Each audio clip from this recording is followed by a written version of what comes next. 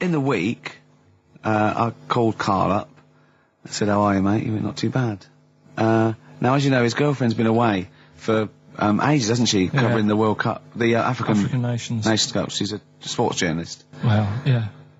All right. Okay. I love the fact you're thinking, what does that mean? Like, well, she's not much of a journalist, Rick, to be honest. I've read some of her stuff. No, but she's not on air. She does stuff, you know. Yeah. Behind the scenes. Yeah. Sure. A lot of journalists do. You always want to make clear that you're not going out with Kate Adie. That's what you want to make clear, isn't it? Yeah. Now, so she'd seen none of the meteoric rise of Karl as a broadcaster. She's been away for the whole time a since you've sort of raconteur, become... a wit. Yeah. A cult figure, to be honest. And he hadn't told her this, so, apparently he went home and she was sitting there, looking a bit grumpy, went, alright, so yeah. She went, should we go out then? She went, I'm not sure I want to go out with an idiot. Right? Oh, no! Yeah. And she went, Loch Ness Monster. Why don't you just think, of course the Loch Ness Monster lives in Loch Ness. And she was giving a bit of a hard time. And she went, that's why he said, that's why I didn't tell her. I didn't tell her really. Same thing happened when I was at school and I had to play drums in Little Donkey. I didn't tell my parents, right?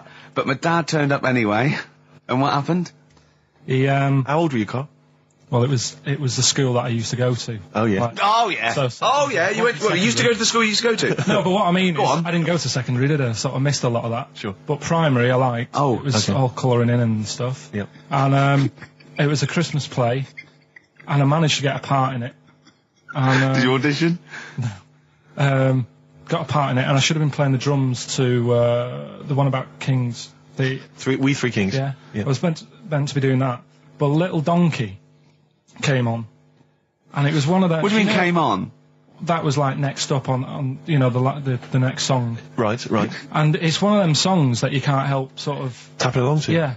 Do you know, like if I was to go, Yeah, you'd have to finish it with...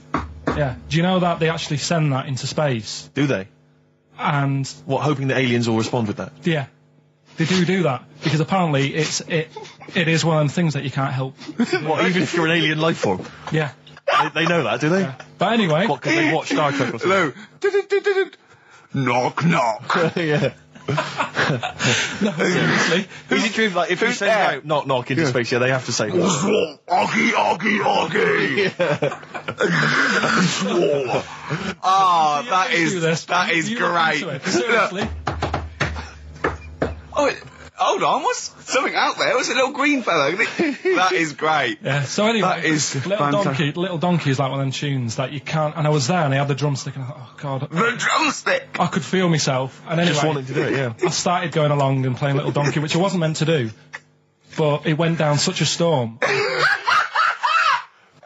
What, were there people like parents and that dozing off, and then suddenly they heard your version of Little Donkey, and they thought, wait a minute, now it's really picking up. What do you mean? I'm glad we paid £1.50 for this. What do you mean it went down such a storm? They're going, hold on, was it like when People have Ringo... lighters in the air. You know, like when Ringo joined the Beatles, and they were going, boo, Pete Best, but he went... Yeah, and they went, whoa! Oh, God. No, but the teacher just said, oh, it went down really well, you can do that again tonight. Right. When you're in it again. But anyway, so my dad was there, and you hadn't told him about this performance, so he just turned up off his own back. I never took the letters home and stuff to show my mum and dad, because it just put me off. So, anyway, he turned up, don't know why, he must have heard from someone else's dad. Yeah. He turned up, and he swore about me, which... Did he? I don't... Could you use a word that's allowed to be said? The word? Of course it is. Right. If you got a kid in the car or anything, you can turn it down now. Yeah. Right? But he said... there was a guy stood next to him with a camera, big video camera, filming it. And he said, yeah, film it, but try and avoid getting the twat in the hat in the shot. Because I had one of those porters, you know, the little round pork pie hats on. Right. This is so sad. What, was this a nativity play? It was about Jesus and stuff. Yeah, well, there was a porter there helping him with his bags. Of course there was, I forgot. I mean, Mary and Joseph, they got there. Yeah, because it was the hope, you know, because the inn was full. Yeah. But I think the porter doubled up with the inn and the stable. Right, that was nice. So he carry bags over, yeah. Yeah, no, so yeah. You're right, though. I don't know why I was wearing one of them. But I was. And your father said that? And how did you know your father said that? Did you hear it? About it later. Oh, he told you about it later? Yeah, I was talking about stuff I'd done at school, and he said, oh, God, remember that, and I spoke to him the other day about it. Right. And, yeah, oh, God. shame. So that was the end of your sort of drumming career, really? Because it could have been, I mean, you know, the audience loved it the night before. Yeah. You could have, like, been, like, who knows, a whole new world for you. Yeah. Have you done any stuff? I've never drummed. I wish I had, man. That is That's a movie story, but... Is that, and that's why you don't tell, your mum and dad don't know you on the radio, do they? I think when they were down the other weekend, they had to come in, I just said, I'll just go in and press the buttons. Because they could listen on Sky Digital, couldn't they? They could do. But you wouldn't want that, would you? I don't want that. No. Play a record, and I want to talk to you again a little bit about this later. Yeah. Right. When we were talking to Carl in the week, the things we were talking to Carl is that you come up with something that's sort of like, quite innocent, and he goes, well, once, right? And you realise that it's comedy dynamite. He doesn't know it, but we want to go save it. And he let out, you were filling in a form, weren't you? It was all like your girlfriend thinking you're a div. And it's happened before, isn't it? Because she came home and you'd filled out a form to get a job once, hadn't you? Yeah. What was that for? Granada Telly. And on it... Well, let Carl explain. Yeah. You see, this is what annoys me with job applications, because rather than just saying, do you want the job and what can you bring to this business? Yeah. Do you want the job is a good one. Because the thing is... That's sort of the one for the boys. No, listen, right? Because if they say no, I don't think they want the job. Yeah, but listen. Go on. I mean, I presume with what you do, you have to take people on and stuff. What, in a fight, you mean? You know what I mean? Yeah. And I think it's more important that you're willing to graft and put the hours in. Sure. Than say that, you know, you did well at school. Yes. Sure. Because if I wanted to, I could have done well at school. Of course. I just didn't want to. Yeah. So where's this going? So you had the application form. So when it came to the qualifications bit and that, I couldn't fill them in because I didn't have any qualifications. And it was also asking about your languages. And I put down English quite good. English quite good. And his girlfriend came over and seen the form that he'd sent off. This was a copy of it. Yeah. And so she went, oh, you know what I mean? So that's what started, you know, the disappointment. So they're going to get that and think that you're not English. I don't think I've got it. It was ages ago. Right. How long ago was it? Oh, well, it was when I was still in Manchester, so 5 years ago. I don't think you've got to know. No, I think you... There could be a long list. I mean, there's probably a lot of admin problems in that organisation, but they probably... But what I meant by it is that, you know, I can speak English, but I don't know all these long words that people use all the time. Yeah. Oh, God. Oh, can I just tell this quickly? In the week, I'm talking to you now, the listener. Usually I don't. Yeah. Carl said, about embarrassing him on air and that, and he's worried about his education, and he was worried about not knowing long words. Like, we come up with any long words. And he said, no, I was scared, you were going to ask me something about, someone, and he's a Eastern European leader. His surname is Milosevic. And Carl said, so I learnt it this week, and learnt it so you can't catch me out in case you start. I said, what? And he said, he thought about it, and he went, Flobodan Milosevic. Got the surname right, though, didn't he? So what's his name? Right? What's his name? That's how Bill and Ben would address this leader. How would they have said it? Flobodan Milosevic. What's his name? Slobodan Milosevic. Yeah. Well done. Anyway, Carl, look, you almost let it slip then as you were talking about your filling out that application form. There's some big news that everyone needs to know, which we were stunned by in the week, although the more we sort of talk to you, the more it starts to fall into place. Yeah. But Carl, what's the story? That I haven't got me exam results from the GCSEs. He never turned up to get his exam results. I was working. And so, how many did you take in the end? Because you weren't even sure about that, were you? You think you took maths and English, don't you? Yeah.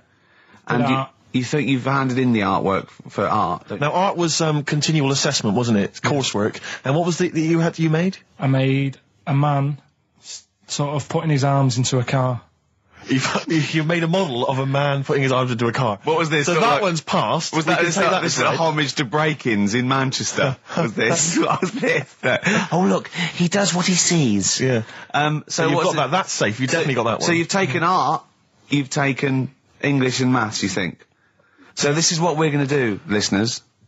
We're going to try and find out his exam results for him and tell him next week. Live on air. We're going to call his school, we're going to try and track him down, and we are going to have a little envelope, and we are going to give Carl, at the age of 29, his O-level results. GCSEs, yeah. Now, Carl, so you took maths, Yeah. you think, you took English, do you remember turning up to do those? Do you remember sitting in the room filling in the forms? Yeah. Okay, and how did you feel you did? I don't think I did well. You don't think you did well? Did you revise? No. Why didn't you revise? Because I don't really believe in it. Okay. Well, it's just that if you don't know it, then you don't know it. You shouldn't have to start looking at a book. If I went to like the hospital Yeah. And the doctor said, "Oh, you need your appendix out," but hang on a minute, I've just got to read up on it. Yeah. That isn't good enough. Okay. He should know, and that's the way I feel about it. To be fair, though, He did do the revision beforehand. yeah, they don't usually pass on, like, maybe, like, when they're in practice. Yeah, 7 information they years down took the in line. by osmosis. Yeah, yeah, and bloke comes in and goes, "Can I just see what you did with that?" And I goes, "You've passed." Yeah. Phew. That's a good one. Yeah. Good job I watched Casualty. I just like the way, you know, the things that interest me, I remember. Things Okay. like snakes not having ears and stuff. Yeah. I didn't have to read about that. No, you just learnt that, yeah. You saw it on the telly, didn't you? You saw it on that Ian Wright programme. Yeah. Yeah. And this is what Carl said to me. He said, it's actually, I called Carl up in the week, and Reese was with him. You know, Reese used to be on XFM, Yeah, and he took the phone, and he went, "Carl's worried, I've seen that programme." He said, "Snakes don't have ears, right?" He said, "So you can creep up on them and pick them up." And he said, "Carl's worried." He said, "How do you ever put them down again?" Because then they know that you're there. I woke up the other night quite late, Worried about that. and I said to my girlfriend, I said, "How do you put a snake down?" And she said, "What are you talking about?" I said, "That Ian Wright thing, this guy managed to pick up a snake. And do you know that thing where they clamp its head on a jar to get the poison out?" I do now. Right? They did that, but they didn't show you how they got rid of it, and I thought, it could really get nasty, because it's obviously annoyed that you've had its head pressed in the jar. Yeah. Yeah. Right. They hate that. Now, Especially as it's in front of their mates. when you lift it off, Yeah. right, you've got hold of it. Yeah.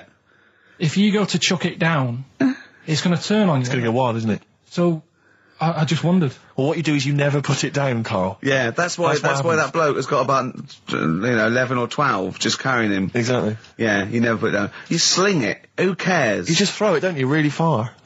That's not that. I don't think you should throw. But Carl, listen, don't worry. We're not asking you to get involved with snakes. We're just asking you now. You've done maths, you think? Yeah. Did no revision for that. No. Okay. English. Do you remember what it was? Did they ask you about Shakespeare? Did they ask you I about can't books? remember, but I must have done it because I thought that was... It was English language, not English literature, wasn't it? So it was Was it like spelling and all that So sort was it? No, was it like a comprehension? You read a passage and had to ask questions on it. Was it? Did you have to I might write a not have short done essay? I don't know, I can't remember any of that. Okay. I did a science, Okay. Physics or chemistry? physics. All right. Well done. And this is all you think? You actually took that. You actually took physics GCSE. You think? You're obliged to do a language, I think. Did you do French? I did French for a bit, I but don't think you are. I don't think you have to do a I language. think you have a GCSE. I think you've got to. Well, English quite good. I think that's his language he did. I So you don't know about I language, can't history, remember. geography? Just what you will find out, won't we? Okay, but you just can't remember. I can't believe you can't remember turning up for these things, because it's quite a big moment in people's lives. It is the thing that you've been working to all of your educational life. On the day that the things came out, I was working at as a printer, Okay. and it was a really busy A lot day. of spelling mistakes. That It was day, a really that busy paper, day, wasn't so it? you're bound to forget. Yeah, the yeah. exams. No, but I had to use gold ink that day. Oh. And it's, Yeah, I mean, you're yeah, not yeah, a printer, yeah. so you don't know. No, that's the biggie, innit? But it's tough. You've got to really get your rollers clean. Carl, play a record, mate, and good luck with the exam results. Hopefully we'll have them for you by next week. It's time to give Carl... You're actually nervous. I'm a little bit nervous. Just to recap, Carl is 30 this year. He never went to get his results of his GCSEs. So myself and Steve took upon ourselves to phone his school, track them down, and we actually got your results. What did you think you took? Did English, Right. maths, Yeah. art, Right. and I think I did physics. Okay. Well, you didn't do any of them. Eh? You didn't do any of them. You didn't register. You registered for one exam and took one exam and got results for one exam. So I don't know what you thought you were turning up to, or you weren't registered, or you didn't. You're familiar with the notion of registering for an exam. You have to kind of officially register in order to be eligible. What do you mean, register? I turned up for a couple. Yeah, you can't just show up. You have to register for them. You have to pay this because it costs the school money, so they have had to have paid for you if they thought you were going to pass. You can't just turn up on the day and ask for some paper at the front. I never got a letter telling me that. Well, that's because you were never at school. But you did somehow register or registered for one exam. You registered for history. It's a topic that you've always been interested in. I was saying to Ricky before, World War II, I loved it. Not the actual event. No, the but study just of it. You all mean? the stuff like, about the Anderson shelters and stuff like that. Yep. And the bombs and that. Mm-hmm. And then when I took it, it had nothing to do with that. It was more about the Tudors. So the Second World War didn't come up? You mean there was no questions about the Anderson shelters? Nothing. That's devastating. So what are you expecting the result to be? is that seriously? Is that it? Yeah, it's the only one you took and registered. As far as the school is concerned, or yeah. certainly in Well, it's the terms only of one what that they told counts. us. It's the only result. It's the only one that counts. Yeah, you've got. I don't. Did you register for yours? Yeah. Yes. I've got certificates and everything. So what? Do you do that before the exam? Do you have to go somewhere and sign something, or? Yeah, you don't check your results and then decide if you want to register. It's not like Millionaire when you look at the question and go, I think I'll take the money. Yeah. You go. No. But anyway, you must have registered for one, or maybe your teacher put you in for I it. didn't do it. They must have been Someone else confident. registered They for must me. have been confident. They must have thought your best bet was history. Right. So, what did they get? You got an E, which I think, I mean, technically, is a pass. E. It's a bad pass, but there's F, How and there's much U. You're not going to be doing a PhD. You can get an F, right, which is fail, and then a U, which is ungraded. Now, I don't know why the U exists, because F means you failed. U is like them going, you not only failed, but you wasted my time. So, We're annoyed that you took this exam. so who thought they'd register me to get an E? Well, they didn't. Well, they think didn't. you'd get I any. think they were hoping. It was rather like you with the lottery. They were hoping see- for something better than You nothing. see, I assume that the man who registered for that thought he can scrape an E if Anderson shelters come up. Yeah. Well, that's it. You've got. Now, what I'd like to do, Carl, is I've started your re-education. You've read a book on Rasputin. I'll be asking you a few questions about that later. I've got another book for you to read next week. Next week, I've got a I'm little. not in the mood. What? Not in the mood. Oh, come on. Look. What's that? What does that say? It's that fella. It's the picture of the bloke that he used to use for Citizen Smith. Yeah? Che Guevara. Yeah. Yeah. He was quite happy, I think, when he found out that Robert Lindsay was involved. He went, yeah, of course you can. No worries. No worries, yeah. What So- are your feelings, Carl? What do you think? Are you emotions depressed? I'm just a bit annoyed because I'm sure I turned up for more, so it just wasted me time.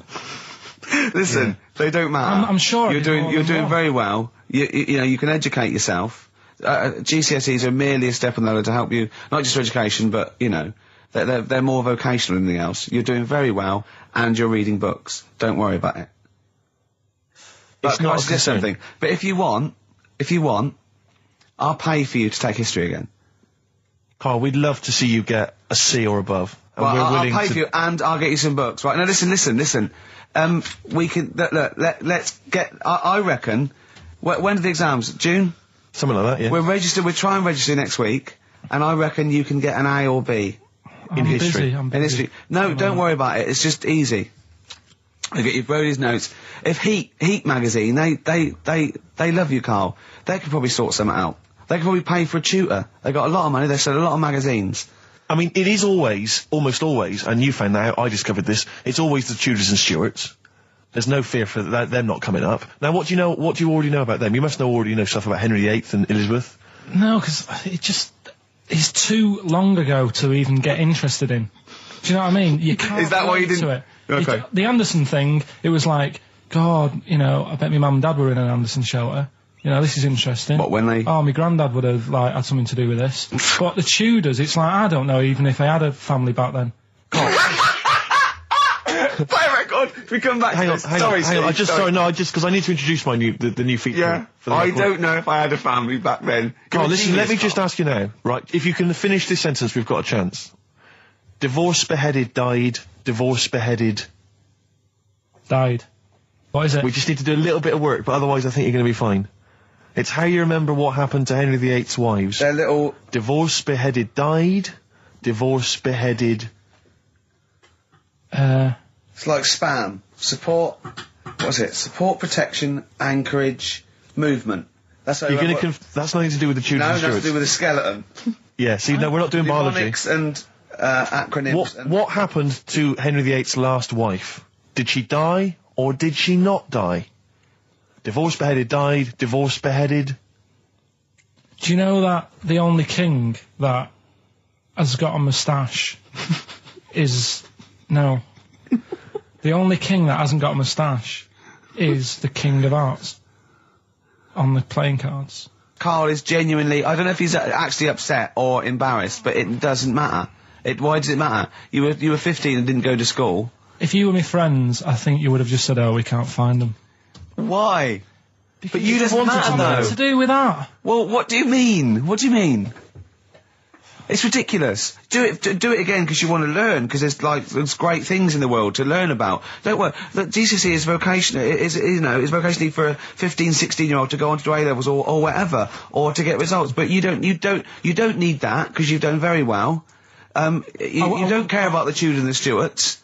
I mean, I mean, I've had a couple of jobs, not this one, because you don't need qualifications to get a job. Obviously. In the radio. It's obviously a job. Absolutely right. But the ones that I have got in the past, I did, because I didn't collect them, I had to lie. And I didn't like go mad. I didn't say I had A's and stuff. But I didn't put history down because I didn't even know I did it.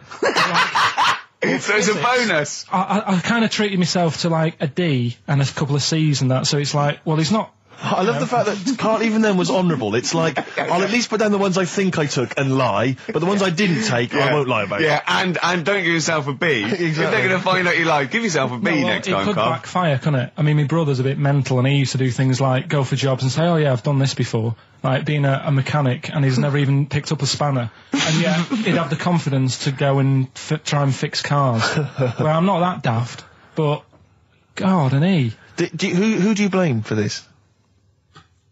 That's just an easy way out. I have to blame myself. No? Yeah. What was the teacher like? Well, there's loads of different ones. I didn't like. I mean, the history teacher, it is my own fault because with her, she's a bit mental, and I used to kind of stop the lesson by saying, "Oh, miss, tell us about your fireplace you've got that is made from a gravestone." Because that's what that would stop any English teacher in their tracks. And she loved telling you about it. Yeah. It was like, oh, I learned that from a teacher. So that's why I didn't know about divorce, head loss, and all that. Yeah.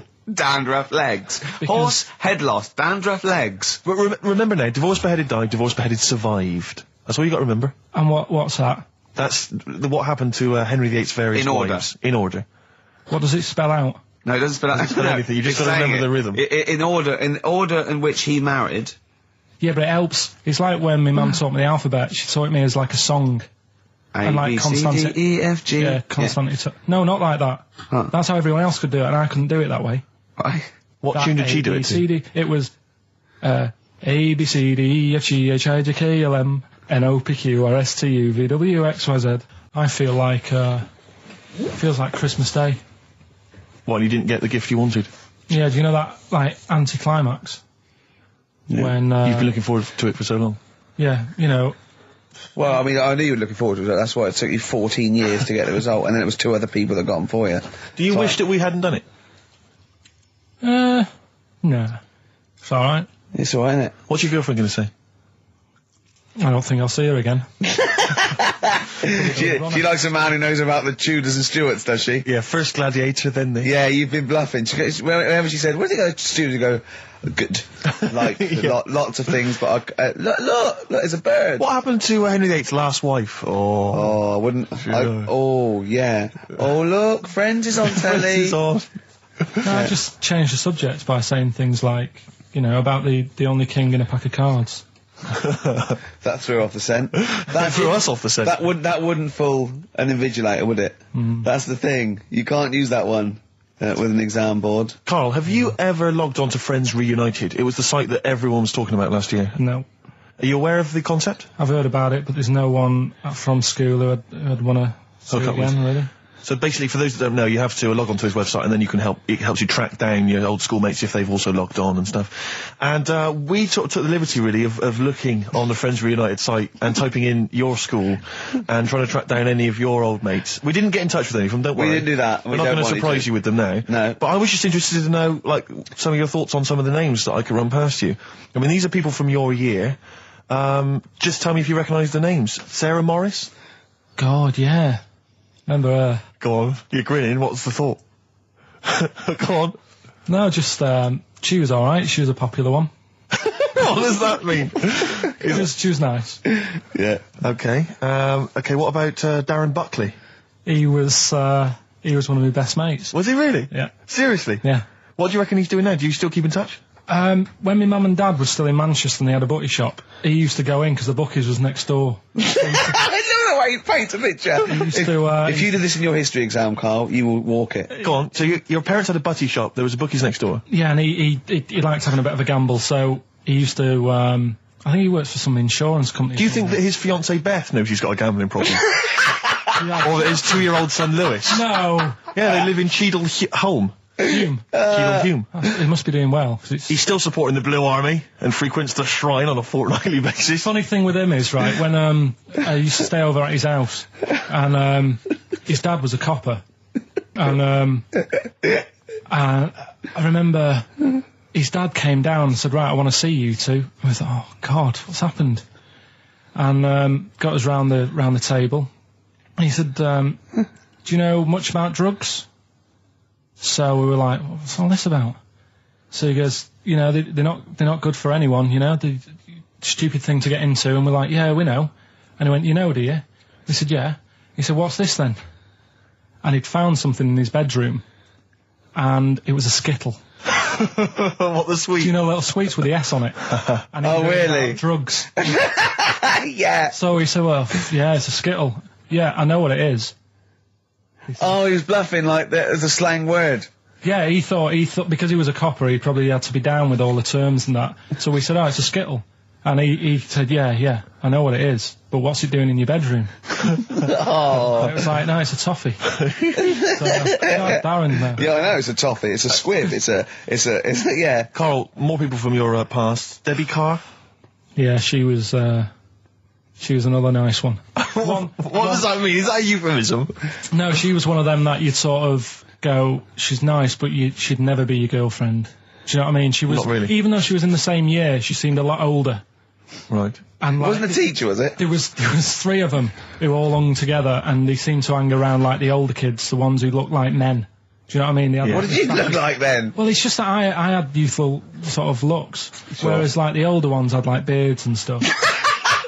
It's a gang of boys in the 5th form with beards. Were they smoking pipes? Go, come over here, me filly.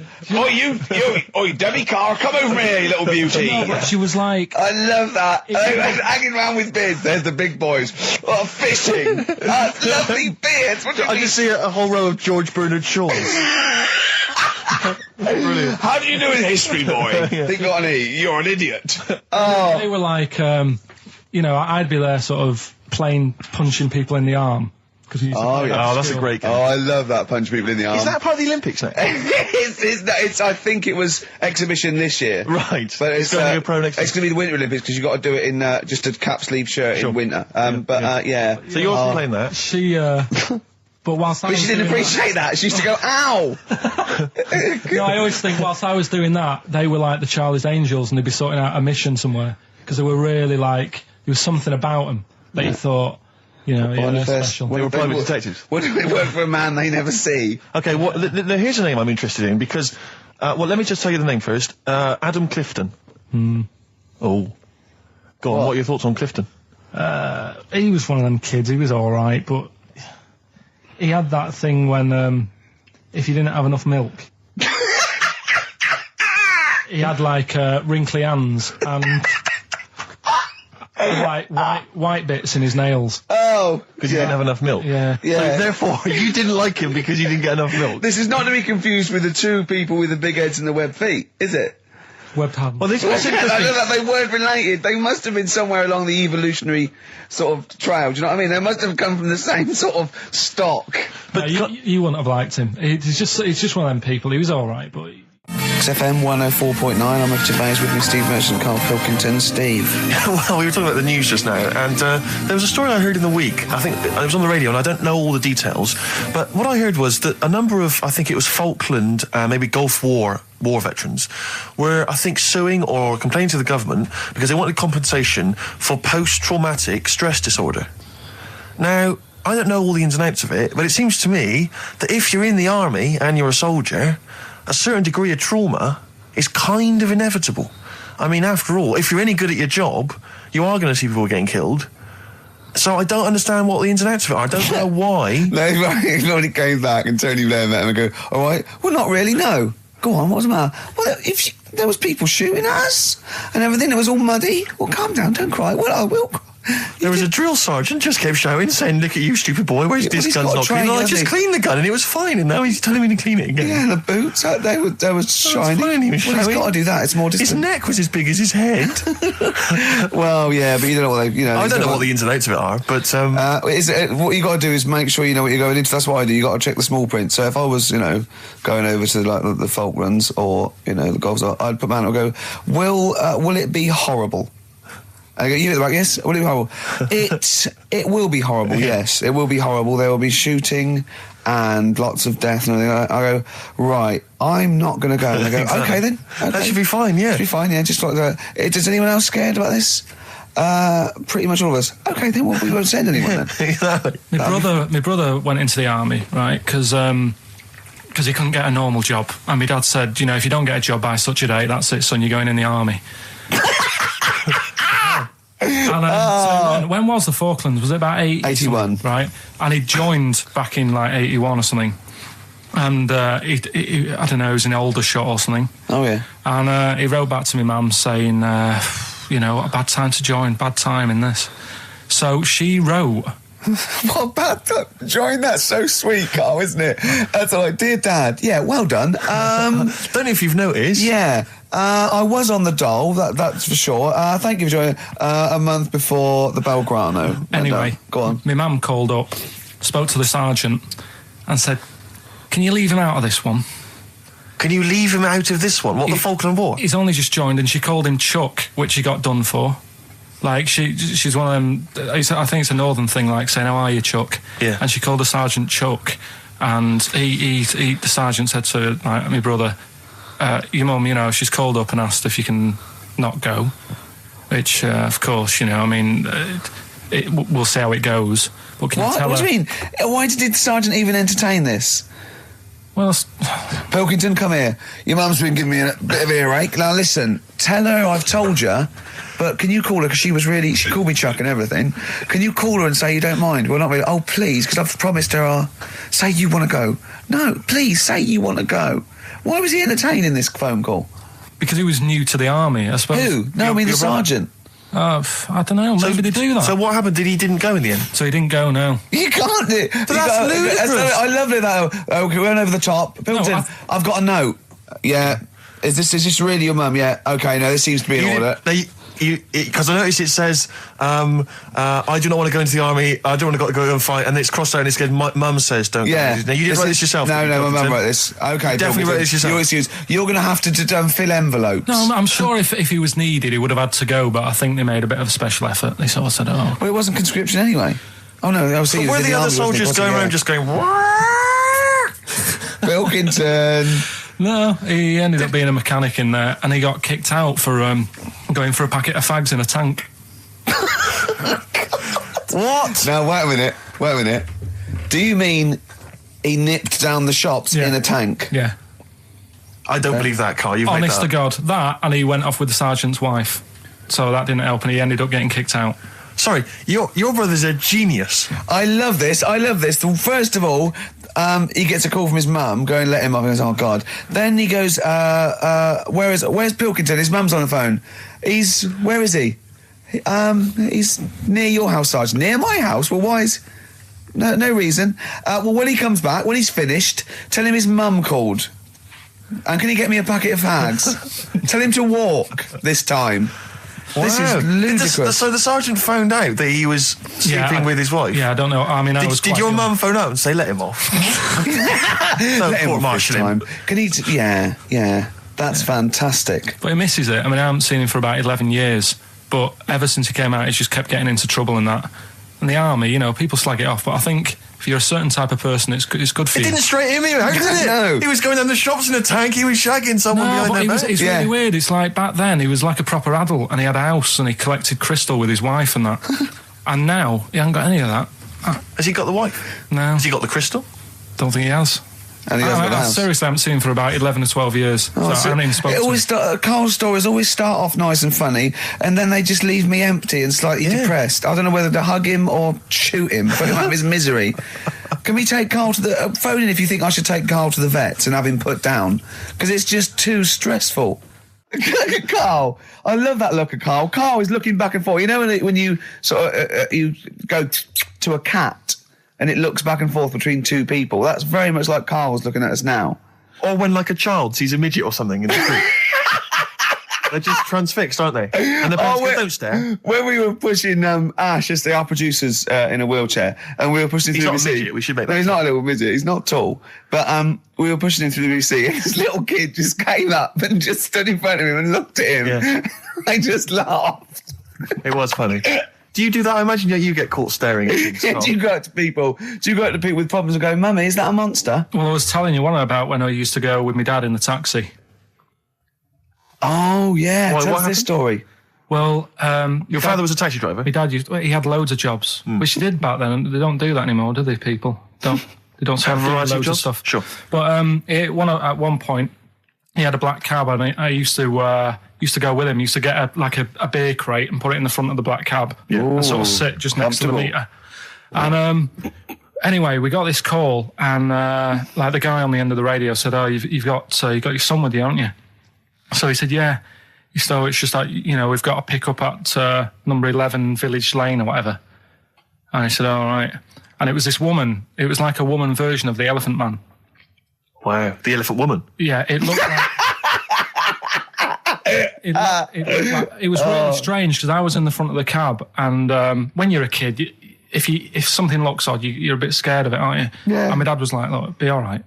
And we're driving towards her. Look, don't worry, son. I've got loads of buns. And just to I think give I'll you- just throw one down the street if you run after You're it. being mean, right? I am a little bit, So yeah. how old were you? 18? No, I was about 12 or something like that, 11, 12. And as we got closer to her, it looked like she was holding like a bag of spuds on her shoulder, For a snack. Right. and her head was all a bit mangled and messy and that. And my dad said, whatever you do, don't stare at her face. Yeah. And she got in the Because you back. turn into stone.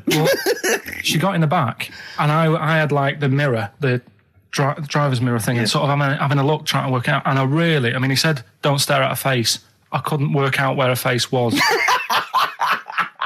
It was that weird. Oh, God. So I'm not sure you're from Manchester. I think you're from like Narnia or something.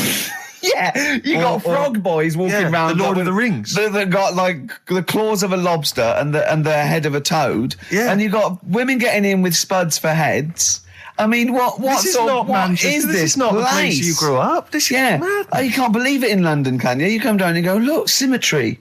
It must be amazing. It must be a thing to do with upbringing, though, mustn't it? And because, again, do you know, I've said to you before, years ago, when I was a kid and didn't have any worries, good-looking lad, you go through it a bit, have a few more worries, and you look knackered.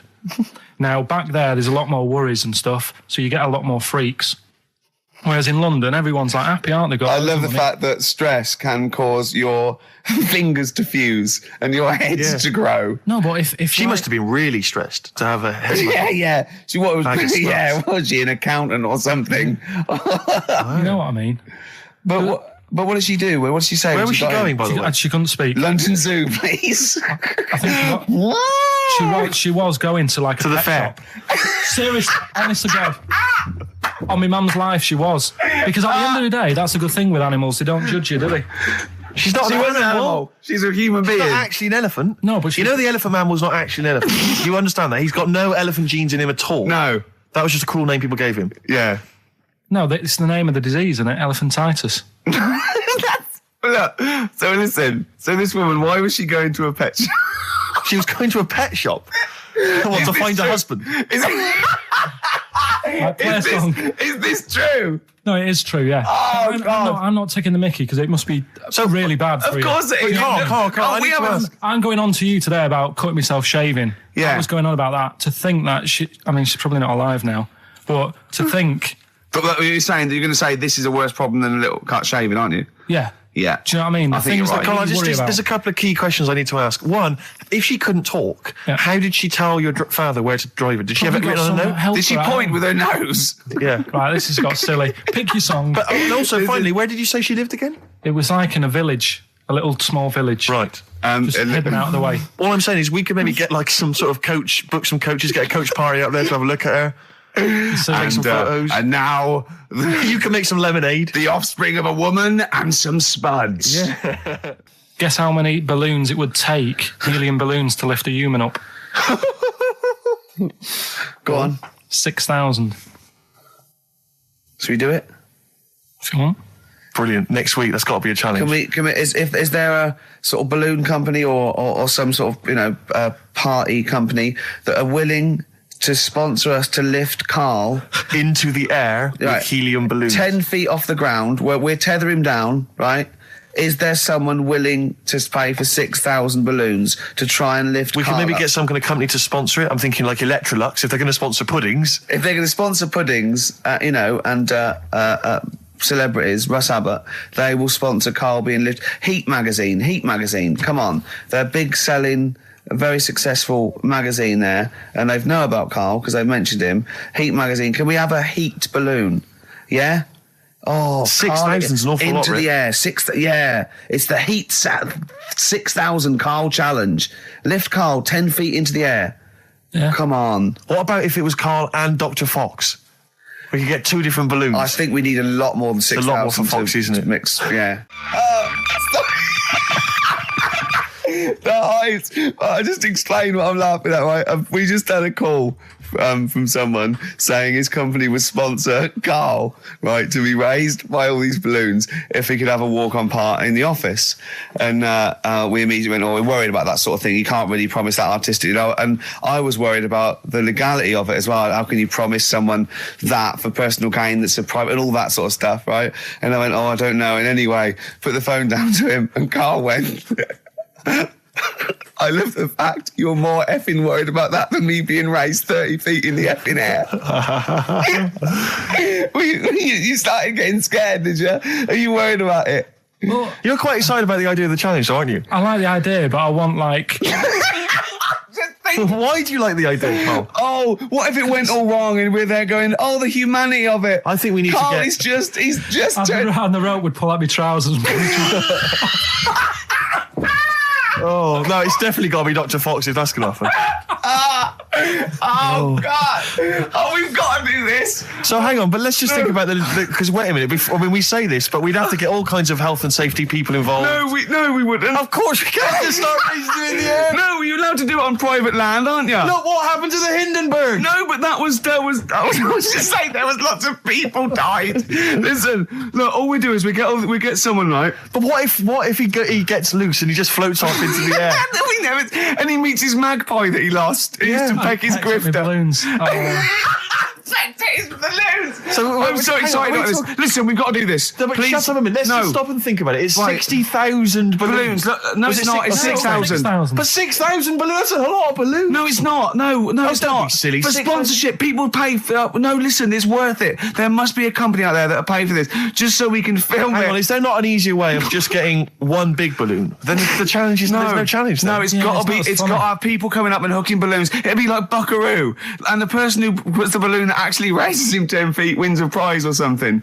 So hang on. So what we've got each person with like 500 balloons. Yeah. That's mad. Can you imagine how many balloons that is? That's ludicrous. 6,000. Yeah. That's an awful lot of balloons. I don't know. There must be someone that could do this. Oh, look, people have walked on the moon, for Christ's sake. We can raise Karl Pilkington with some balloons. Yes, but they had a NASA budget. We've got XFM behind us. Yeah, but balloons. Yeah. Balloons are cheap. You can get about a pack of 25 for about 150. Right, fine.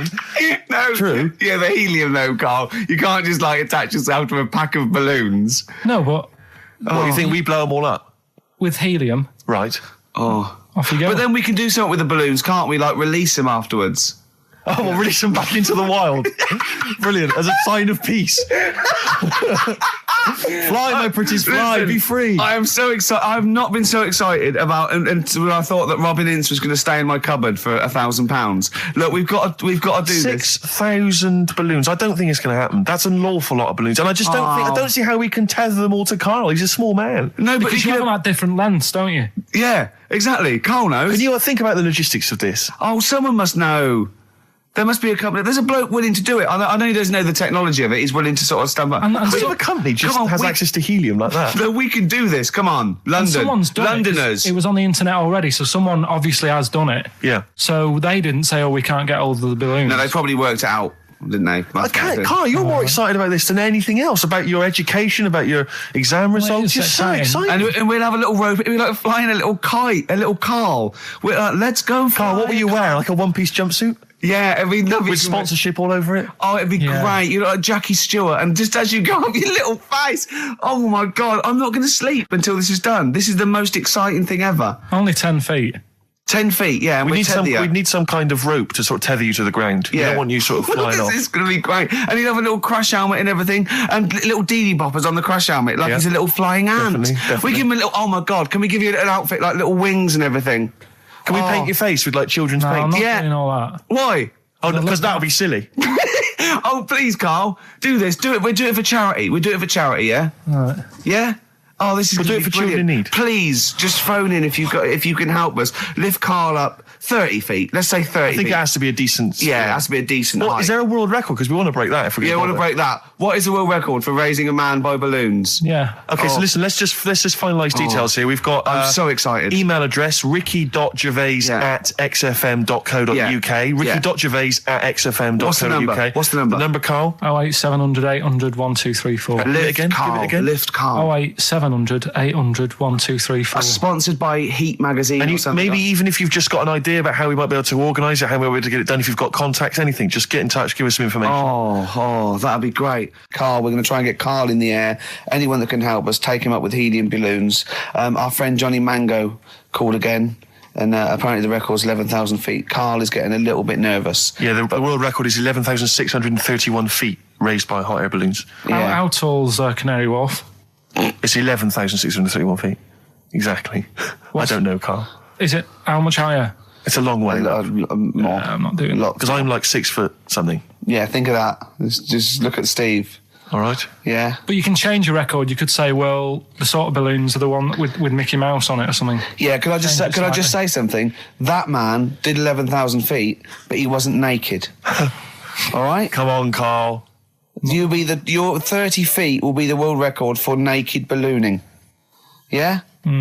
Think about it. All right, it's for charity. Well, thank you for listening, everyone. We are going to raise Carl. And after Carl said, and just to think, my teacher said I'd never be a high flyer. So this is your chance, Carl, to shine, to fly. Steve. It'll be brilliant.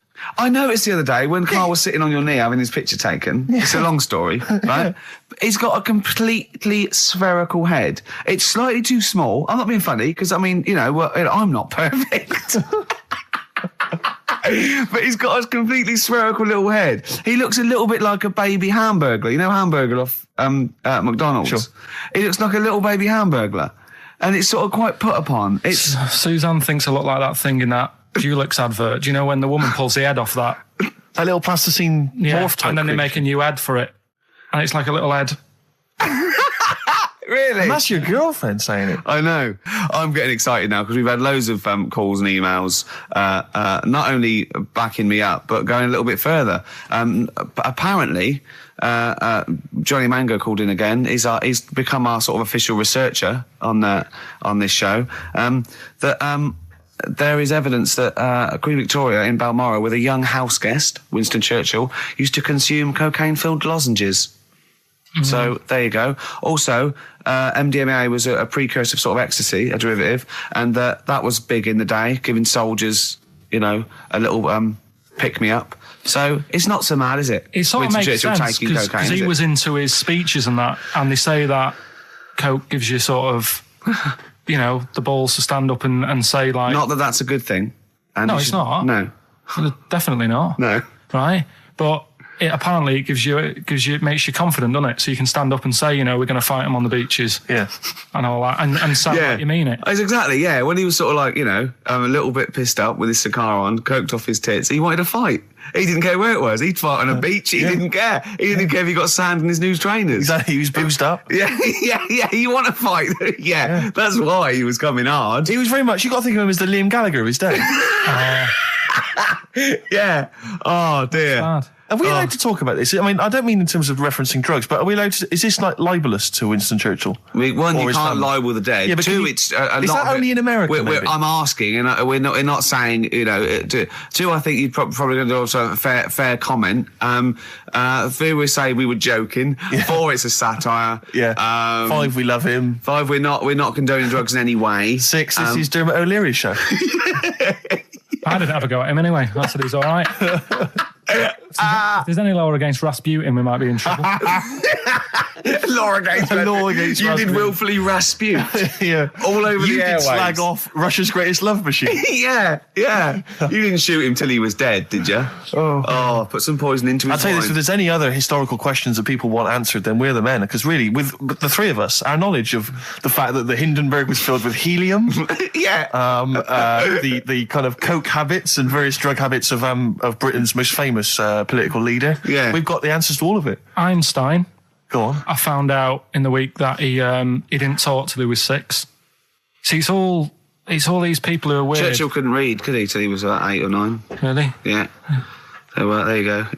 He got a D in history apparently, GCSE. Just one better. Do you know what a fable is? I've got a rough idea. Okay, it's a thing that uses sort of metaphor, analogy, just to explain sort of morals. I mean, they're very very old for a start, and it's all I'll give you an example of one. A quick one. Oh, the one about the dog with 2 bones. He goes to a dog's got a bone. He sees a reflection in the lake, and he thinks, "Oh, that dog's got a nice bone. I'll have that." And as he goes to get that one in the reflection, he drops the one he's got, and that's one about I think I was told one when I was younger. Go on. I think it was one. This young lad, he's got a dog, right, and he's about 8 years old, and this dog, he's had it since he was about 4, and it's a bit tired now, and he chucks sticks for it, and it doesn't go for it, and he's saying to his mum, "Oh, I want a new dog, because this one's useless. It doesn't do it doesn't have any fun with me." So they say, "Oh, no, but, Rover's a good little dog. You should look after it." And he's like, "Oh, I don't like it. I want a new one." So they buy him a new puppy, and it's running around, yapping about, and he's loving it, and he's playing around with it in the grass. And then one day he goes to the park, and he's messing about and rolling about with it, and he falls into the lake, right? And the little puppy's, like, yapping at him, and he's going, help me, little dog's yapping. And then the old dog comes and gets his collar, and it pulls him out of the lake, and he goes, "Oh God, why did I forget about you? You're the better dog." And he loved that one again rather than the puppy. I got a feeling that was Lassie. Well, yeah, that was an episode of Lassie. What's the moral? What's the moral there, Carl? What's that telling? What's that explaining through analogy? Sort of, don't forget the old. Look after old people.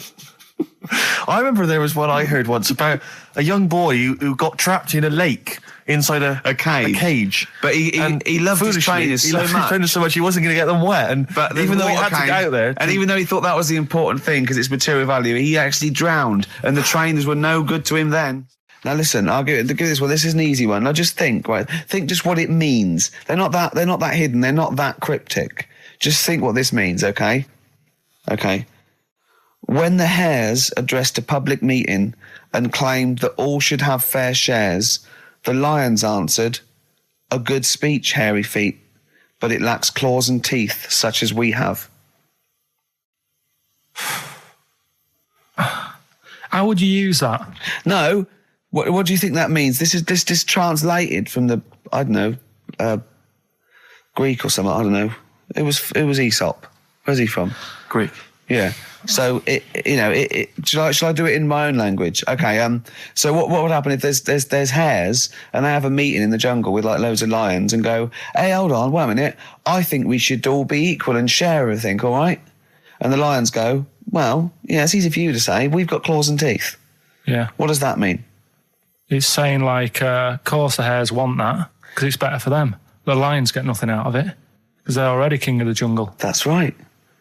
So it's negotiating from weakness. Anyone can negotiate from strength, but negotiating from weakness is it's be lovely. It's a lovely utopian look at the animal kingdom. But the way you said it is better than the way they worded it. Well, that's because Ricky's very much the modern Neeson. I mean, many people have thought that. That's why he's getting a lot of awards with the TV show. For him, that's a fake. So look, I'll take that home and read ones you like and tell me about the ones you like, ones that click. I don't care if you only come in with like one or two. Go, I'll tell you what, Rick, that's there's one thing that I've learned from that. Because sometimes you can know all these phrases and until something happens, you don't think, everyone's heard, I don't know, to err is human, to forgive divine. And then something, might happen. Do you go, oh, that's what that means. That's amazing. So, Do you know any, Steve, offhand? Wait, what's that? A fable. Well, I would imagine that the most famous one I've always remembered is the lion with the thing in its hoof. Do you remember that? Paw. The lion, yeah, with the spike in its paw, and a smaller animal gets it out for it, but it still attacks it anyway. Well, that's life, isn't it? Well, I read one the other day, actually, which was very interesting. It was one that the famous film director Orson Welles said. Oh, yeah. Which he said, apparently there was a bear going across a lake, wading through the lake, and a scorpion said, well, let me go on your back, will you? Come on, just let me go on your back, we'll go across, it'll be brilliant. He goes, well, no, you'll just sting me. You go, don't be stupid, if I sting you, you'll die, and we'll both drown. And he goes, oh, fair enough. Who was doing the stinging? The scorpion. Right, okay. Yeah. And the bear's wading through the water. Yeah. So the scorpion jumps on the back, and they wade through the water, and halfway across, the scorpion stings the bear. And the bear goes, well, we're both going to die now. He goes, yeah, it's my nature. I thought he was going to say, I can swim. Oh, you're the best. What's the one about... Does that mean anything to you? It's my nature, i.e., that's in my nature. That's the way it is. That's what I do. Yeah, I'm a scorpion. Yeah. One of my favourite ones. These don't mean anything to you, do they? I mean, one thing is you're not impressed by them. They're all right. What about this? What about this one? Don't trust bears. Here's one of my favourite. What? He said, well, why not just say, don't trust bears? The bear's the one that was too trustworthy. Don't trust scorpions. Yeah. Right. Here's one of my favourite ones of all time. Okay. A lion is dying. It's an old lion. He's in the front of his cave, and all the animals come around, like the foxes and the hyenas and the rabbits, and they're all taking the piss out of him, and they're laughing at him, and they're laughing and going, "You can't fight us now." And just before he dies, he goes, "Fine, but I was a lion once." What does that mean? Don't know.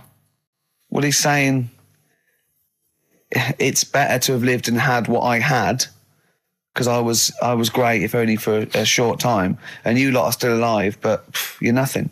You're rabbits and hares. I was a lion once, so I'm Are they happy. always using animals for these stories? Well, yeah, I could change it to refrigerators and household appliances if it would make it help, but animals, I remember the one about being ill a lot, and you say something about go on. If you keep doing that, if you keep having time off, well, I won't believe you. That's the boy who cried wolf. Is Yeah. that right? Yeah. Do you know that one? Have you heard the famous one? This is probably the most powerful one. When you're pulling a face, and they say, well, if you keep doing that, the wind changes. I've You heard gotta stay that. like that. Because you know that's scientifically proven. That is. That can happen. That can happen. Should we have hip hop hooray? Yeah. Are you queued up for that? No, but go on. You. Carl, sort it out, mate. I was gonna. No, come on, this is what I asked you to play, mate. If you've not, you're getting too big for your boots now with your showbiz lifestyle. You're not paying attention, are you? You're not playing the record we want you to play. Heat magazine's favourite. Yeah. Okay, so, you dropped that, the you'd CD be now, very that's sad. clumsy. Oh. You're, with the big I name can't DJs, believe you're not. Dr. Oh, fables are great. He's not impressed, is he, Rick? No, I am. I mean, once I take this book home tonight and have a read, I might change my mind on them next week. You're coming all stressed. I'm not impressed with the ones you've been talking about, I must admit. Okay. Yeah, Rick, I don't know, I just wanted to bring your attention to this. Someone passed this on to me. It's from the Guardian's media website. There has a sort of website that's dedicated to kind of media information. Is this about our complaint? Well, the headline is "Comedian Rapped Over Radio Innuendo."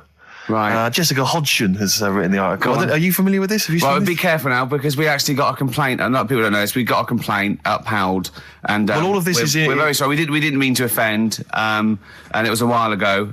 So we are going to be very careful. Carl's getting very nervous. We're just going to read out. We're not going to editorialise, Carl. We're just going to read out what the Guardian printed about us. All right? Okay. Comedian Ricky Gervais has had a dressing down from a broadcasting watchdog for his repeated use of the word cock in a lunchtime radio show. That's all right. That's what it says. Fine. Carl. That's what I just. He's not going to say it again. He's not. Yeah. Go on. Imagine this is the news and I'm reading it. Yeah. The Broadcasting Standards Commission upheld a complaint against the comedian for coarse sexual innuendo in the programme on London station XFM. The Commission acknowledged that the presenter's remarks were intended to be humorous, but took the view that the amount and detail of the coarse sexual innuendo had exceeded acceptable boundaries for broadcast, said the BSC in a statement. The complaint objected to a section in the Comics Saturday afternoon show when he discussed the different meanings of the word cock. Gervais wondered aloud whether the word was acceptable when discussing birds, but not the male sexual organ.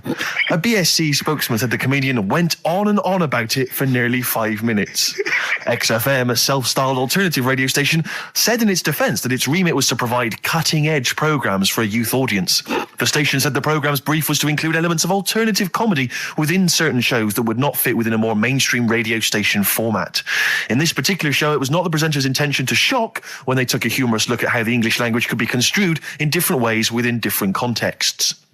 Gervais, whose big break was on Channel 4's 11 o'clock show, has shot to household status through the portrayal of David Brent, the middle manager from hell in BBC Two's cult show The Office. Just in case you didn't know who I was talking about. Yeah, he's a household name, but they just thought you might not have heard of him, but he is a household name. Now, that's good. That's good reporting, and they're quite right about it. And just to remind people, it was when Steve said the only bird that hasn't got a penis is the swan, and I went on about the male bird being called the cock, but I couldn't use that to mean, and it was childish. Yeah. But what annoys me is, I'm sure I've heard things on like Radio 1 like that. Oh, what's what's her name in the morning? Sarah Cox. Yeah, and as there's a DJ like Karl Cox. Yeah, so you got Karl.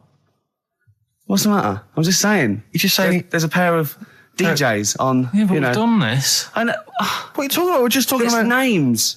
They're just saying the names. Now, I love Cox in the morning. You're a big fan of Cox. And at night. What's the matter with you? Come on, Karl. All right, we've taken it. We've been. Have you actually been rapped over this? No, I don't know what. Have you had a dressing down? No. When did that happen? I don't know. I was meant to tell you, and I never got round to it. Okay, thanks then. So don't do it again. And just remembered recently, actually, I was on a train coming back from hometown Bristol. And I was on the train, and this girl walks on, good-looking girl. I thought, hey, a largely empty carriage. I'm thinking, my luck's in. Because I take every opportunity, Carl. That's the thing about me. I don't choose. She was a good-looking girl. She sat down. I thought, she sat down right near me. I thought, brilliant. As this guy comes up behind her, and says, I think it's probably a boyfriend or something, sits down next to her. And I listened in on the conversation, obviously, because I'm pretending to read. It was very clever. I read the same page for hours, so I was pretending to listen. I was listening, but pretending to read. And I realised that it's not her boyfriend or anything. It's just some guy she's met on the platform. And I'm thinking, brilliant. If she's the kind of girl who's just going to start talking to someone, on a platform, on a train, brilliant, I'm going to be in here. Because he was only going one stop. So I'm thinking, what's the worst that can happen? He'll nick off, I'll get chatting to her, and who knows, I could join the... is there a train equivalent? Foot High Club. The Foot High Club, brilliant. And so I'm excited, I'm listening in. And it turns out that they're both kind of graduates who've just finished university, or they're coming to their finals or something. And they're chatting away, and he's making a couple of witticisms, and she's kind of tittering at his jokes. I'm thinking, well, I'll tell you this, if she's laughing at this kind of material, I am going to blow her away, with my kind of anecdotes and wry observations, It was weak stuff, I got to be honest. Really? He was coming out with nothing. He was running on empty, as far as I'm concerned. Yeah. And she was loving it. So I'm thinking, brilliant, I'm going to be right in here. And then they get moving on to higher brow things, and I think she was going to study kind of Marxism or something like that, or communism, something. And she was asking him, as by way of conversation, she was asking him what he knew about Marxism, And he was fumbling for his vague knowledge of it that he had in his life. And I'm just sat there thinking, come on, love, in any given capitalist environment, the proletariat will revolt against their oppression by the bourgeoisie, and after a brief period of socialist rule, emerges as a classist society governed by community cooperation. Well, if that sort of talk wouldn't get a woman hot, I don't know what you'd use then. If Marx and Engels is not going to get a woman sweaty down below, then nothing is. Then my name is You're not just Steve biding your time. Exactly. I'm just going to go in for the kill any minute. Yeah. So anyway, it comes to his stop. Right, he gets up. I'm thinking this is a piece of cake, and he gets off, and off he goes. He walks off, and I'm thinking brilliant. And I thought, I'll wait. I'll wait till the train's pulled away. I'm not going to leap in straight away. No. And he comes back along the carriage, and I'm thinking, hang on a minute. He goes, listen, do you mind if I give you my email address? Oh. Right, and if you want to get in touch, email me. I'm thinking, come on, you loser, get off now. Save your face, please, before it's too embarrassing. She accepts the email address because she obviously doesn't want to hurt his feelings, whatever. I'm thinking, fair enough. She's a good woman. I'm liking her. I'm loving her. I'm thinking that's my kind of girl. So anyway, he gets off. I'm sat there, the train pulls away. I'm thinking, yeah, I'll wait a few minutes, I'll just, give it some time. Her phone rings. It's her friend on the phone. And she starts saying, and I was listening in, and she was going, yeah, just met a guy on the train. I'm thinking, yeah, that's true enough. She goes, yeah, he was a good-looking guy. I thought you were having a laugh, love. To be honest. Because I was looking at him, and she said to her friend, he looks a bit like tennis player Boris Becker. I thought, you should be so lucky. Frankly, because I saw him, he had awful facial hair, if that's what makes him look like Boris Becker. Terrible little goatee beard. It was laughable. I thought, I don't know. And then she goes to thing, and she's like, yeah, I met him, we got chatting and stuff, and she was going, it's not often that you meet someone, generally in life, who's, kind of thoughtful and intelligent and funny. I thought to myself, I'm not even going to waste my time with you, love. Frankly, if that's what you thought of him. You just walked away. And I'll be honest with you, I didn't even bother talking to her. No, you were just didn't even waste my it. time with her. If she thinks that bloke is not only great looking, but funny and intelligent, and she got on well, and he was polite, and it was a chance meeting, and he thought, and she thought that you were like a freaky looking dork who didn't even have the nerve to speak. That is what she thinks, then I don't want to know her. I couldn't. You walked away, and good luck to you. And I have my dignity intact. Yes, and she's nothing. Travis, Love will come through on XFM 104.9, Ricky Gervais, Steve Merchant, Karl Pilkington, etc. Got some great tunes actually lined up. Excellent. I've brought in some Amy Mann, some Neil Young. I'm playing my favourite Clash track. What have you got for us, Steve? I got a dynamite hip-hop tune by The Roots, which I think you'll enjoy. Love it. Got a little bit of Joni Mitchell, maybe swing that on later. Oh, excellent. I nearly brought in some Joni Mitchell. Good job I didn't. Yeah, exactly. It wouldn't have made any difference. It wouldn't have made any difference. No, we would have probably played yours, and then I'd have been told to... Go away. Carl, what have you got lined up for us as the producer? Right, well, Rockbusters. Been off this week again. Has he? Yeah. Another week off? Another week off, yeah. No, I didn't have a full week off. I had 3 days off because I was working all over Christmas. Yeah. And still didn't stop working, preparing stuff. You've got a nice load of prizes there that I've sorted out. I had to come in especially to sort that out. Mm-hmm. Yeah. Rockbusters. Did you rifle through the drawers up at Capital Gold instead of down Yeah. Rockbusters, we're still doing that. You're bigging it up. Yeah. He's bigging it up. Yeah, still doing that. We've got that. Last week, we sort of changed Educating Ricky a bit. Just a little bit. Don't say we. I don't want to be incriminated in it. Well, changed it in the sense that rather than giving you too much information about different things, it's hard to sort of keep it all in. Yeah. I'm giving you sort of information on one thing. So last week... because some of your stuff was a little bit too intense to be done.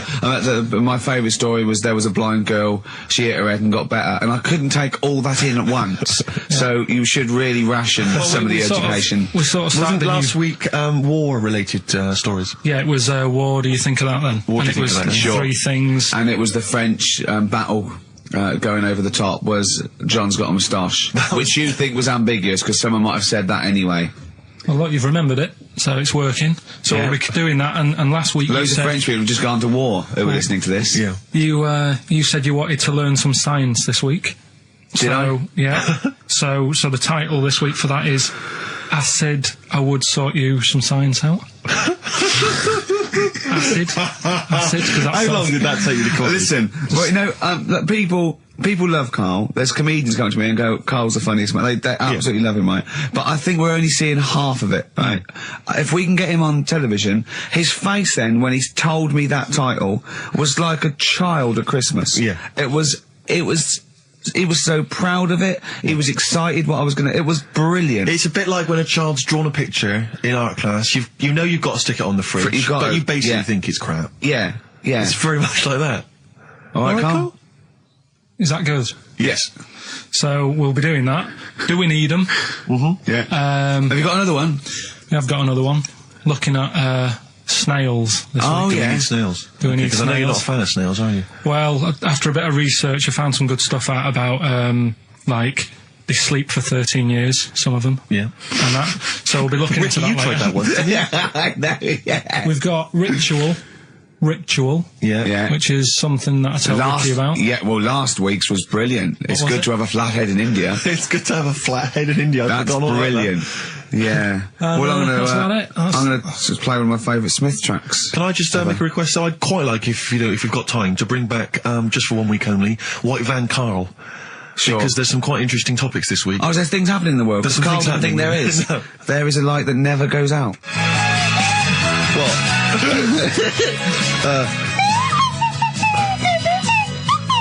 Someone's left one of those little things in here. It's brilliant, isn't It's it? amazing. What are they called, those things? I imagine they're just there. I was thinking of being in the front row at a Morrissey concert and going, can I just play along? They are brilliant. I don't know what kind of sound that is. I don't know. It's only used for when Kenneth Williams Yeah, exactly. sees someone undressing. Yeah. That's the only time that is used, that noise. Exactly. That is But brilliant. it's like it was specially created for the Carry On films. Yeah, we need, I don't know what it is, but we need something when I walk in and see someone changing. Well, what about this? There is a light that never goes out by the Smiths. I phoned Karl up in the week, yeah, and I said, what are you doing? He went, well, even though it's one of my days off, I'm just doing some research on the web.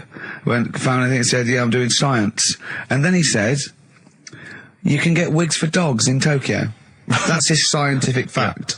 And I went, what do you mean? Dogs, if they need a wig? I said, if they need a wig, what? Dogs going bald?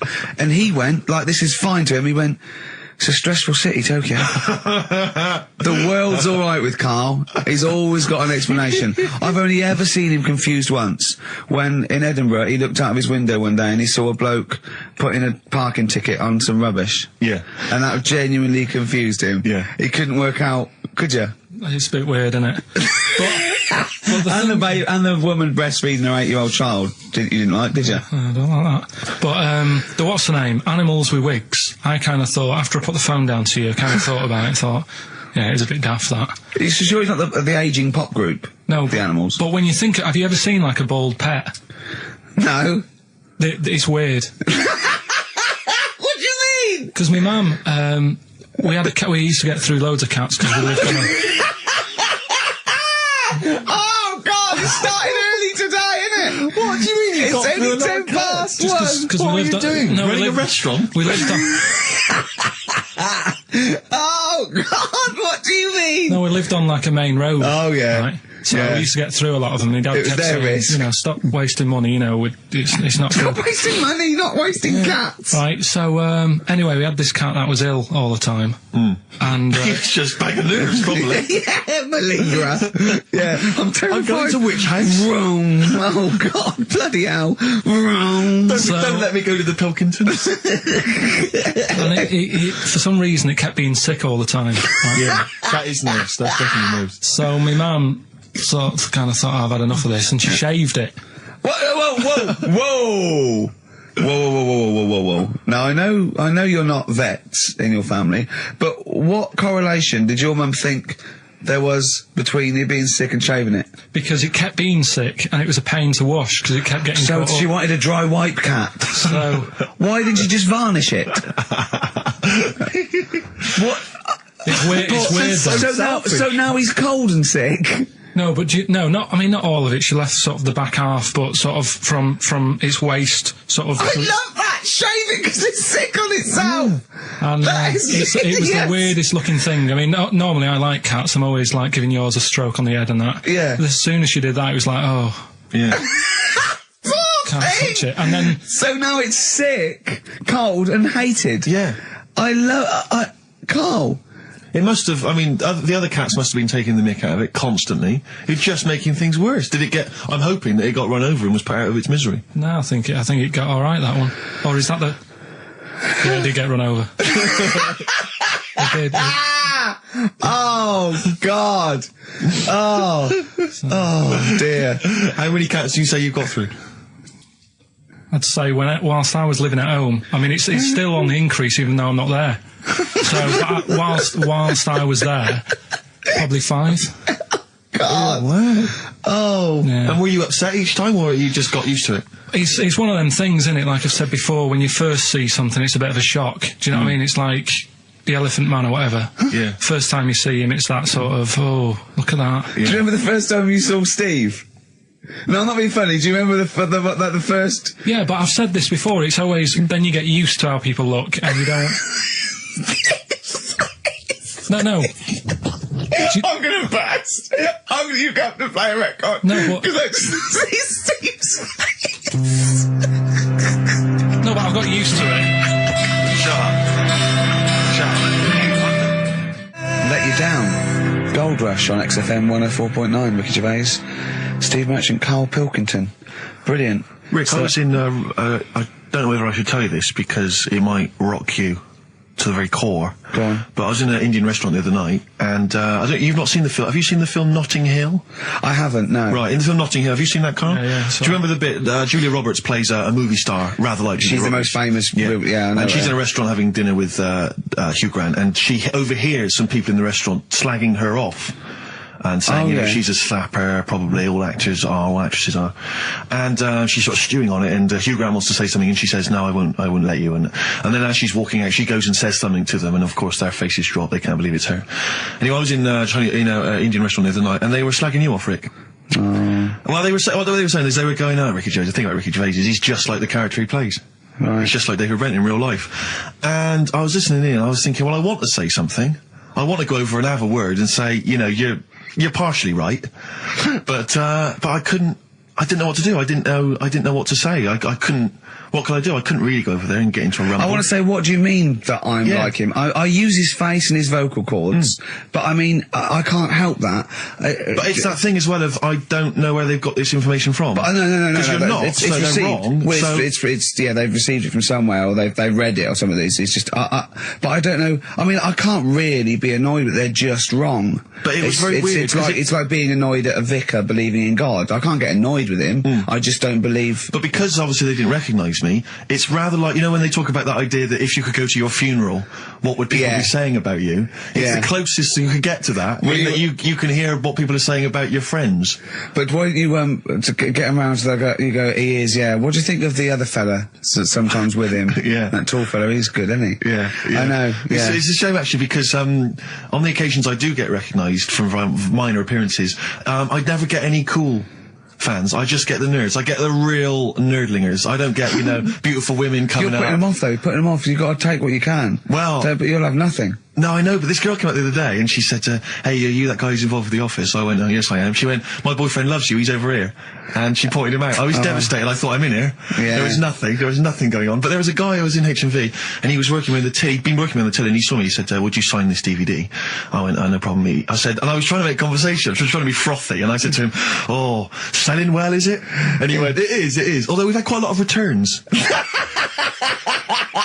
I said, well, don't tell me that. I don't want to know that. What did he mean? That they didn't like it? And I said, what? People have been bringing it back? No, I think it's glitches. He said, they've been bringing it back. I said, what was the problem? He said, they didn't really like it. No! Yeah, some of them didn't really like it. You can get it back if you don't like it. No, I mean, I don't know whether they gave him the money back, but certainly that's what he dealt with. That's what he'd encountered. He said, we didn't give the money back, they just wanted to drop it off. What, they didn't even want the money back? Yeah, they just wanted to get rid of it. They just didn't want it in the house. It's like, I don't want this rubbish in the house. Oh, but we still get the money for it, do we? We still get the money. But Brilliant. I talked to that other time.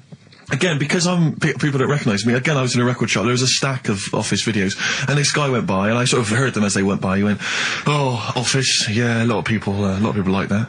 I think it's shit, when I agree.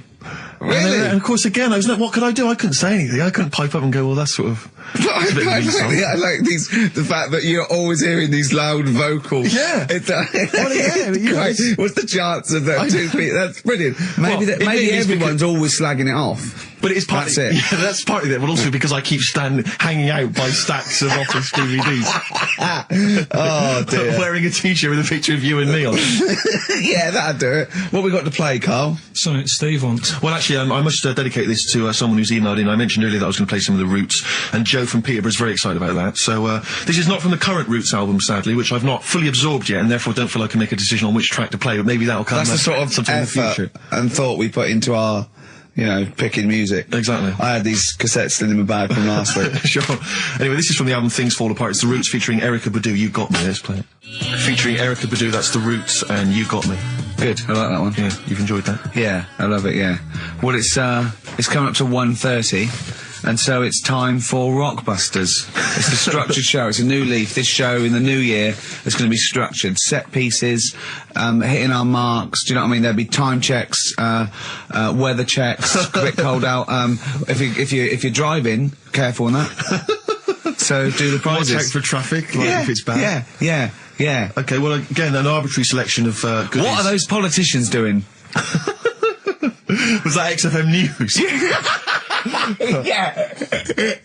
Right, what have we got? So we've got, for those that are a fan of the movie Donnie Darko, which a lot of people rave about this year, a sort of weird teenage movie, then there's a sort of sweatshirt there. It is actually quite nice. It's not bad at all. It's medium, so if you're a bit of a bloater, don't bother to apply unless you've got a friend already. We've also got here a Graham Norton video, certificate 18. Oh, that's, so please don't phone up don't email in unless you're above the age of 18. Yeah. And that's, I think, the best of his TV show. Yeah. Look forward to that. It's a big stiff video, that, isn't it? It's a big stiff cock of a video. Thanks very much. I meant you meant the bird. Yeah. There's also a fairly mediocre British wartime thriller, Enigma, which a lot of people, it was hyped for a while, but it's actually interminable. I've seen it. The first series here of The Kumars at number 42 on DVD. I think that's award-winning, so that's available as well. We've got 2 CDs by the look of it. We've got Pulp's Greatest Hits, which I don't think sold very well, and so presumably they are giving that away. And Johnny Cash's current album, American For the Man Comes Around. There's some good cover versions there. Again, another big sell. A big sell. We're really pushing this. It's quite kooky. Johnny Cash here does covers of things including Personal Jesus. Oh, right. By Depeche Mode. Yeah. We've got Bridge Over Troubled Water, his version of that, Desperado. And anyway, it's not bad. That's probably the best treat in that bunch. Right. And I'm assuming there's some questions there, Carl. Yeah. Right, here we go. If you're a new listener, the way it works, I'll give you a cryptic clue and some initials, and it sort of makes up a band. Yeah. Makes more sense when you hear it, I reckon. Not particularly. Wow, not really. Although people do get it. I just worry about the state of our listeners. Go on. Right, so there's 3 of them. You email in ricky.gervais@xfm.co.uk. It's email only. I repeat, it is email only. We're not too lazy to answer the phone. Yeah. Okay, Here we go then. Number 1. There's normally 2 easy ones and a difficult one. Sure. So here we go. Number 1. Don't argue with him. He ain't going to change his mind. Don't argue with him. He ain't going to change his mind. Yeah, that's AA. AA. Yeah. So that's the first one. He's not going to change his mind. What do you mean, You've just got them written out, haven't you? Yeah, I'm just thinking about what the answer is, so I don't write the answer down. Don't worry, they get it. Yeah, don't worry. Well, you can't remember it. You came up with it. There's only 3. I know, it's weird, isn't it? No, it's not weird. It's incompetent. Right, the second one, anyway. I hope you get this. I hope you get this. Email in and tell us the answer. This is a shambles, isn't it? Hang on a minute. Keep going. Go on. He always gets what he wants and doesn't worry about anyone else. P. And you don't know. You don't know that is. I'm sure he'll come to me once I see it on email. What do you mean? I get it. You'll agree with them. I'll know if it's the one I had down as the answer. This is brilliant. Imagine Jeremy Paxman doing that. Going, yeah, University Challenge. Is that right? Go on. Right, so that's that one. Give us that one again. He always gets what he wants and doesn't worry about anyone else. P. But you're confused. I don't understand how you can be confused. Yeah. The third one, I'll have to put that woman in the oven. And that's AB. All right, quickly give us them again. Right, so the first one, don't argue with him. He ain't going to change his mind. That's AA. He always gets what he wants and doesn't worry about anyone else. That's P. And I'll have to put that woman in the oven. AB. All right. Okay. Ricky.gervais@xfm.co.uk. I'm going to play a classic track now by Neil Young, Alabama. It's beautiful. Beautiful. Neil Young, Alabama. Carl is still confused. He's waiting. He's biting his fingers, waiting for an email to tell him the answer to the clue he made up but can't get. I love that as an experiment. As a I mean, that would confuse psychologists, that you come up with something that you can't get. It's brilliant. Yeah, you came up with the question, you don't know the answer. And you expect them to, but you can't, and you made it up. Look at your face. Play some adverts. Honestly, Juan by Billy Corgan's new band there. Ex-Smashing Pumpkins. Sounds a bit like them, but I like it. It's alright, not bad. I like it. You would take to know, Rick, incidentally, that someone's got the right answer. So Carl now knows the answer, yeah. Brilliant. Well done, Carl. You're a fool. Right. Well, talking of which, it's a long time since we've had any white van Carl. For those that don't remember this particular hot feature, we basically ask Carl some of the questions that are asked of a white van driver in the Sun. They always have this on Saturday afternoons. Anyway, here's the first one. They're not fascinating, Carl, but I'm just interested on your take, really. Yeah. What do you make of Cilla Black quitting Blind Date after her husband sent a message from beyond the grave? Are you familiar with the story? I didn't know that. What's that? She went to see a medium, and supposedly her husband passed on information through the medium, which was incredibly vague, but persuaded her to quit live on air. Well, it's about time, isn't it? If even dead people are saying, enough's enough. But I'll tell you what, though, talking about ghosts and that, do you know how I'm into them? Yeah. Right? How weird do you think this is, right? Well, it's not true. Before you say it, play a record. No, go on. Go on. Right, it's this woman. I don't even know if it's ghost, really. It's just a bit weird. Sure. Yeah, sure. There's this woman, and she's not a woman, she's a kid. Sure. Okay. Sure. She's walking down, like, a street in her area. It's a nice day and everything. Everything's normal. She's walking down, and a woman comes up, cycling past, right? The woman on the bike looks at the kid, absolutely terrified, right? Got a really scary face on her. Yeah. The kid's thinking, why is she doing that? Yeah. Right? So anyway, she thinks nothing of it, goes, I think she was playing in the park or whatever, goes and has a nice day. About 15 years later... Oh, right, yeah. She's, I don't know, I think she was going to work, right, on a bike. She was riding her own bike? Riding her own bike, cycling down the road. Oh, yeah. Looks at the kid. That's the thing that happened, like, 15, 20 years ago. Right. It's her on the bike looking at her as a kid. Right. Not another child. No. So it's her. She's seen herself. Carl? I mean, I don't know where to start. Firstly, where's this information come from? But I mean, why do you ever? I mean, I don't know what part of that you think can be true. I mean, honest. I'm speechless. I don't know what to say. What are you talking about? Bit weird, though, isn't it? But it's not true. It didn't happen. Nothing happened like that. She said it did. Well, she's wrong. She said she saw herself. She saw herself as a kid, didn't she? Did she carry on riding as an adult when she was a kid. Did she stop and talk to herself, or did she ride on by and think, that's a bit weird, there's me as an 8-year-old. I won't stop, I'll be late for work. Yeah, if I'm late again, the boss said he'd be in trouble. Yeah. Oh. Well, and where is this information? Did it happen to someone you know? No. You overheard it on the bus? No, it was in the 14 Times. Oh, right. Well, okay. That's the answer. Good. We've got to the bottom of that. Right, good. Brilliant. Now, what do you make of David Blunkett accusing gangster rappers of making kids believe guns are cool?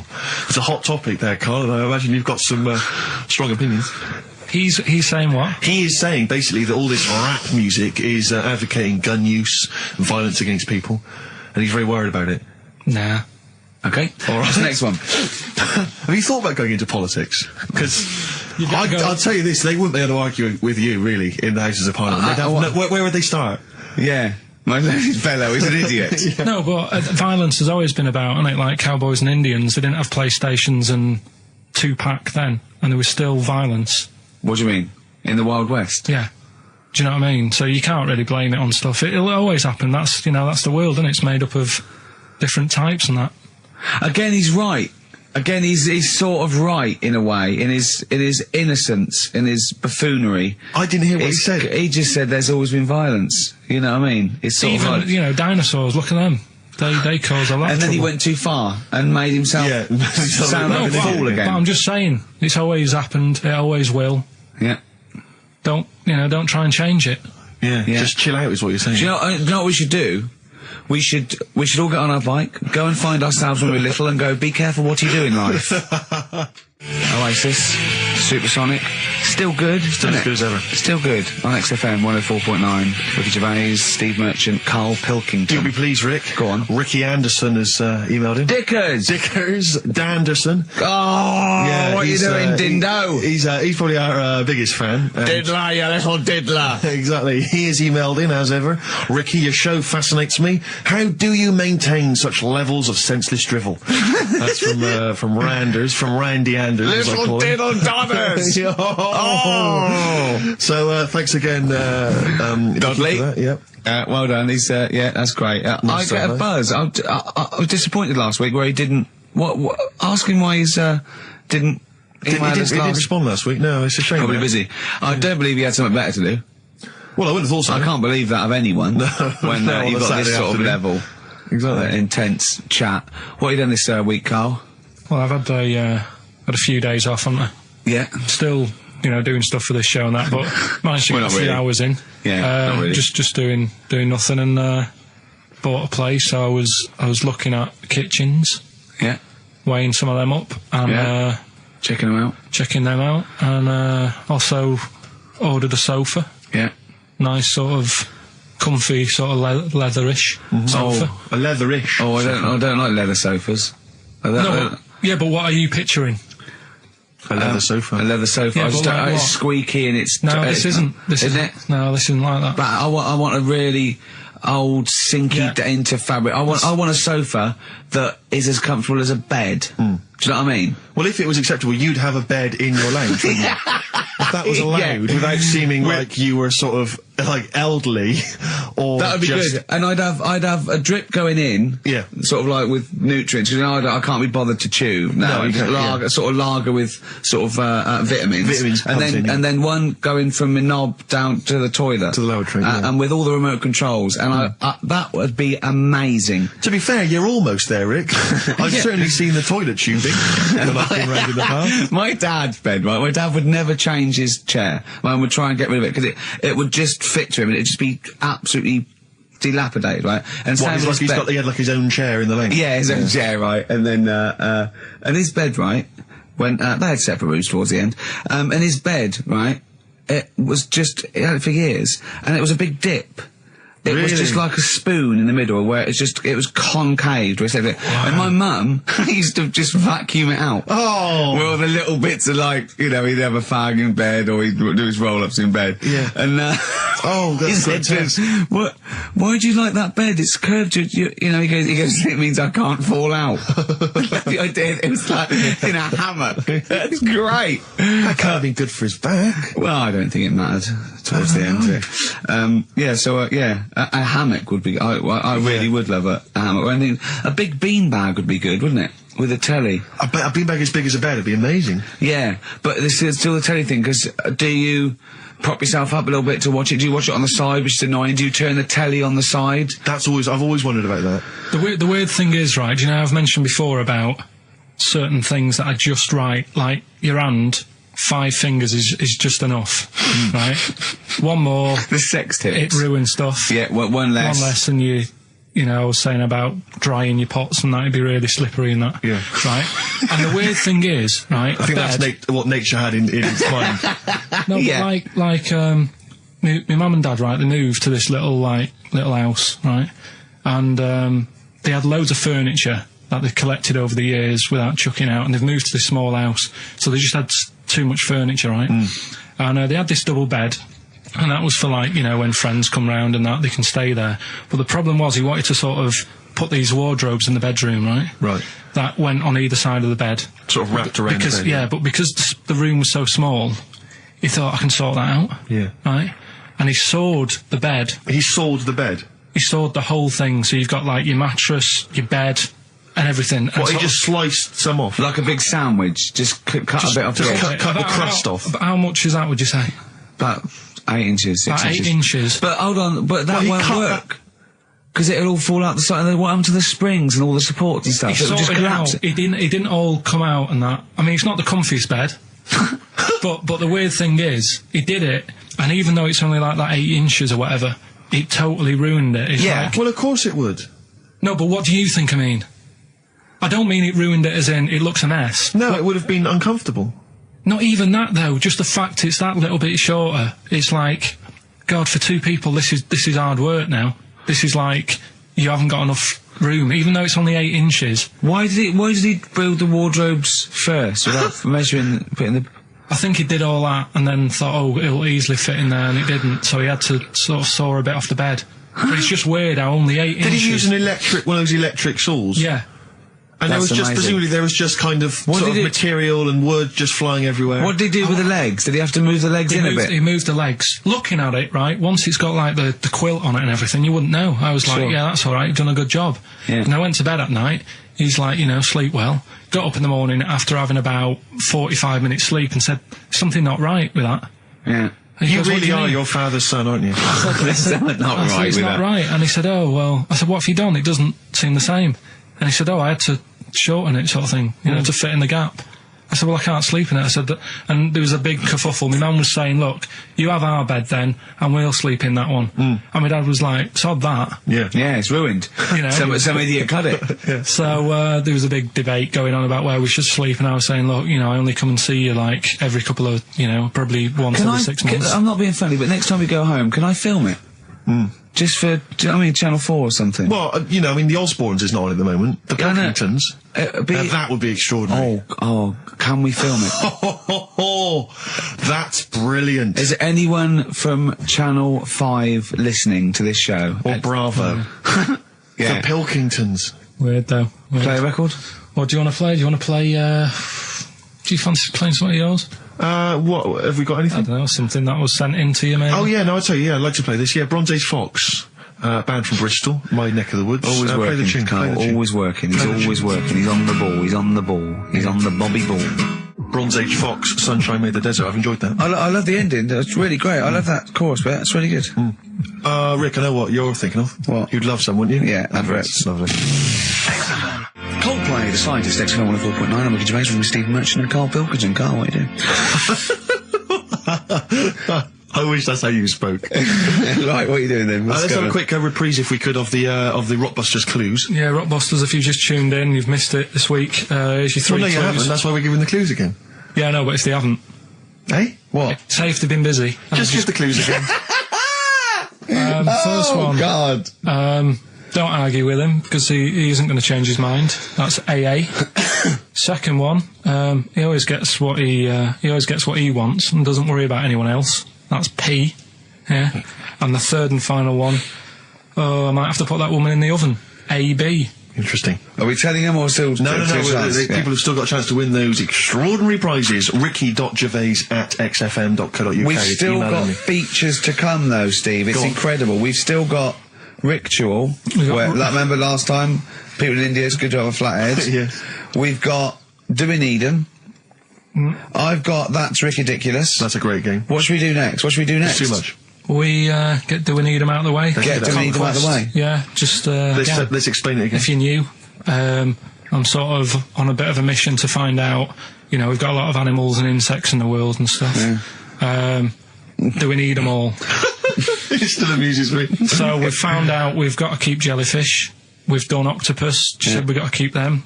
This week, snails. Do we need them?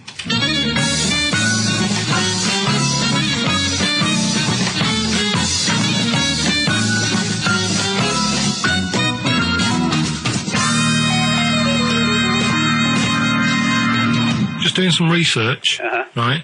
I'm sort of working my way through different creatures and insects and stuff that's on the planet. Yeah. Right? And finding out if we need them or not. Right? Yeah. Do you know much about snails? Sea snails? Well, yeah. Snails in general. Don't know much about snails, land snails. I know a bit about sea snails, like whelks, top shells, that sort of thing. Would you say they're important? What sort of sense do you mean by important? Say if we had to sort of get rid of some animals and insects and that because we're running out of room. Right. Do you know what I mean? Because I'll tell you what I know about some snails. I don't know if this applies to sea snails as well. I mean, I called you today because a lot of other places are shut. Yeah. Right? So, I know they like to eat stamps, apparently. The glue on stamps. They love it. Right? Right. Apparently a lot of letters and stuff aren't getting to where they're meant to be getting because snails are crawling into letterboxes and eating the stamps. That obviously doesn't apply to the sea ones, but that's a problem they're causing. All right. Were you aware of that? No, I didn't know that. Bet you're glad you answered the phone today. Right? They love beer. Beer, yeah, who doesn't? And also, I don't know if this is right, but I heard that they sleep for 13 years, or can do. Right, I wouldn't know if they can sleep for 13 years or not, but I mean, sea snails are pretty important. Yeah, they do quite a good job in the sea. They graze on algae, and they provide food for other animals. I mean, you can say that about any fish, you know, or any animal. Why do they exist? Would you be upset if, you know, someone said we're getting rid of them? Oh yeah. You would be. They're an animal, you know. I wouldn't. Forget being like favouritism and all that I get for them, right? There'll be other things knocking around you can sort of spend your time looking after. You'll still have a job. Don't be worrying about that. Because I'm not going to get rid of all the fish. Jellyfish need looking after, so you're safe. Yeah. But do we need them? Come on, there's loads of people saying, come on, we've got to move on through the animals, and you're holding them up saying, well, I want to keep them. Well, who's saying we need to... That just sounds a bit crazy to me. Just imagine.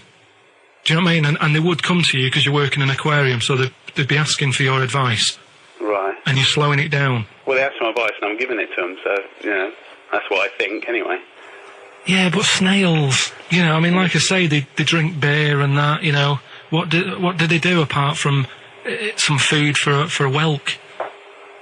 They were around, descendants around a lot longer than we have been. Yeah, they've been around a long time, but what have they done?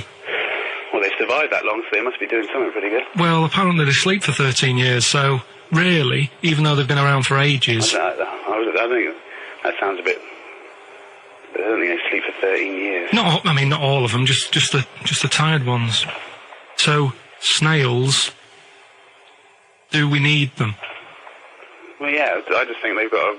Just as, you know, it's not for us to say, do we need them or not, we can't... So you think we should keep them? Yeah, definitely.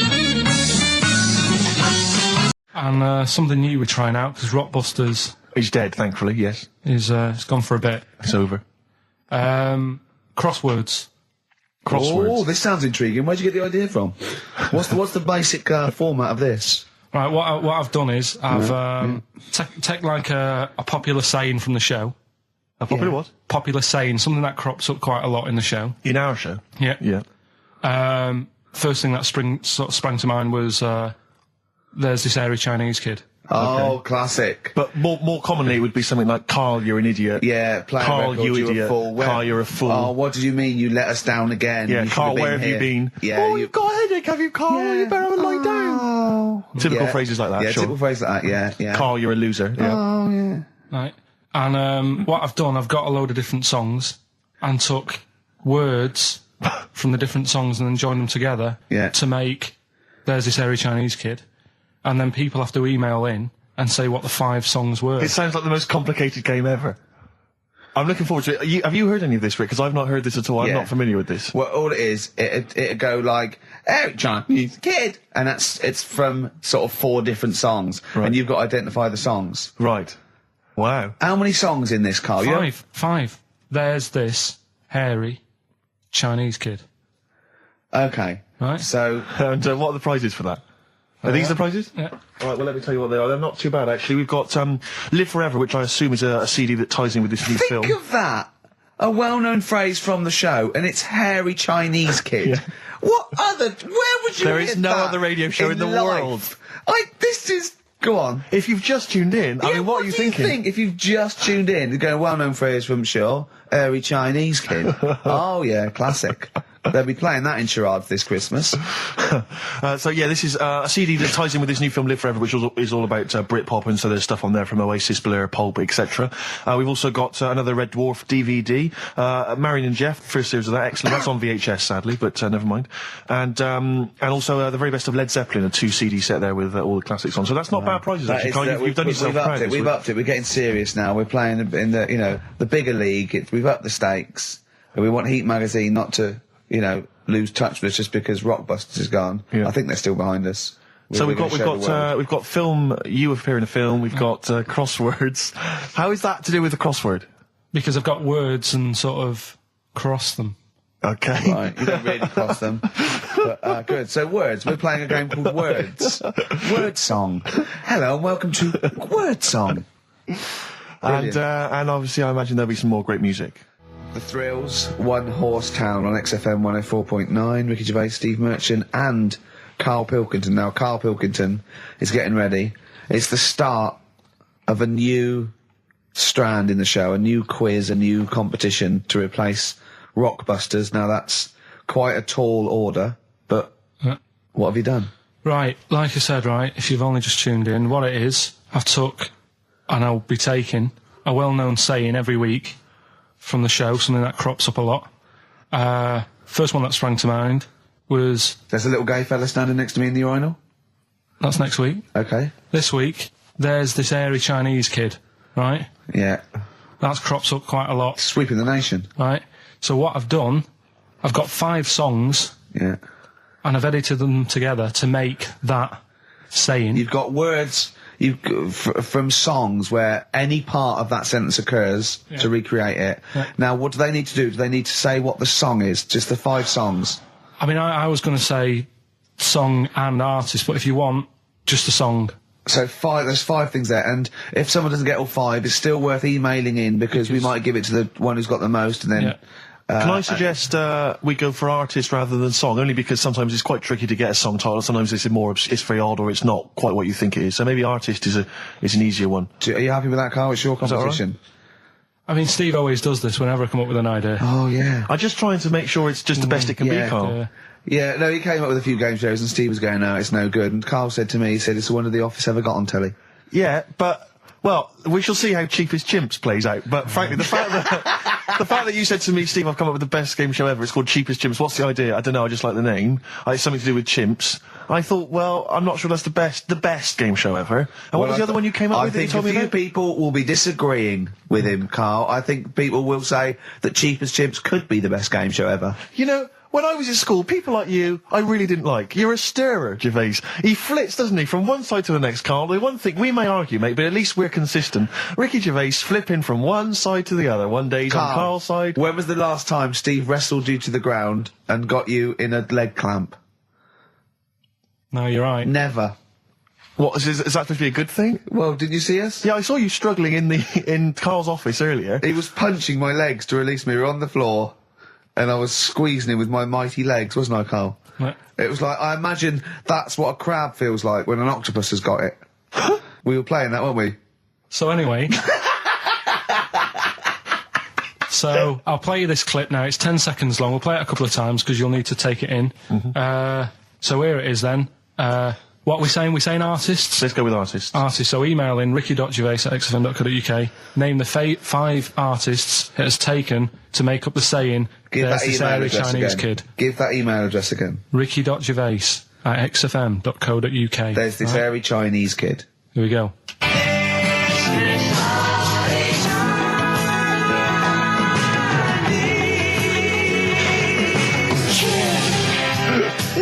Play it again. Play it again. There we go.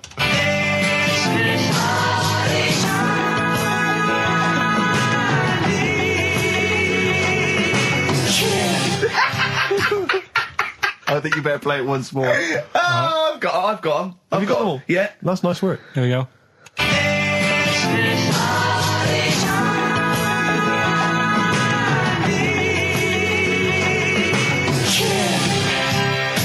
I can just remind you now that the prizes include a Red Dwarf DVD, Marion and Jeff, the first series of that on VHS, a Live Forever Britpop CD, and also the very best of Led Zeppelin. Let's play one of those actually while we're here. Brilliant rock and roll. One of the prizes on Carl's competition this week is the very best of Led Zeppelin. That's obviously rock and roll. We've also got a Live Forever Britpop CD, Marion and Jeff, and Red Dwarf. And should we play it again? So people There's have got this another airy chance? Chinese kid. Who are the artists? Here we go.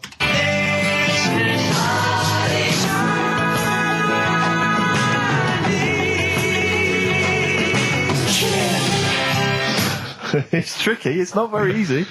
Once more. One more.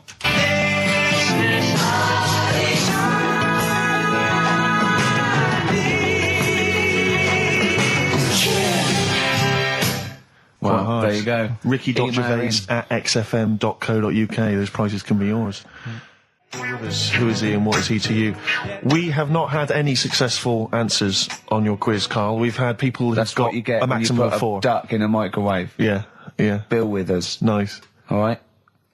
Cheers. So I'm not talking about Cheapest Chimps. That's safe. That's going to run and run. Yeah, that is going to run and run. That's really got legs. I'm going to check the press Monday. I can only assume it's a triumph. Exactly, another Pilkington triumph. Yeah.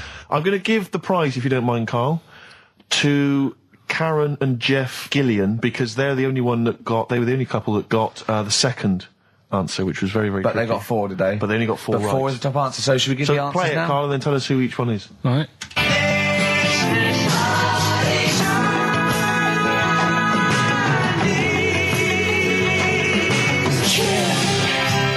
So there you go. I didn't know the second one. There's Play it this again. very Chinese kid. So the first one, the Lars. There she goes. Right. That's George Harrison. No. That's Philip Bailey. And that's Deacon Blue. Right. So it was the Lars. Yeah, what's the second one? Strokes. That was very tricky. That is hard. George Harrison for yeah. Airy. That's all I could get. It was Ari. Ari Krishna, yeah. But you know. Chinese, Phil Bailey. Chinese War is. Yeah. And Deacon Blue, Real Gone Kid. Real Gone Kid, yeah. There's this airy Chinese kid. Very, very hard. I love the fact that the normal bit of that, right, the normal bit is like the well-known phrase, there's this hairy Chinese kid. Yeah, exactly. Like, nothing happened there. That's normal. There's this hairy Chinese kid. As a phrase that often... In fact, you're right. We must have said that phrase 20 times today. When was the last time that was said 20 times? Never. I don't think it's ever been said anywhere. There's this hairy Chinese kid. I mean... Even in China. I don't think it's... Well, it's very rare. Definitely not said in China. The prizes they've won. The prizes they won: Red Dwarf DVD, Live Forever, The Best of Britpop, Marin and Jeff on VHS, and The Best of Led Zeppelin. Well done to Karen and Jeff Gillian. I've also seen no proof of this hairy Chinese kid. None whatsoever. Do you know, I think, you know, people don't want to hear about this today from us. They want to hear, you know, the new features, the songs of phrase. What song's a phrase? It's the feature we started last week, where we take clips of songs, we make up a phrase from the show. I mean, a famous phrase, last week's world famous phrase was, there's this hairy Chinese kid, you'll remember. Yes. Well, it was called Crosswords last week, but Phil emailed in a good suggestion and said call it Songs of Phrase. Brilliant. Songs of phrase. Songs of phrase, but perfect. So are we still going with Cheapest Chimps? We're persevering with that, aren't we? Got some Cheapest Chimps lined up. We'll be doing that before 3 o'clock. Yeah. Great. Again, who else can say that? So good. So for the next 2 hours, everyone should just bury their head in the sand, ignore the world's problems, and enjoy features such as Cheapest Chimps and Songs of Phrase. And a bit of Shearing Breaks. Oh, class. Trying to stop suddenly in Italy. TB. Turing breaks. It's like a rockbuster, Carl. They were the good old days. I know, yeah. Painkiller on XFM 104.9. But look, Rockbusters is gone. Forget Rockbusters. Long live Songs of Phrase. Over to you, Carl. All right, well... You know, Rockbusters was one of the things they were protesting about last time. that was why I just had to listen to them. They just kept stopping me in the street as I was trying to get to the tube. We've got to stop Rockbusters, it's run out of steam, they said, and I'm glad. That's why they always do it on a Saturday. Yeah. They make their way to Leicester Square for 3 o'clock. Yeah. Right. Songs of Phrase. What it is... Songs of Phrase. We took a phrase from the show last week. It was, there's this hairy Chinese kid, right? Today, we're going back to the good old line of, you never see an old man eating a Twix. Sure. Right? How long is that? No, you'll never see an old man eating a Twix. You'll never see an old man eating a Twix. Not as many as you think, no. It's not that many. Well, how is it not that many? Right, well, first of all, anyway, don't worry about that. I think there's about 5, I think. Hang on a minute. Oh, God. Why do we leave him alone to do this, I don't Steve? understand. Do you know what I mean? It's like, I'll tell you what, we were flying them. 6 different songs. 6 different songs. That's a lot to get, Carl. But what happened is, I couldn't find a song with Twix, so we've changed the chocolate. Oh, this is rubbish. We're not doing it. We're not doing it. No, you've got to be punished. We're not doing this. Do it next no, one. you'll like it. No, shut up, Carl. No, just no. We're He's not put a doing lot it. of effort in. So what? You're right. He's got to do it right. He's got to do it right. No. There's too many. We said too many. It's not. He's changed the thing. It's not a one-off phrase. It's ridiculous. No, it's If absolutely only, pointless. Rick, if only his parents had spoken like that to him sometimes in the past, Do you know maybe what I mean? we wouldn't be having this discussion You're not now. doing Oh, it. come on. No, we're not doing it. Steve, what do you think? I'll tell you, we've got the prizes, but I'm Yeah. not even going to bother giving... I'm not even going to bother. I think we'll just share them out amongst homeless. Absolutely. No. There's troubles in the world, and I'm not going to let you faff around doing nonsense like that. Well, it's ridiculous. Well, let's do it for this let's week. play a beautiful song. What do you think? I'd love to hear a great song. Yeah, the times they are changing. We've said that. Look at Rick, I'm Mother beginning to wonder Nature if it's on the run.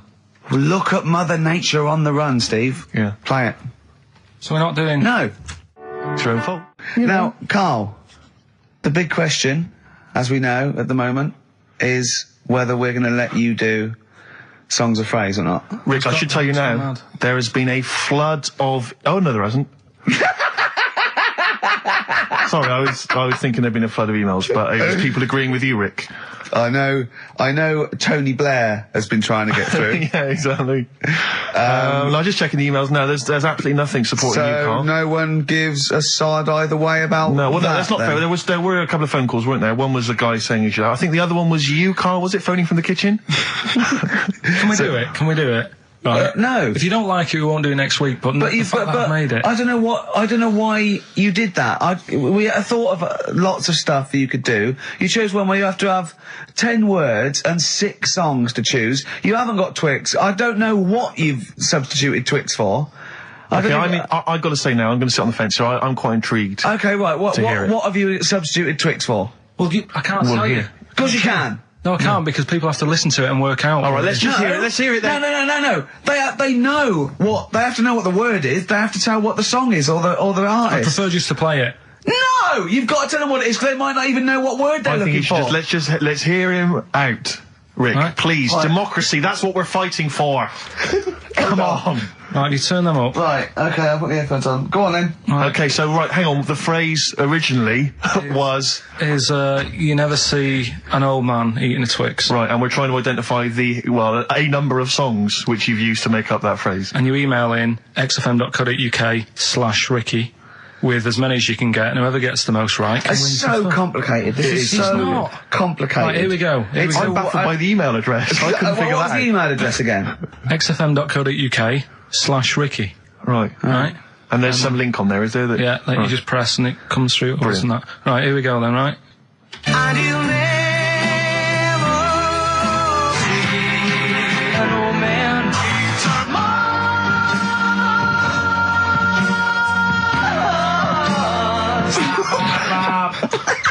Well, I missed a little bit at the end. Let's hear it again. Mars, ba ba ba. Let's hear it again. and you'll never see an old man turn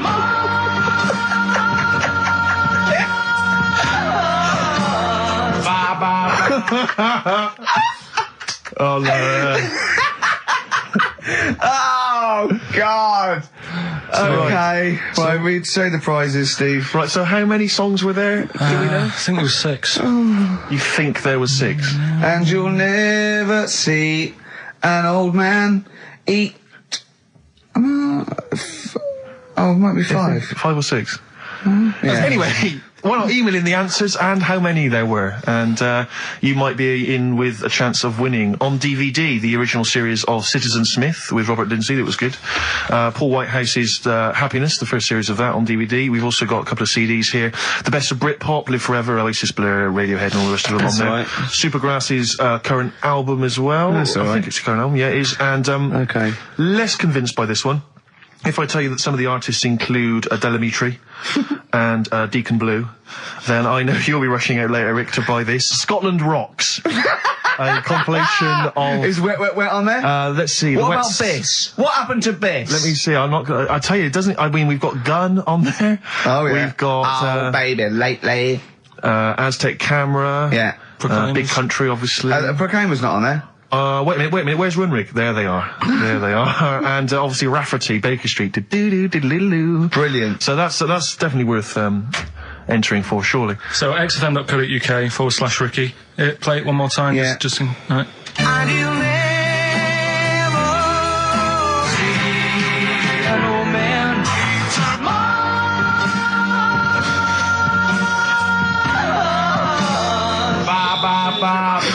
Class. Pure class. Well done. Okay. Yeah. All right, let's go. Oasis. Stop Crying Your Heart Out on XFM 104.9. I'm Ricky Gervais, with me Stephen Merchant and Karl Pilkington. Karl's competition is in full swing now. I just will remind you, when playing songs of phrase and trying to guess the songs and artists, what do you want, songs or artists? I think songs. Is better. Yeah.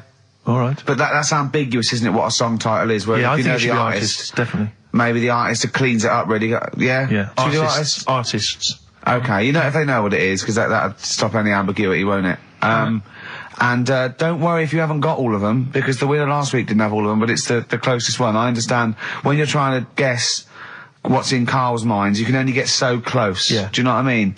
He wants us to bring in Darren Brown. He go, because he won't be able to read my mind. And Yeah. I think he's right. I think he might be. I think he's the one person that could outwit Darren Brown. Yeah.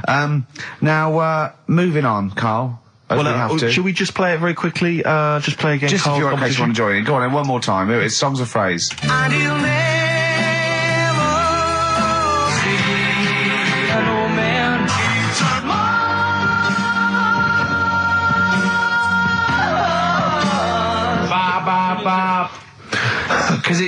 Because you have to get, you know, it is very difficult. So, you know, song or artist, we give points if you're close to any of those, and we'll choose a winner. So, you know, do. And what do points mean? Crap prizes. XFM. XFM.co.uk / Ricky. We're running out of time. We've got like 5 minutes left. Winner for Songs of Phrase. All right, give us the answers. Right. We did this at the start. We haven't even got time for the film thing today. Oh. But we'll do that next week. Songs of Phrase. It was a phrase you never see an old man eating a Twix. I love the fact that we haven't got time. Like, we've had such important stuff, and it's been so jam-packed and interesting. Not that it's been drivel with gaps we could have filled much better. Yeah. Don't look at it like that, like, What, with his film quiz? Come on. Oh, dear. So, Songs of Phrase. You never see an old man eating a Twix. We had to change it to Mars Bar. Here's what we had. Jerry and the Pacemakers. Echo and the Bunnymen.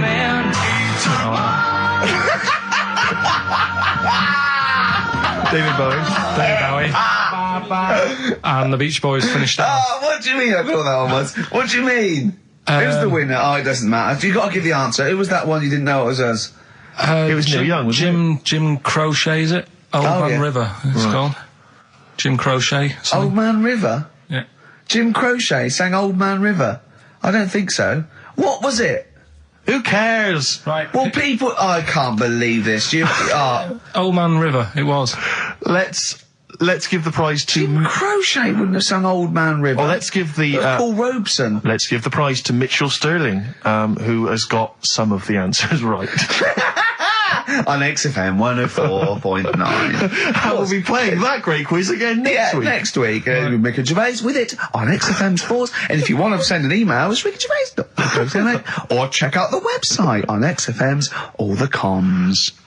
Good night, 3:30. Coming up is Narrow Levine and Stooping Nouns.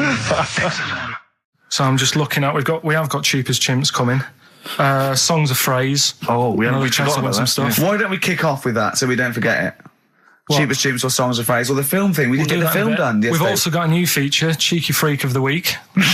Incidentally, I should just point out now that someone has, Ashley Phillips has emailed in, because obviously with Songs of Phrase, what Carl does, for those who have not heard it, he takes a phrase that you might hear commonly on the show, and then he uses various songs. There's this hairy Chinese kid. Was the one you never seen an old bloke eating a Mars bar. And, as I say, he uses different chunks of songs and he makes up that phrase. And so he has made some suggestions here, Carl, because he thinks that the more common Carl, you're an idiot, fool, etc., perhaps a little overheard, he'd like to maybe hear Carl, pause, I don't know where to start, which is a common one from Ricky. Carl, which bit of that do you actually think is true?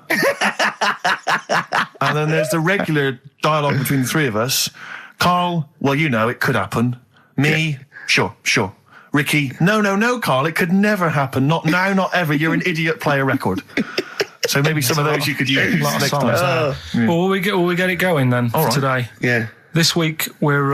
Do you remember the story about my auntie having wind for 5 minutes? Yeah. Your auntie, was it your auntie Nora? Auntie Nora. She was on a lot of medication and stuff, and I think that's a side effect comes with it. So she had wind for 5 minutes. So I thought we'd dig that one out. Okay. Classic line. Me auntie had wind for 5 minutes. Okay. So I've got loads of songs here. How many is that? Me auntie had wind for 5 minutes. 7 tracks. Oh, that's tricky. When do you learn? Okay, so you need to identify, if you can be bothered, the artists. Yeah, that's what we're after, isn't it? All right. Okay. Let's go. Might and see wind.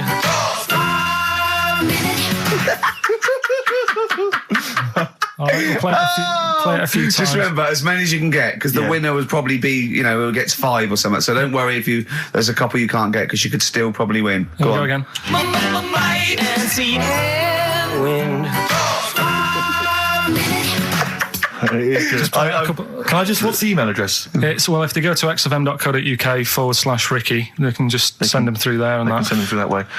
Which of these is the prize bag? Yeah, don't we get them mixed up? That's the one, is it, Carl? Yeah. All right, so let's see what hot treats you could win. As I get them out, Carl, do you want to play it once more? Yeah. Might and see wind. I recognise all of them except one. Yeah. Right, let me see what Maybe we've got 2. here. Once again, Carl, you excelled yourself with an arbitrary collection of DVDs. Just hanging around, were they? Just hanging around. Again, I'm always interested to know which of our XFM listeners has tastes as broad as this. Go on. We've got the recent BBC adaptation of The Hound of the Baskervilles. Brilliant. Okay, fair enough. That's We've all right. got, what's this? This is something involving Air, the band Air. I think it's a single at best. Yeah. This is probably worth having. This is the current Flaming Lips album. So you've excelled yourself there, actually, Carl. That's not bad. An XFM mouse map. They're as common as muck. Oh, hold on. You can't give away that mouse mat. It's a piece of foam. Now, I was going to dismiss the oddball sci-fi movie K-Pax featuring Kevin Spacey and Jeff Bridges, but Carl, is it signed by Kevin Spacey? It's signed, yeah. It's an actual. So win that and put it on eBay for £4.50. And man alive, What is that? Just look at their faces. No, Carl, don't give that. No one wants that unless it's ironic. Series 1 and 2 on DVD of popular northern-based sitcom Bread. Buy it, sell it. The game's getting hard because someone's dealing you a losing card. They all had a go. All the actors had a line on that song. Oh, Play the clips again. play the clips again. They really want to win it now. Here we go. Might and see wind. I can't believe this hasn't been done before. It's extraordinary. All right. Because most of our ideas have. Verve, Lucky Man on XFM 104.9, Ricky Gervais, Steve Merchant and Karl Pilkington.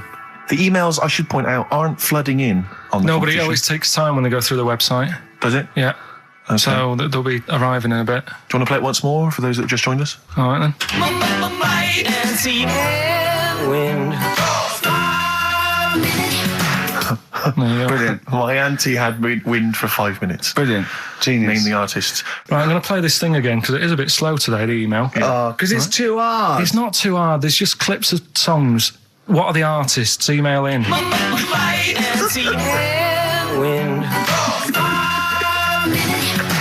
xfm.co.uk. He's getting annoyed because he put the work in and no Well. one's... He's getting annoyed. Oh. Remember, I think Kevin Spacey and the signed K-Pax DVD is probably the only incentive to try and have a go at that one. Do you just think you could win by getting one of them? Exactly. Coming in They're coming in now. Okay. This is electronic. Anyway, competition, yeah? Right, let's get the answers. Let's get this out of the way. Songs of phrase. Songs of phrase, just in case you just tuned in, it's a new feature we've been doing. We take songs and chop them up and that, and it's a phrase that has cropped up on the show a few times. This week we were going back to the classic "Me Auntie Had Wind" for 5 minutes. Let's go back to the classic. And let's have a These are the have a answers, listen. is it? Okay. Might and see wind. Right. So what you had there is you had the Knack with My Sharona. Auntie was some Manson track. What you don't even know what it was. Auntie Everything, I think it's called, some album track, right?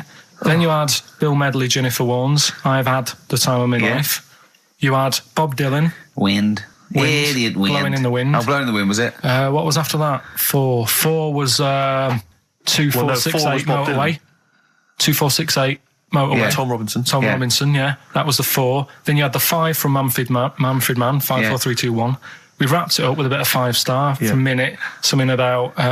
Can't wait. Can't wait another minute. Can't wait another minute. So they're the answers. Yeah, we're well, looking for someone who... I don't think we got anyone who had them all right. But Nobody got all 7, although in your little answer list then you only listed 6 because you got your numbers went out of sync in your own brain. Well done. Once again, smooth. I tell you what, Carl, why don't you next week at least write down the answers for yourself? Don't need to.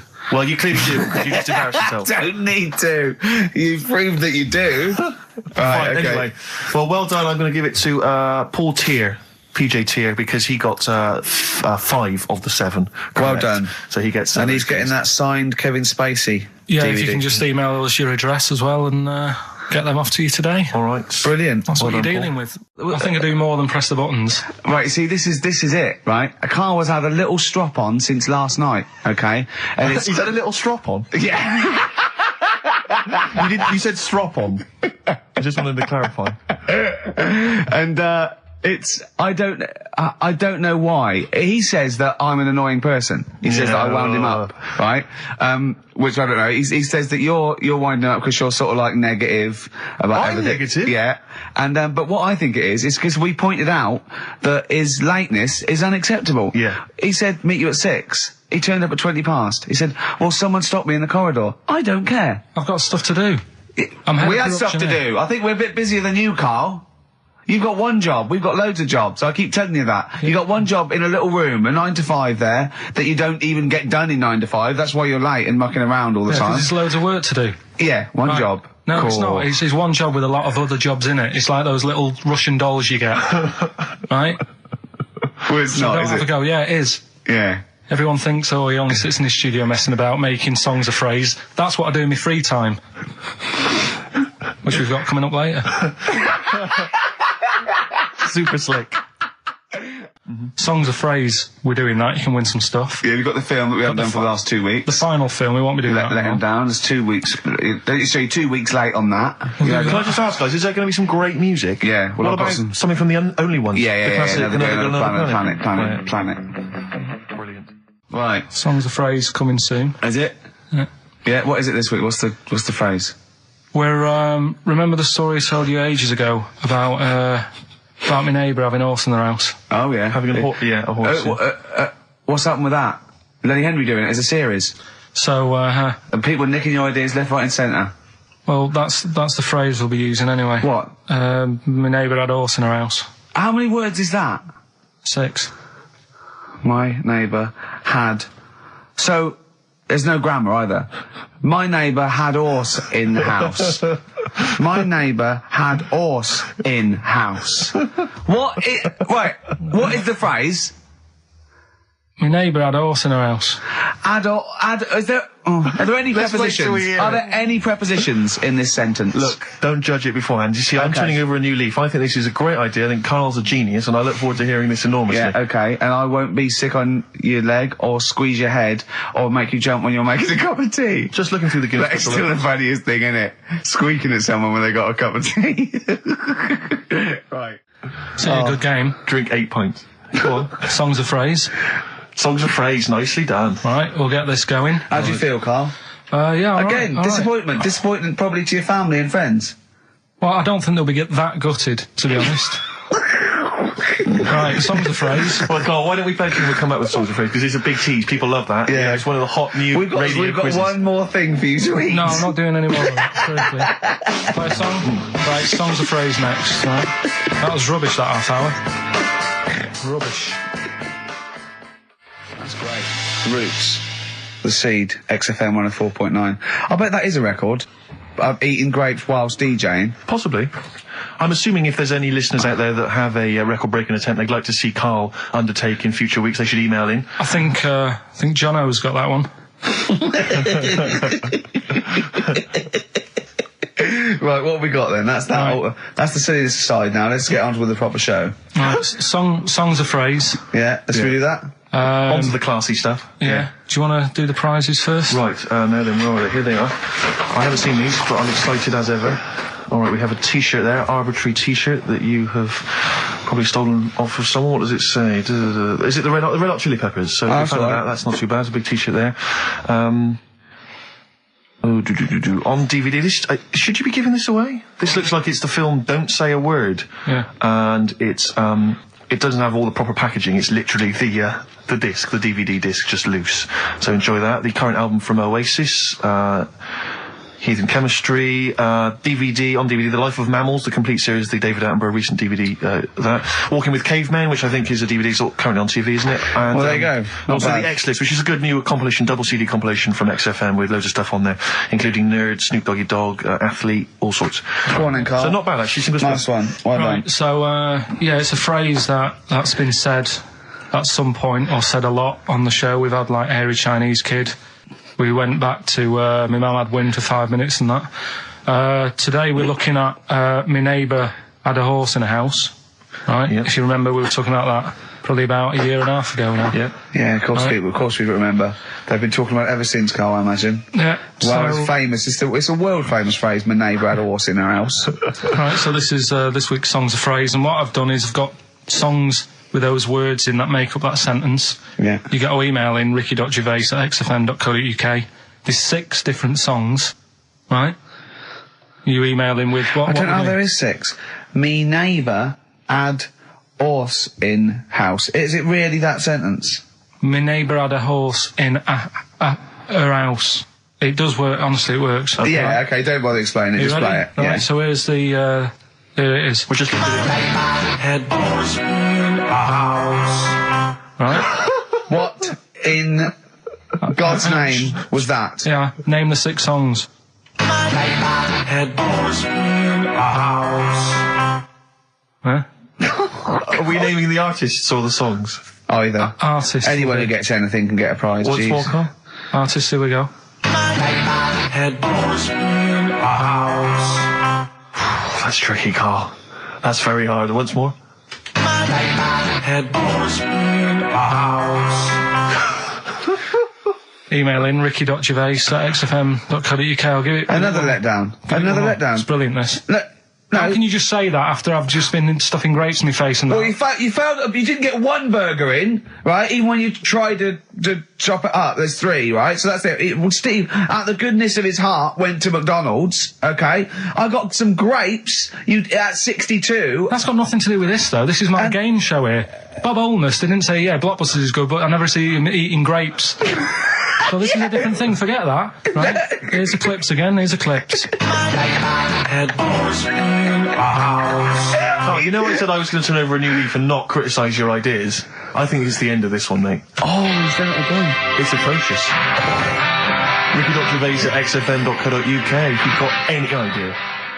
So Whatever. ungrateful. Right, songs of phrase. Just give it a couple more plays. Just Yeah. email in. We'll pick a winner soon. ricky.gervais@xfm.co.uk. Well, this is rubbish this week. No one knows it because it's rubbish. Steve was right. Had horse in a house. There's 6 songs there, so if you know what they are, just That's the end of that. I think that's the end of songs of phrase. email in. I think we've got Had horse none there. No. house. That's the last week for that. That is Okay, well, rubbish. why don't you give us some monkey news? Is it monkey Yeah. news time? Come on, monkey news. We'll play a song and we'll. No, do no, do let's play a monkey song, news. let's play a song. Oh, it's a great track.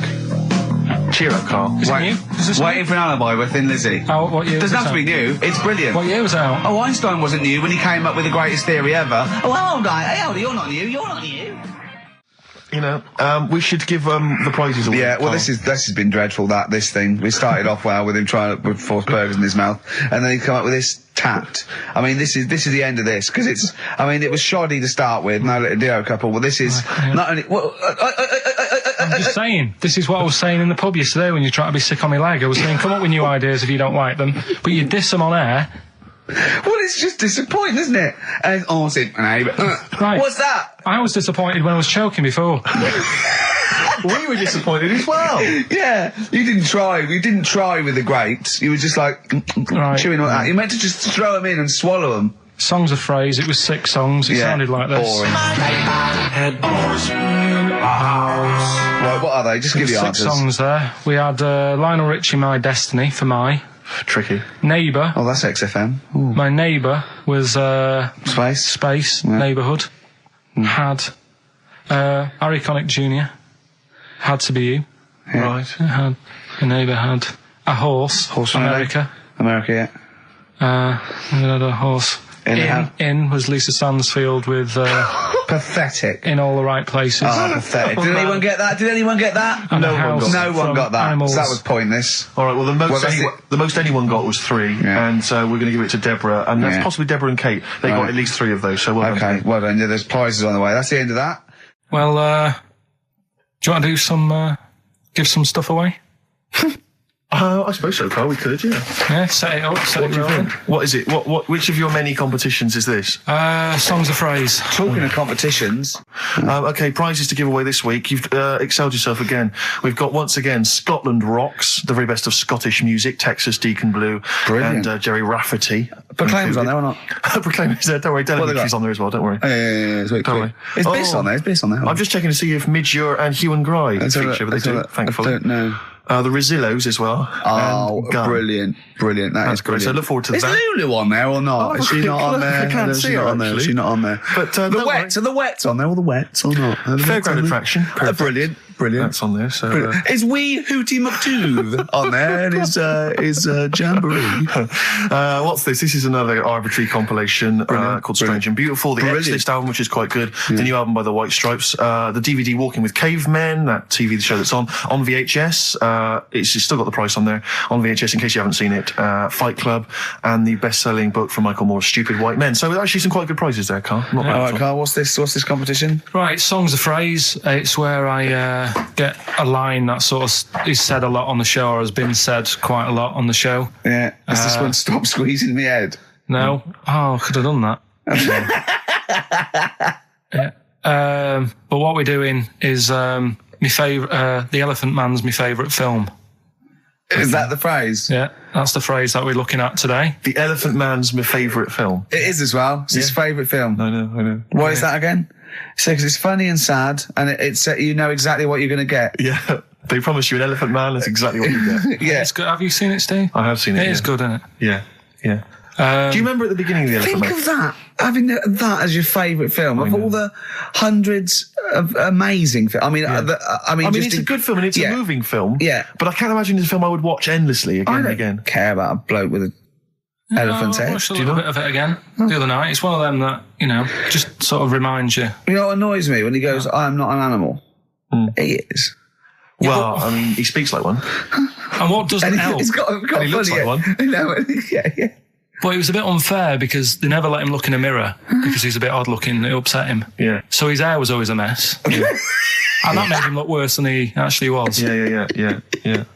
But good film. Get it out if you haven't seen it. That's the phrase today. Do you know, I remember my friend introduced me to that film, and if you remember at the beginning there's a big montage because he is working in a zoo, isn't he, or he's being kept in a zoo, and there's a sequence of various elephants, I think, actual elephants kind of rampaging, and it's just quite a sort of moody, atmospheric montage. Is he king of the elephants? Can he maul them? My friend said to me when we watched this, he said, what happens is he gets trampled on by some elephants, and that's what makes him look like an elephant.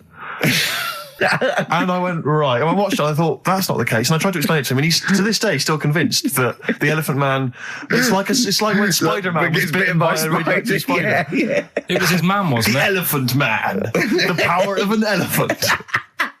Was it his mum who got... He never forgets. Anyway. Be careful. Is it his man what? Wasn't it his mum who was pregnant and then they ran over her? And No, I don't think so. that's the impression I got from it. No. You are joking, aren't you?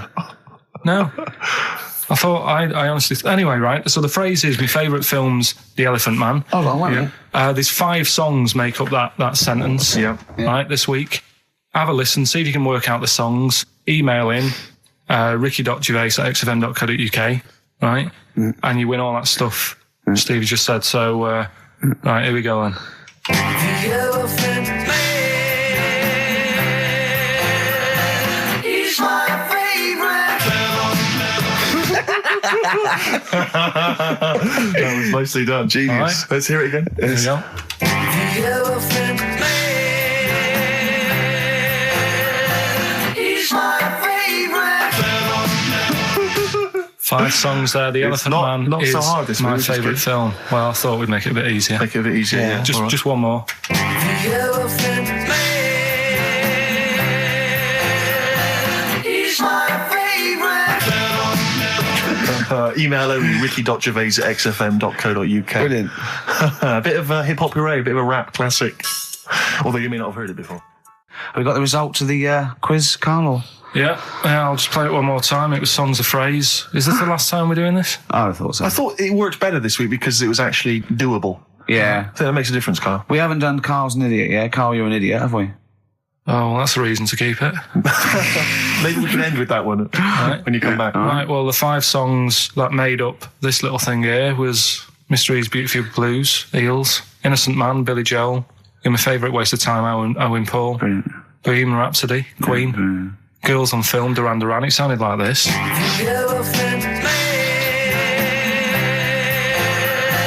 He's my favorite.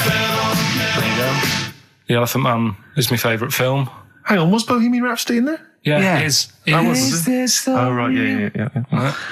Well, we're going to give that to Piley. He just calls himself Piley. Ian Pyle. Good work, Piley.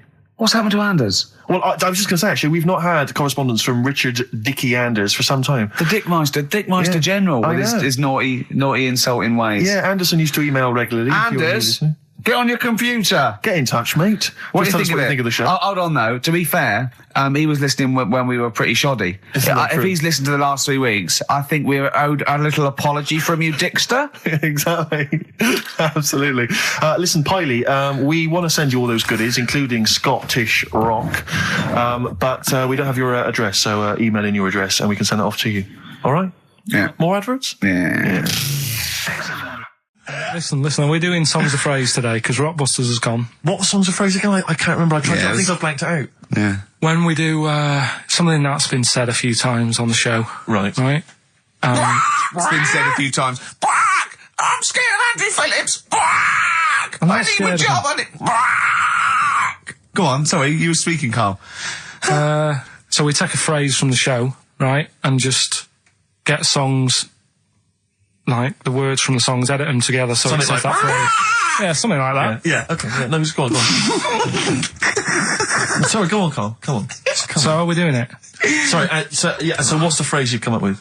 Phrase is no more cheeky freak of the week.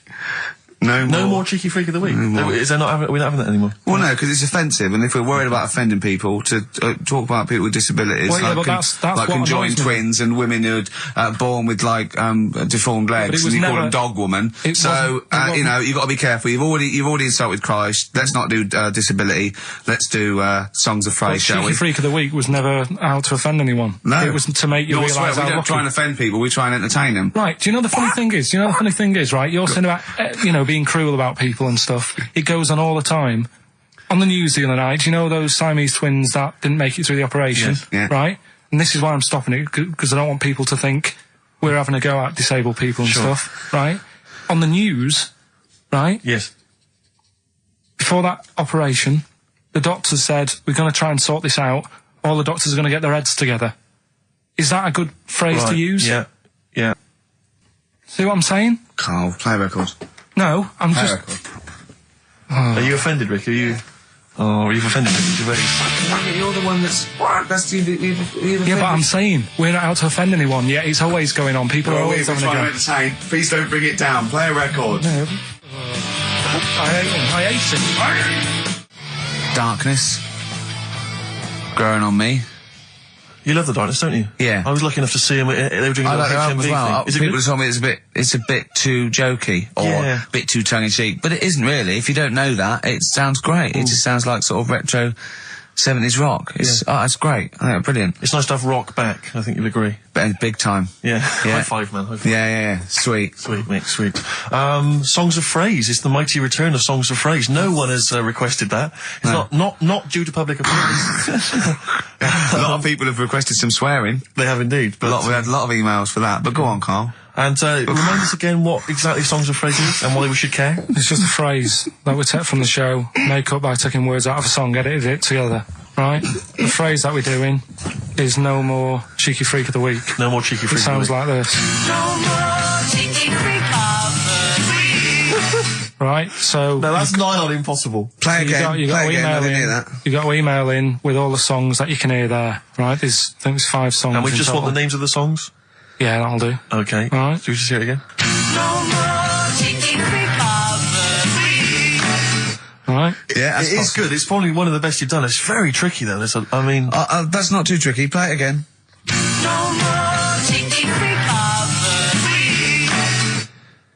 How many have you got, do you think, Rick? Just well, I've noticed the same person singing twice. Is that right? In a band and solo. Yeah. And I know one track straight away from the word. Can I just say, I do think naming the songs is a bit tricky. Let's just name the artists. Is that all right? What's the artist? Just the artists. Just change the rules slightly. Yeah. Before we play it again, just let you know what the prizes are. We've got on DVD Later with Jules Holland Louder. Lots of the alternative acts he's had on there. A DVD, a couple of DVDs. With Boogie Woogie piano over the top. Let's hope so. Brilliant. I can't Mary wait. Chainer on there, Stereophonics. We've got Sonic Youth, Ash, Hole, Queens of the Stone Age, Foo Fighters. Quite good. Once again, Cruise of the Gods on DVD, starring Rob Brydon and Steve Coogan. That was on at Christmas. It's not bad. It's not the same one. They haven't been sending that back. We've been giving out different ones each week. We have indeed. This is an album just called quite simply I Love You. Yeah. And you'll be pleased because there's the likes of Mel C, Cliff Richard and the Hollies on there. Brilliant. Excellent. The best chill-out album ever. We've got the Beach Boys on there. Obviously Costello, Pink Floyd, Coldplay. That's not bad. And this is the one that's most interesting, I think, the American Song Poem Anthology. I've not heard it yet, but apparently, I think what it is an anthology of recordings that were made apparently in, I think, maybe 50s or 60s America. There was a particular organisation, you could send in songs or lyrics that you'd written at home and they would send it to music and record it for you. And this is a compilation of them. So obviously there's some quite idiosyncratic and odd little things on there. I think it's probably worth a listen. So not bad prizes at all, Carl. Let's play it again. Well, we've started that going. Just the artists then. ricky.gervais@xfm.co.uk. ricky.gervais@xfm.co.uk. Once more, Carl.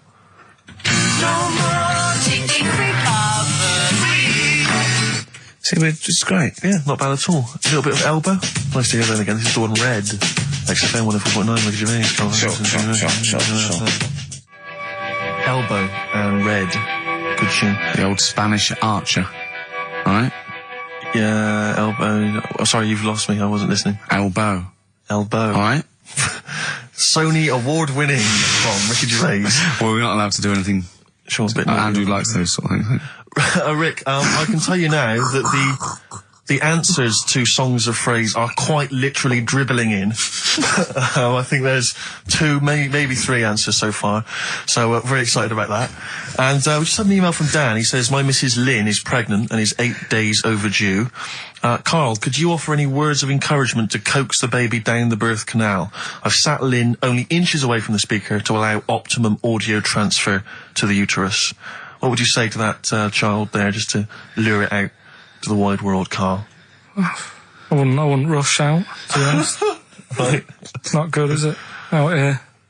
Sure. And I don't really want to talk about kids either, because Suzanne's mate's just had one and now she wants one. Oh, God. Yeah. Please never bring a child into the world, Carl. Promise us that. They just bore me. Have you seen, there's loads of people in the office who have got them now and they've all got baby pictures everywhere. And they're all like, isn't it nice looking? And it's like, no, it's not. They all look the same. Do you know what I mean? All like Mel Smith. Don't they? But it's that theory, actually, right? Do you know how I've said before about babies, right? Yeah. But like little old people. Yeah. There was, no. Another of the great theories. No, the fact that, you're born and you sort of, you got no teeth, you got a little bald head, you can't control your bodily functions and that. Sure. Then you get to like... Sorry, 70. you're describing yourself? Or? Yeah, I was saying, you've got a dangerous No, ground, I'm aren't just you? saying, that's how you're born. Yeah. Then you get to about 70 or whatever. Yeah. All that starts to happen again, doesn't it? Right. Yeah. Now, there was a story in America about, just backing this up again, 70-year-old fella. 70-year-old fella, okay. Little bald head. Yeah. Right? Probably no teeth. And that. Probably, yeah. Nappy and that, right? Yeah, probably, yeah. Goes into... Not 70-year-olds, but pop the old nappy on your 70th birthday, take your teeth out. Goes into an off-licence to get some beer. Doesn't get served because he didn't think he was old enough. Right. Okay. Right, okay. Wait. Carl's back. Wait a minute, No, sorry. okay. So they thought he was a giant baby that had walked into an Forget off-licence. it. Weird, isn't it? Steve, forget it. Carl, please. I Forget need it. Carl to answer. No, that's the story, but it's weird, isn't it? That's Well, what it's I'm not true. saying, it just backed up The my guy story in an again. off-licence thought that a giant baby had waddled A into an 70-year-old off-licence. wrinkled baby in an overcoat, sucking Werther's Original, smoking a pipe and going, I can't believe it, the price is not the same as they were, right, was a small child. Well, Yeah, weird, isn't it? Play a record, you're an idiot. well, what's happening with Songs of Phrase? Forget it. Forget it, No, who as cares? I say, the answers are dribbling in, and Can we run this radio station for a week? Yeah, but the thing is, if we genuinely wanted to do a good job at that, we'd have to fire ourselves straight away. No, do you know what I mean, though? Just to sort out the playlist, let DJs, you know what I mean? Sort out what can be said and what can't. Just for 1 week. Yeah, see if we can give it a bit of, shall we? What would you do? I don't know, does the phrase pissing in the wind mean anything to you? Well, I know, yeah. Well, are we going to even meet this week? Because it's, you know, we've wasted time pre-recording stuff that we can't put out. I don't know if it's worth... He's still on that. He is still on it. I mean, to be honest, I've let it go, but he's still on it. What else is on the list? What list? On the list, I said to you yesterday, let's sit down and have a chat. I threw that away. I thought it was just a piece of crap. You can't say crap. You're saying... You should have bleeped that. I know, why don't you bleep that? Why don't we pre-record the whole show, then we only have to come in once? What do you think of that, Carl? Whatever. Carl. Steve, what are you doing with I seriously think if we put out last week's show, would anyone know? Carl. Play a record. He's driving me mad now, Carl. Carl. Seriously, he's driving me mad. Carl. Press the button. Please. Carl. I'm sick of it. Carl.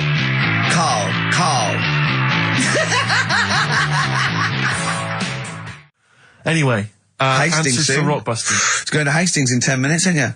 Can't wait. He's looking forward to it. Lovely day. Lovely town. Nice little trip. Chill out, come back refreshed. Monday. Let's do some work.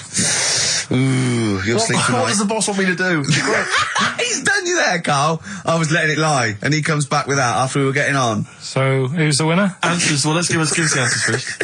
Right, well, This was how it sounded. It's not Rockbusters. I'm calling it Rockbusters because It's all weird. they're all interchangeable in my mind. Right, Paul McCartney, Cheeky Girls, Sugar Babes, Space and Beatles. Okay. Well, Brilliant. You've really, I mean, if you're not interested in it, Carl, seriously, mate. Anyway, we're going to give the prizes, which were pretty good this week, to James Waters from Colchester. Well done to him. He's got them pretty much right. Where's Dickie Anderson? Not heard from Dickie Anders for a long, long time. Because I wanted to, if there's one show I'd wanted to hear, it's this one. Because we've pulled out some of the stops now, haven't we? He's excited because he's going away, so he's putting an extra bit of, Come on, let's play a record. Let's play a tune, then let's come out with Monkey News. Can we have some Monkey News to end with? He's excited. Right, bit of Songs of Phrase next then, yeah? Do you reckon? Really? What's that one? Say in a minute. Right. Well, we got Songs of Phrase, Right, haven't we? Songs of Phrase then. Okay, let's just have a look at the prizes.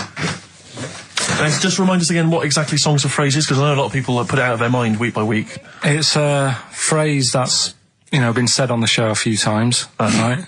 You remember classics, like, what was? We had Hairy Chinese Kid. Yeah, there's this hairy Chinese kid. Stop squeezing my head. Carl, you're an idiot. Carl, you're an idiot. Some classic phrases. Classic phrases. And so you use various old-time songs and you put them all together and that spells out the phrase. Before we play that, let me tell you now, you can win. Look forward to this. What's this? The new album from the Star Spangles. That's called Bazooka. Is that out, is it? Never heard. When's Bazooka out? Never heard of them. The best summer holiday album in the world ever. You've got the treats on there include the Fast Food Rockers and Laz Ketchup. Yeah. I'm waiting for their second single, because I don't know what that's going to be about. Sure. Is it going to be a bit more fast food? Maybe like Pret a Manger? Yeah. Yeah, lovely. This is very good. Yeah, 2-disc set, the best of David Bowie. Inspiral Carpets, the best of them. Still don't know how they spring that over 3 seasons. No idea. Bowie's is one. Yeah. We mentioned it last week, the American Song Poem Anthology. That's kind of a kooky collection of songs. And we've also got a couple of DVDs here. Stephen King's Rose Red. I've never heard of it. Straight to video. Yeah, made for television. Yeah. Will never be seen at the cinema. And I'm sure there's a lot of nerdlingers listening, so they will be loving Richard Dean Anderson in Stargate SG-1. Free inside, there's a collector's card, plus you can win some exclusive memorabilia. Brilliant. So I think a pair of their... Right, all you've got to do is listen to these, 13 songs, probably, to a well-known stupid phrase. It's only seven different songs, right? Well, just get the most you can. Just be rough. Artist or song, it'd do, right? And the phrase is about me dad nicking from telephone boxes. Right. You got to give them a clue, because they've got to know what they're listening for. It's hard enough when you know. Dad is never going to stop robbing from telephone box. Is that it? Yeah. So what are these songs then? Go on in. It doesn't matter that some people don't know what that's about, do they? Doesn't matter. No, they don't. Well, you're found as a thief. Email only. ricky.gervais@xfm.co.uk. Let's hear it. All right.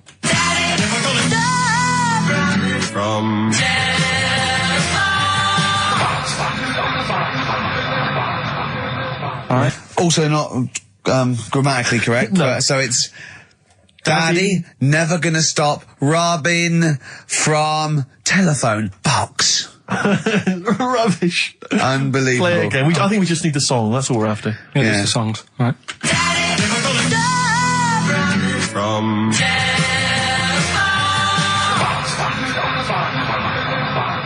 Just again? Well, This is a it must- desperate feature, It isn't it? really is awful. From...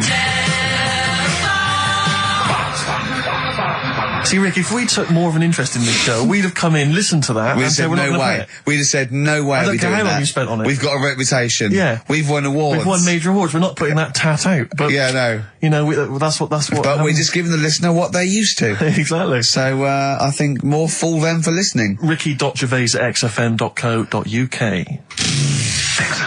Right, listen, songs of phrase answers next. We'll go out of the Well, way. I'll tell you what, play it once more so that people have got a chance to actually enter. Hang on, If you keep can't be talking, bothered. keep talking. Oh, I can't be Should be ready, Carl. This is Right. terrible. Here we go. From... Right. That is the well-known phrase. Daddy's never gonna stop robbing telephone box. The well-known phrase. And we're looking for the songs, I think. I don't care. All right. Well, We were playing earlier songs of phrase. We have had... I mean, the answers I could literally count on the fingers of one hand.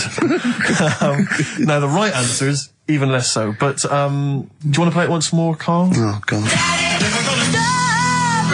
From...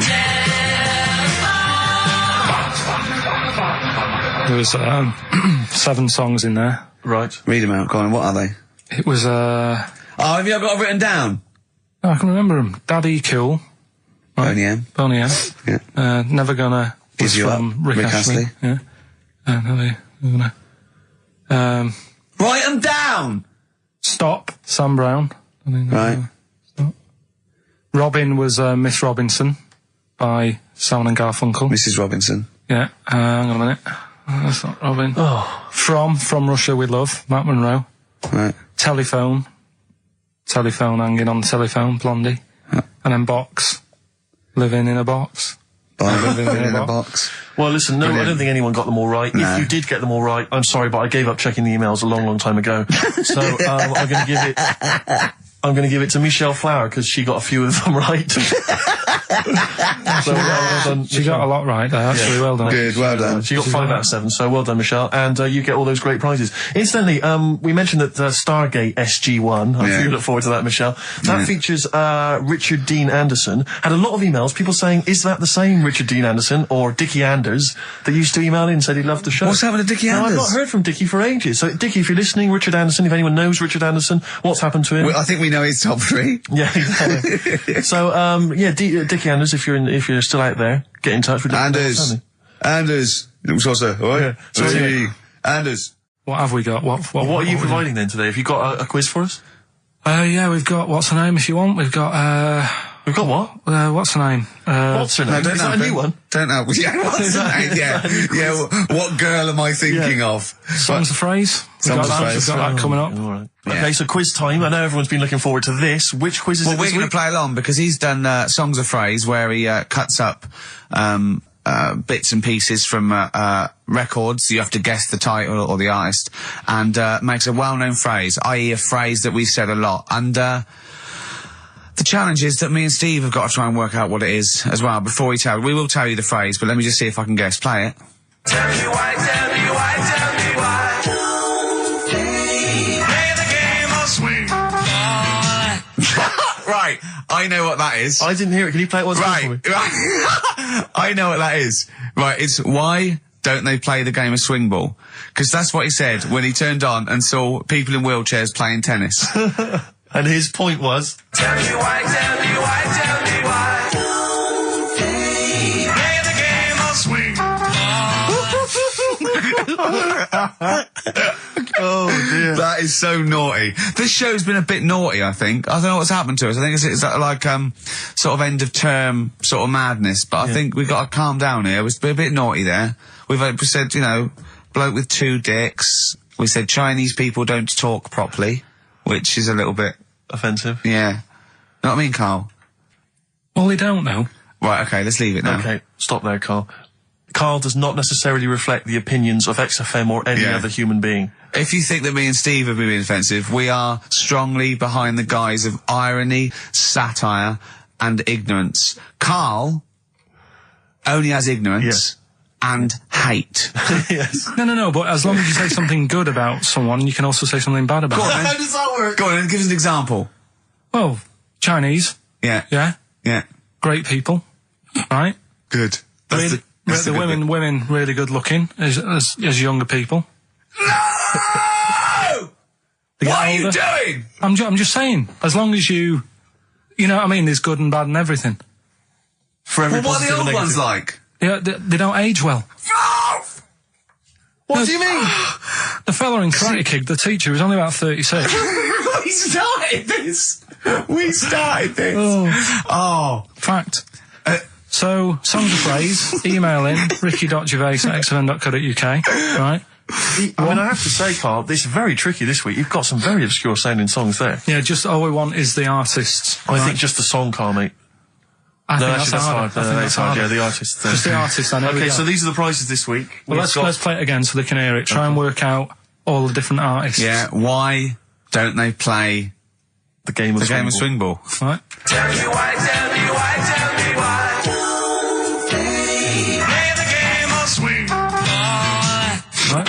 That's tricky. It is tricky. That is tricky. That is good. But there's some great prizes, including, Carl, I can't help but notice, torn from the current, I think today's issue of the Daily Mirror. What, he's giving away a giveaway? It's a free CD from the Daily Mirror, which you can buy it, you spend 30p on the Mirror, you can get this anyway.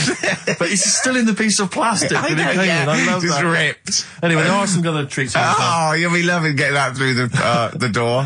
So there's the Jingly Jangly Sound of Summer, Good Vibes, a 2-CD set featuring music from Crowded House, R.E.M., Simon and Garfunkel and the Beach Boys. I'll tell you what, I've thought of another game. We can put Carl's into theory, right? I can tell him a sort of like a person or, a people or a place, right?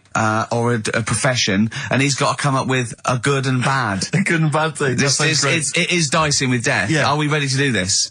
Well, listen, if we're quitting in the next couple of weeks, then who cares? Okay. Good and bad, right? Well, hang on, let me just we're on the prizes here. Alright, okay. So now 55. I know there's a lot of XFM listeners who are going to be looking forward to the likes of S Club 8 and the Fast Food Rockers. They're all on there. I can't wait. What is their second single going to be about?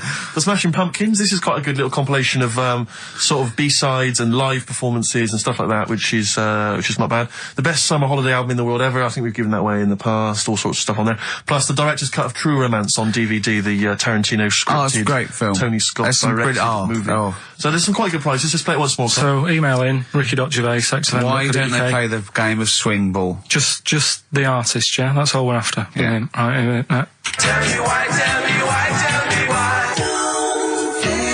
Play the game of swing ball. Very tricky. Brilliant. Very That is tricky. brilliant. Alright, bung the song on now. What? Let's put a song on. Bit of Pharrell Williams. Yes. Good and bad.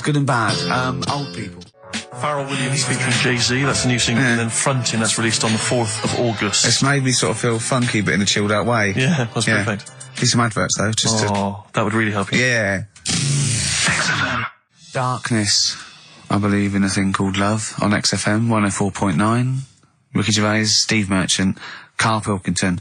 Karl set the ball rolling with songs of phrase. Why don't they play swing ball? Referring, of course, to people in wheelchairs who play tennis, because he was disappointed they weren't getting around the court quickly enough. So why didn't they play swing ball? Yeah. Brilliant. Someone just emailed in saying because if they hit it to the top, they wouldn't be able to reach it to unravel it. Exactly. Which is a good point. Yeah. But I mean, nonetheless, good and bad in people in wheelchairs? Do you want to do that? Good and bad things about people in wheelchairs. Good and bad. Yeah. Suppose. Don't know really. They take up less room in cinemas. They've got their own seat. Good. That's good, is it?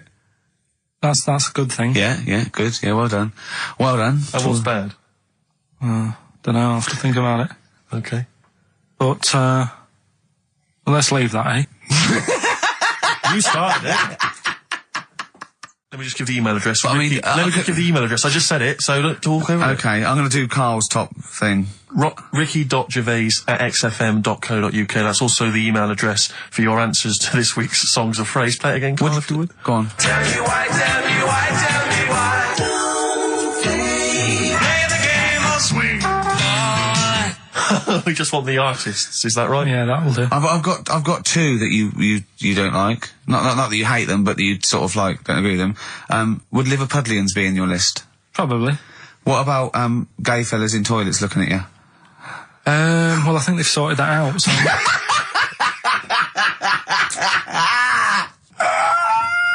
One of the prizes this week in Carl's goodie bag features this song. Play it, Carl. It's the Monkeys. Pleasant Valley Sunday. God.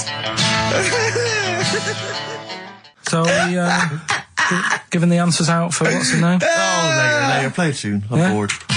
Bit of Snoop Dogg. Oh, play Snoop Doggy Dogg from 1993. And What's My Name? Long time ago.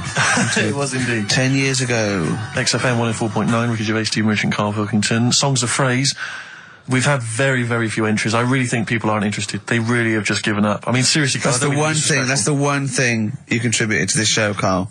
And it's the weak link, I think. Missing link. In the chain. The missing link. Oh, do you reckon there is one, Carl? Do you reckon they'll ever find the missing link? Wandering around Manchester. Wait a minute, Carl. The stats then. Let's have the answers, if we can. Right, it was Well, let's specials. play it once more. All right. Tell me why, tell me why, tell me why. Special. Yep. Jermaine Jackson. Play the game of swing. Right, it was Play the Game of Love. I think that was Wayne Fontana and the Mindbenders. Right, you think, but you're not sure. Louis Armstrong was the Don't Mean a Thing if it ain't got that swing. Mm-hmm. Yeah. And Queen, Don't Stop Me Now, We're Having a Good Time. And that. We're having a ball. We're having a ball. Yeah. Well, I mean, considering you yourself weren't entirely clear, I think it's only fair to give it to Paul Brown, who got some of the answers right. PB, you are getting those prizes. Well, they are on their way They're to you winging their now. way to you. Silence is easy. Star Sailor on XFM 104.9. Right, it's the quiz of the week. If you want to go out and do some shopping, this is probably a good time. And come back again for about 1:15. But don't forget, what I will say is, even though these clues, we're going to do songs of phrase, by the way, where Carl picks out a phrase that he might have said once, tries to find words from songs to put it together. You've got to guess as many as you can, song or artist, I can't remember. But even though you might look at it and go, that's mental, I don't know any of them, you might win if you get two right. I mean, I think the winner last week got about 3 out of 3 Well, or I have 7. to be honest with you. I mean, last week, Rockbusters, surprisingly, was a very, very popular quiz. Yeah. It just happened to be awful. Yeah. This one is pitiful. I mean, it's truly atrocious. Yeah. And it really doesn't even have a fan base. I mean, there's no one championing this one, Carl. Last week, seriously, mate, I got about Carl's face. 7 or 8 replies. Oh, God, that's terrible. That was like when you told a kid that you couldn't afford a Christmas present this year. Look at his face. Yeah, he is a bit distraught. Carl, I suppose it's like Chris Evans' face when they said they were cancelling Girls and Boys. It's like, look, but I can come up with great TV game shows like that. No, you can't, Chris. Not anymore. Oh, his little glasses slid down his nose. I'm the guy who don't forget your toothbrush. Yeah. What was that money you owe me? No, you owe us. Oh, believe it. All right. So, will I just play it to you and Whatever, you Carl. try and work out what the phrase is? Sorry, it's a phrase that might have once been uttered on this show. It was said last week. Oh, right. All right, okay, brilliant. All right. Here we go. I know you're just 16, but looking all of 21.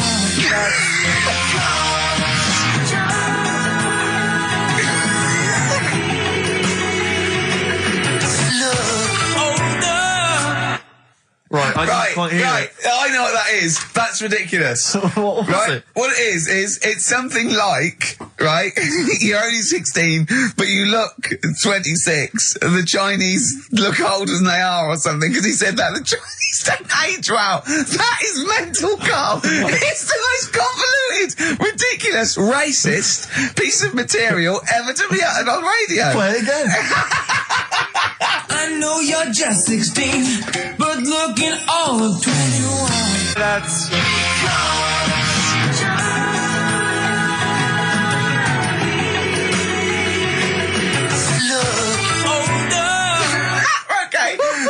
16 and looking all 21, that's because the Chinese look older.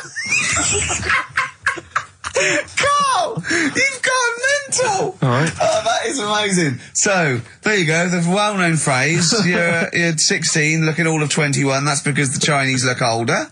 Well-known phrase there, sweeping the nation.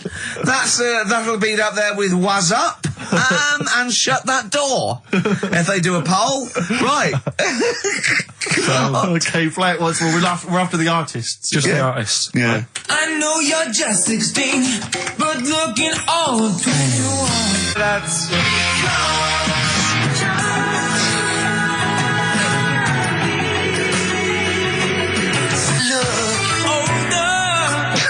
Unbelievable. All right, let me tell you what the prizes are. We've got, I assume this is the new album from Mower. Everyone's going crazy for Mower. I've not heard people stop talking about Mower. But there it is. We got the new album from the Webb Brothers, which might be quite good. The Polyphonic Spree album, the best dance album in the world ever, which is ideal perhaps if you're having a barbecue and you've got lots of 8-year-old children coming. The Polyphonic Spree, I look at them and I think, well, you know, you're a pretty good band, but if that album sounds like $1 million, you're going to make that 40 quid each. I know, it's extraordinary. I mean... They're the sort of indie equivalent of the So Solid crew. Yeah, you're not going to make any money. The manager's getting 20%. Exactly, yeah. And also on DVD, Red Dwarf Series 1. So, some absolutely barnstorming places. And if you can identify what artist to use in this well-known racist phrase, that's because the Chinese look older. Play it once more, Carl. One more time. I know you're just 16, but looking all of 21. That's...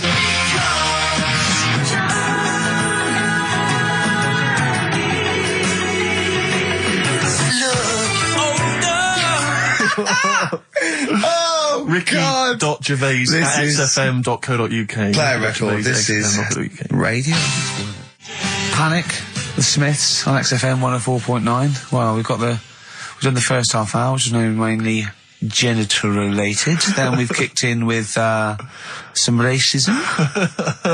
You have to guess what artist. It seems just a couple of emails just to update you on what's coming in here. Go on. Natasha has emailed us. She says that she's of Chinese origin, and at 27 she often got mistaken for 24.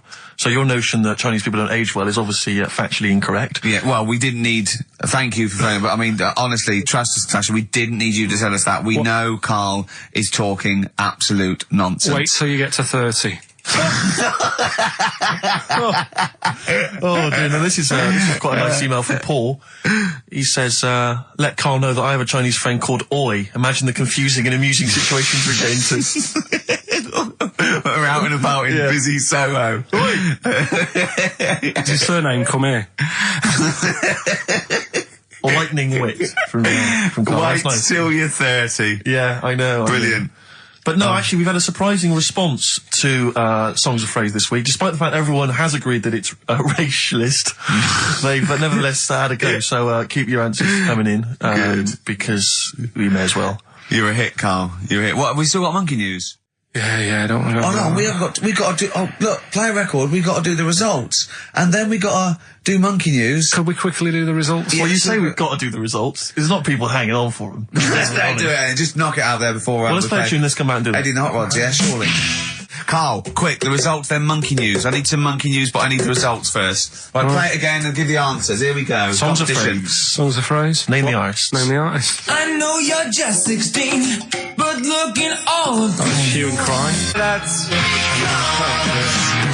Who's that? Hang on.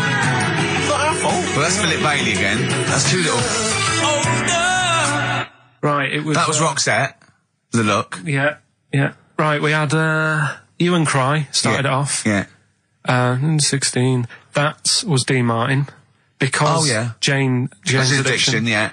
Because Cars. Yeah. Chinese Philip Bailey. Philip Bailey, that's second outing he's had. Last one we used him for Chinese, where there was this hairy Chinese kid. He's never got so many royalties being used in racist game shows. Brilliant. Then Roxette and finishing with George Michael. Oh dear. So brilliant. Right. Who's the winner? Well, the winner, actually, it looks to me like he's got all of them here, from Bognor Regis. It's Stuart Birch. Well done, Stuart, and you get that bag of tat. Bognor Regis. Yep. Oh, just need his takes address. me back as well. Yeah, if you just email in your address, Stuart, and you can have those goodies. If you're not interested, don't bother. Do you want to set up Songs of Phrase? Yeah. Oh, God. If you've not heard the show before... I thought we weren't doing this week. I thought we weren't. No, we'll do it once, right? And then next week's the last one, so we'll do Rockbusters. That might be the last one ever, depending on whether Karl decides to come back in October or not. I'm bored of it. I told you I'm bored of it. Why are you bored with it? I get bored quick with stuff. Yeah. I told Suzanne the other night, and look, she was. I haven't got rid of her yet. She's... Do you know what I mean? Things... Did you put on a soft music, though, first, didn't you? You didn't just, like, start getting that right... You know you're a very lucky girl. Sorry? Well, I usually get bored with you and that. Yeah.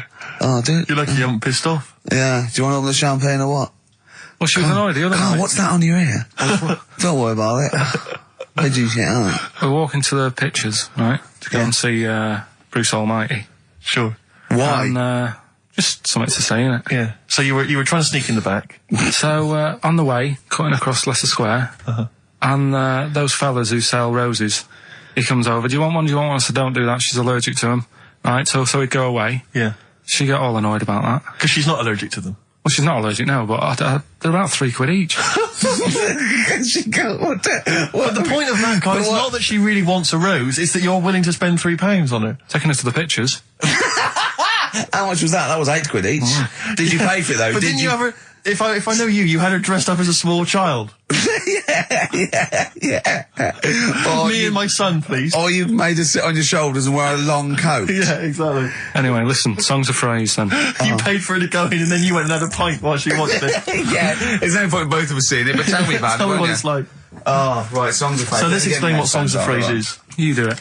Okay. Oh, really?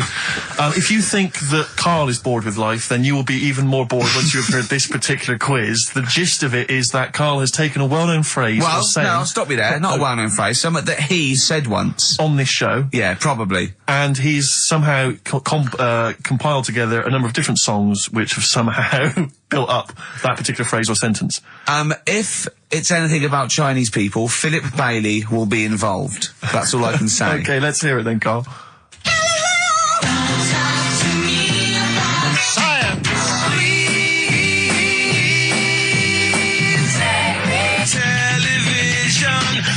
Right. Alright, I don't know what that is. I don't know what that was. This is appalling. I don't know This is what appalling. that is.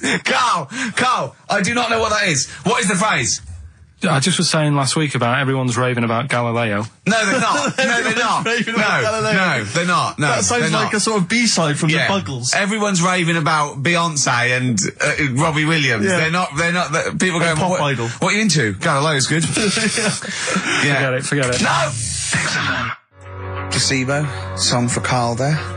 That's Special Needs on XFM 104.9. I'm Ricky Gervais with me, Steve Merchant. Karl Pilkington. We were doing Songs of Phrase. Oh yeah, I forgot about that. Yeah. Oh god. So what is this phrase? What is the phrase, Karl? Last week we were talking about Galileo. Right. And I just was saying, years ago, I can't remember now, when was it? When was he doing his thing? End of the 16th century, I think. Right. And he was messing about, trying to find out about speed of light or something, is it? No, he did lots of stuff, Galileo. All I was saying is, Gravity, back then, yeah, surely yeah. everyone was saying, stop messing with that, make us a telly. You know what I mean? There was other things that people would have been happier with. Sure. Back then. Like they didn't So have. the phrase exactly is what? The well-known phrase is what? Galileo, it goes like this, doesn't it?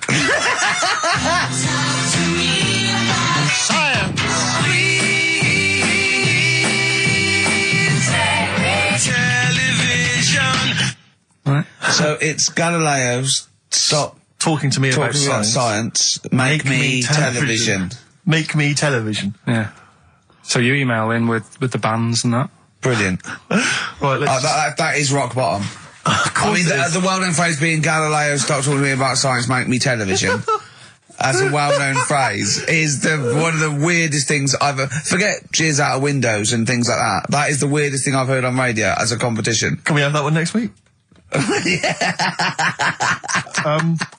Okay, well here are the prizes. If you think, Rick, if you think the quiz has hit rock bottom, wait till I tell you these prizes. No, brilliant. I know that we're very much pushing new music on XFM, and it's an alternative music station, so you'll be pleased that we're giving away now That's What I Call Music 55, featuring the likes of Busted and Daniel Bedingfield. Brilliant. You really know how to cater to our audience, don't you? The best dance album in the world, that includes DJ Sammy, Scooter, and Liberty X on there. So look forward to that. Yeah. This is not so bad. Nick Cave and the Bad Seeds, a live DVD of a, a performance, and some, pardon me again, but, anyway. That basically sums up the prizes. So, I won't tell you the rest, they're all monotonous. But, anyway, I think those crisps, Rick, have gone down the wrong way. Although I was eating goulash earlier. Sorry. I'm fine. So anyway, yeah, that's some of the prizes. And you can win some tat. So if you can identify these artists. The well-known phrase, Galileo, start talking to me about science, make me television.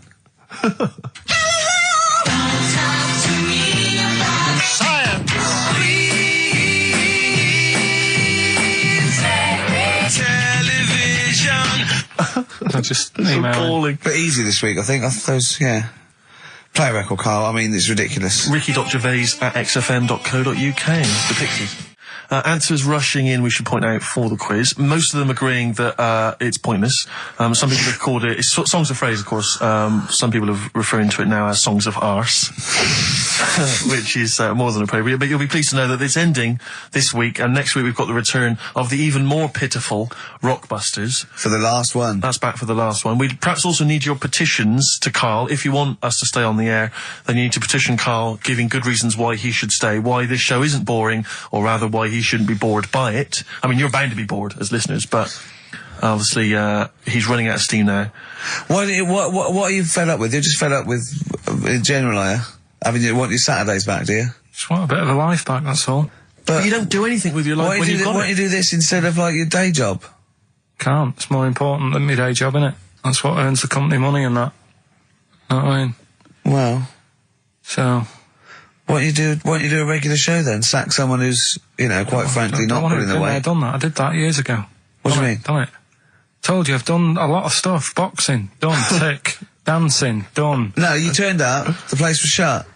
Yeah, but... Dancing? When did you do dancing? That's when he went and said, I want to do dancing, and he went along to the place, and it was shut, and that was it. And he said, I didn't do it anymore. That's not doing it, is it? Boxing, he had a fight with one lad, then the lad beat him up, and he didn't go again.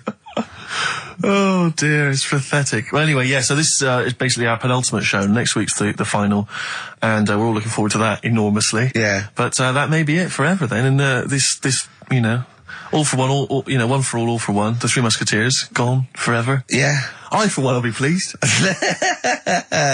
Oh, I have to get some of these taped, because I like coming in and sort of, you know... Incidentally, Rick, don't be afraid to nick as many CDs as you see fit on that last show. People have already nicked them. No, I know, but just take whatever you want. If that 4 Non-Blondes is still there, isn't it? I think it's still there. Because I don't want that to be nicked. Yeah. And I've got a feeling, because I don't think there's any Smiths in the library, but there's quite a lot of Gina G. Really? What? What was that sigh for? Nothing. What? Ooh. Play a record. Monkey News is on the way, plus the results. This isn't radio. You've got to keep talking or playing music. Play some music? Yeah. I was going to say the winner. I don't think anyone cares. Oh, come on. Someone got all of them, didn't they? Well, okay, play it again then. This was Songs of Phrase. You did this. The well-known phrase is Galileo, stop talking about science, make me television.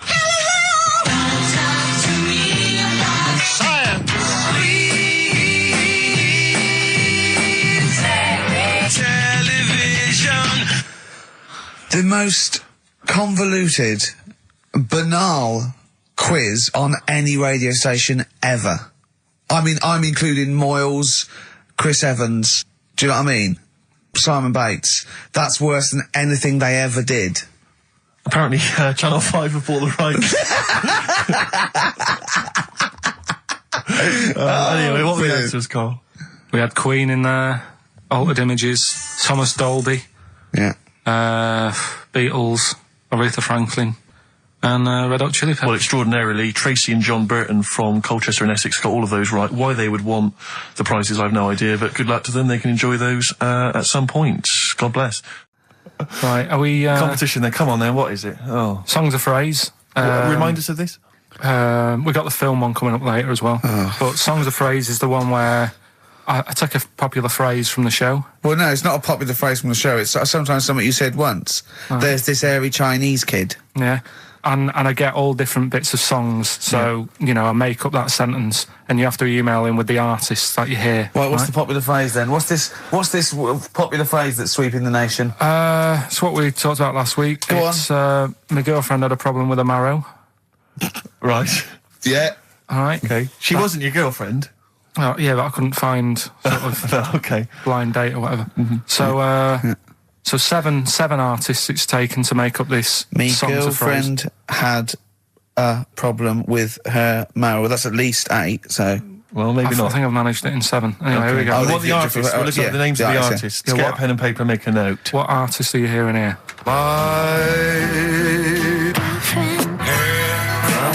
With her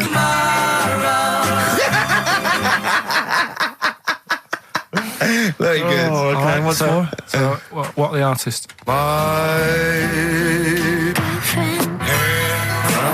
with her My girlfriend had a problem with her marrow. We want the names of the artists. What can we win, Carl? Just can I just recap that story? Girl can't went on a blind date. But when he found out that this girl had some sort of bone marrow problem, he said he didn't want to see her anymore. What's the point in getting to know someone that's going to die? Yeah. So that's what you're dealing with. That is what you're dealing with Karl Pilkington. Would you buy a car with a Duff engine? It's a fair point. Ricky.Gervais at xfm.co.uk. Don't steal our son. The Thrills on XFM 104.9. I'm Ricky Gervais, with me Steve Merchant. Over there, Karl Pilkington, the man who believes anything. Anyway, listen, we better get back to the competition. I'm worried that we've lost sight of that competition, because I'm not going to lie to you, we've had no entries whatsoever so far. I can't believe that, because I actually got up most of those. That's actually a more accessible one. I think I know all the artists, and I'm stuck on Girlfriend, but I think I might know who that is. Let's hear it again. I'm surprised.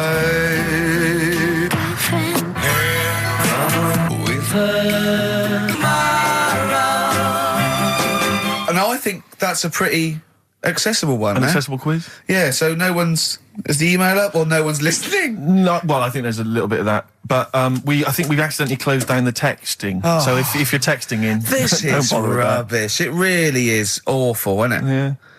Just play it again. Hang on a minute.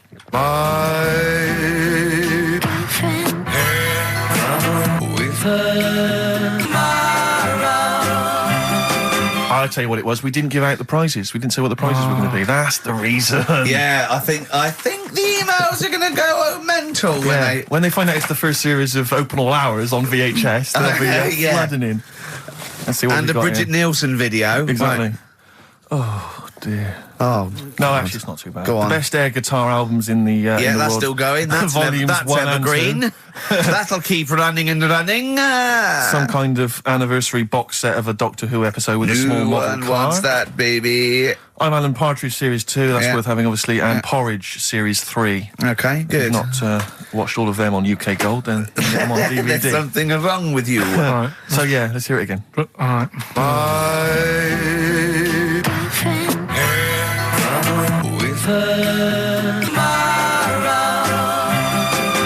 Just name the artist. That's all we want. Just Yeah. the artist. Ricky.Gervais at xfm.co.uk. Play record. Right, Adams. Yeah. Yeah. Oh, this is absolutely fantastic. His version of Wonderwall. If you've not heard it Beautiful. yet, you'll be loving it. You'll be loving this. Carl, have we got the results? Yeah. Go on then. What are they? Play it Songs again. of Let's play it Phrase. again then. Okay, Songs this of was Phrase. the phrase. It's These were the rubbish. songs.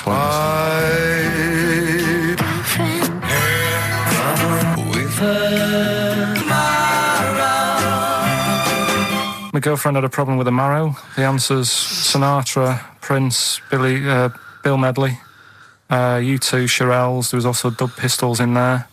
No No one got all of them, Carl, obviously. But we'll give it to Mark Cantan. He got, what did he get, about 6 or something. Yeah. Well done, he's from Dublin, Good. so that's nice. Well done. Listening over there, the Irish. Yeah. It's good, isn't it? Looking forward to Christmas. Loving it. I'm always a big fan of Christmas, actually. Yeah, no, I'm not a bah humbug type. It's not far now, is it? It's this month now. Is it? Is it? Are we in Is it December? the 1st? Yeah. Jeez. Yeah. Jeez. Jesus. Yeah. Brilliant. I was quite excited because this week I think it was this week in the papers, The Sun, and I think all the other papers actually, had the first of the kind of giveaway TV supplements that comes out listing all the shows that are on. But what about when they bring them out this early, is you open it and it's like, you think, I want to see what films are on and stuff, and you go through it, and it just, about half of the listings are to be confirmed. To be confirmed. It's an utter waste of time. Yeah. And it's like, who is planning their film and TV watching this early? Yeah. It's a little bit early to be worrying about 3 weeks in advance going, but I better not make any... Well, unless it's like an amazing thing on telly. Or you know... Are you coming to a party? We got one Friday 29th. I don't know, I'm going to watch something on the TV. There's a good film. What is it? Not been confirmed yet. It's to be confirmed, but I can just, say this, I won't be at the party. Yeah. Yeah. It's strange. But I remember when I was little, my sister used to work in W.H. Smith's, and she used to come home like every Thursday. She'd been paid, big bag of sweets for me, and the TV times. The TV times, of course, because you're working class. Sort of. TV times. The radio times for a classier, middle class gentleman like myself. But the bumper edition at Christmas, it's like 2 weeks of telly. She sit down, like that Thursday night, sit down with my sweets, and we tick off all the things we were going to watch over the next 2 weeks. Didn't happen, did it? Because I was squeaking around, hyperactive, making people play with toys, stuff, and not watching telly, really. I bet but if you watched any telly, it'd have been really rubbish stuff. The whole family was like, I imagine probably Dennis Norden's Laughter File, Volume 12, or whatever it is. I don't think even Dennis Norden was going there. Whereas you see, we in our house, of course, we'd just switch off the TV and we'd perhaps just listen, to a concerto on Radio 3. Ooh, yeah, we weren't allowed to turn the telly off. The Christmas ads have come on, I noticed.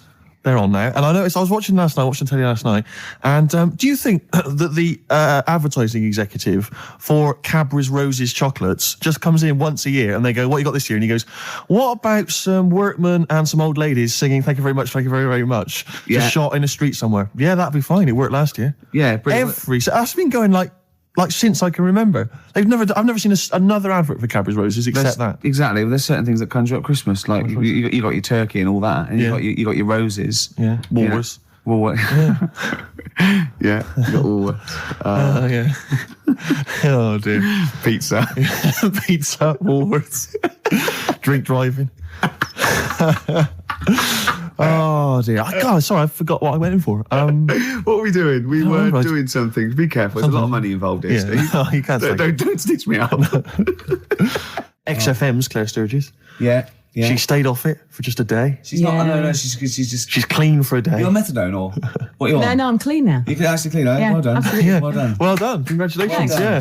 Clean for Christmas. Oh, that's beautiful. You're still thieving though, aren't you? Still thieving. Just can't lose the thieving. But at least the money now goes on like 40 Benson as opposed to a little £5 starter pack. It's lovely. Yeah. Nice, sweet. Right. Okay. It's nice to see a little miracle for Christmas, Rick. It's beautiful. It's lovely. Yeah. Yeah. I'm already in the Christmas mood. Are you in the Christmas mood? The thing is, right, what she's still got left over from it, and these are the scars and the reminders of your smackhead thieving dad. Are those little homemade tattoos on her face? Exactly. That she did with a pin. Yeah, she looks like Seal. And some quink. Exactly. Yeah. Oh, but no, Merry Christmas to you, Claire. Yeah. Merry Christmas. Thank you, Merry Christmas. You're still living in the projects. Yeah. It is one of those little She's miracles. still keeping it real. She's It's like wonderful. little tiny Tim. I tell you what, she's a bit like Jesus Christ. In a way, yeah. In a That's way. blasphemous. Please play a record, Claire. Anyway, it's Christmas. Let's not disrespect each other. Let's be cheery. Yeah. Can I tell Sturgis what you got your family for Christmas last year? I just remembered when I was outside. Please. It was a joy because Gervais is a generous man.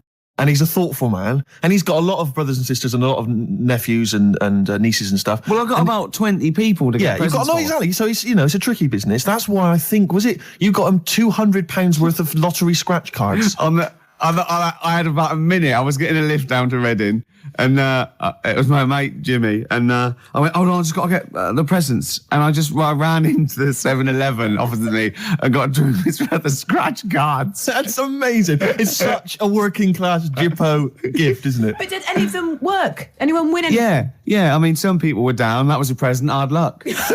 That's the risk you take when you accept this present. Some people were up £70. So they had a great Christmas. Let's bear in mind that there's like some children who are like 7 or 8, scratching off scratch cards. They got to be 18 to claim them. And just the rest of your family sort of, I can imagine, just wrestling them off. You can't claim it anyway. It's not off. No, have I won? No. No, you haven't. No. I've got 3 dumbbells. It's 3 the same. You don't get anything for that. Not in this game. Unlucky. Are you going to do that again this year? Maybe, yeah. Christmas. We were talking about Christmas. Yeah.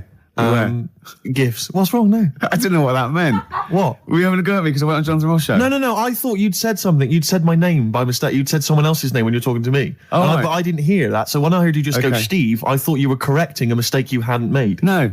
Exactly. No. Okay. All right. You see? Blunder. What did you call me? Fatty.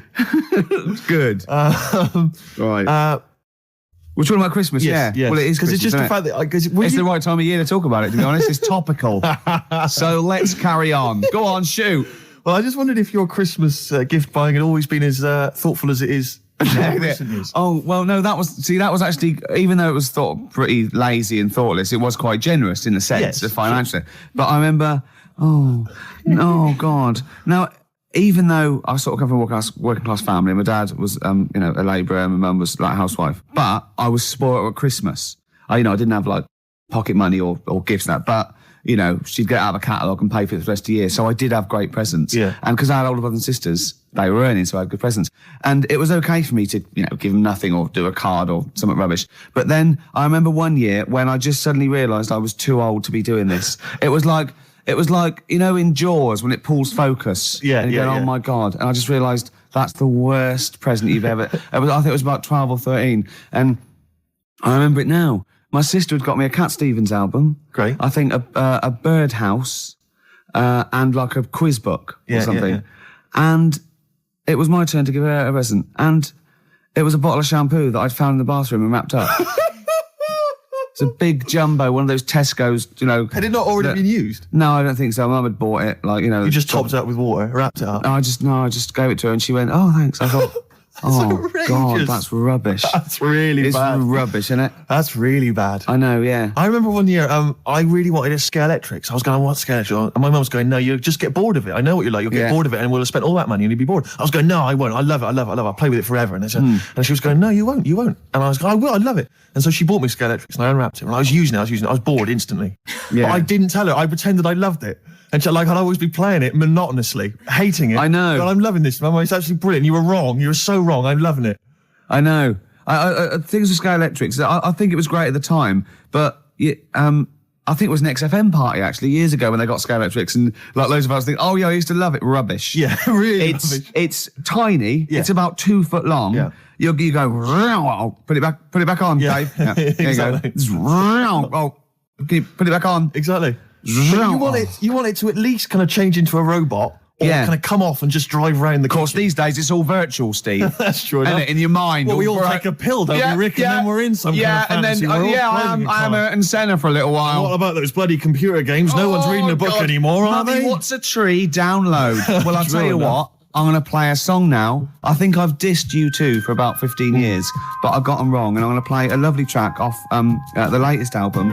It's the last track on the album, Ground Beneath Her Feet. It's from All You Can't Leave Behind. Beautiful song. And I think it's one of their greatest works. Steve Taylor, the man with the knowledge. Come in. Hey. All right. Christmas to It's like Steve Wright and his posse. All right, Merry Christmas. Hi. Hi. Tell us, are you a great ladies man? Were you a great ladies man before you were married? It's not something I talk about. I'm married now. Because he's sort of like got a little shaved head and he's got a beard and it's exactly the same colour, sort of ginger hair. He looks like a tennis ball. It's just hair, exactly the same length, all over his face and head. No reason for me to come in was that abuse was happening without me here. Yeah, I know. And now I've come in, you just continue. But say hello, so it's with your blessing him. I think we're nice. Say Merry Christmas. Hi, Merry Christmas, all listeners. See, you're on at 5 o'clock, aren't you?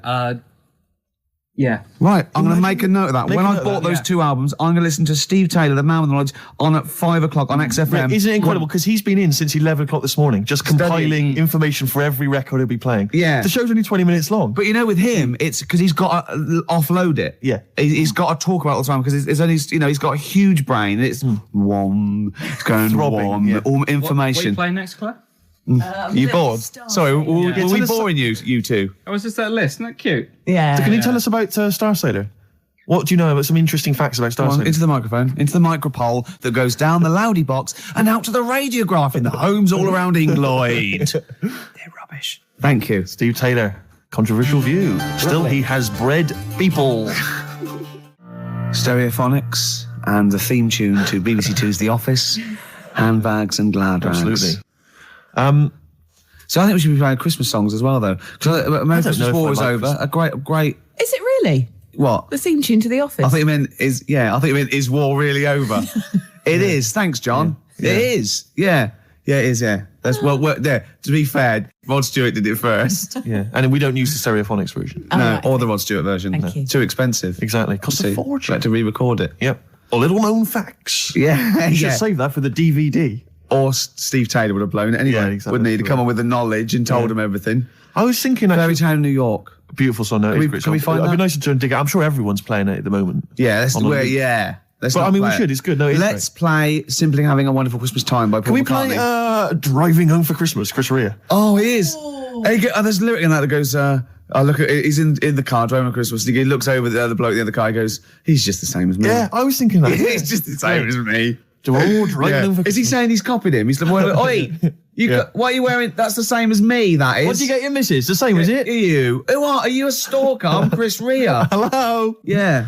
Going back to Newcastle. Exactly. Are they talking it? Is that where he's from? Yeah. Is it Middlesbrough or Newcastle or? Great. I'm loving this, Steve. Yeah, no, it's Nearly great. Christmas. I had a couple of chocolates there, didn't I? Oh, the yeah. purple ones in roses. Very much like the Quality Street one, the hazelnut and the toffee. Yeah. But get me in the mood. Now, I know if you're a fan like me, you love the roast dinner. Oh. We love the roast dinner. But the Uber roast dinner is the Christmas dinner.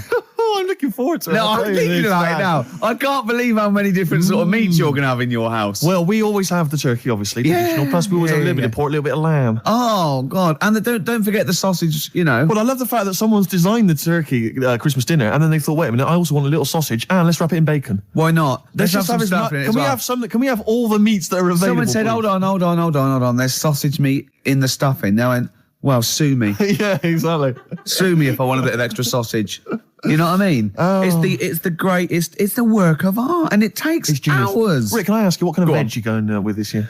Veg, well, I just love the roast potato. I mean, people have tried to sneak in the Brussels Because you sprout. don't eat vegetables or anything I try green, do you? not to eat. Parsnips. I love parsnips, but when they're crisp and crunchy, like a trendy crisp Yes. in a wine bar. I love it when yeah. Yeah, Oh, I that's love that. We'll be having carrots. We'll be having leeks. We'll be having Brussels, obviously. Yeah. Brussels. Yeah. And my mum will always throw in a little bit of something crazy. Maybe there'll be a little bit of red cabbage, something wild, something exotic, or something Vim, continental. or a used condom. To be quite honest, I think she's mental, your mother. She's But, got to stop that. But who knows? Any kind of treats. And I love the fact about the Christmas dinner is that people are taking weeks, years planning it. I know. They take, yeah. they months going to dig up defrost. Did it? Have you told? Could you talk about your grandparents? Well, my grandparents, of course. The thing about my grandparents, I have mentioned this before. Yeah, I don't. I Think love I this. think they've got about 3 teeth between them.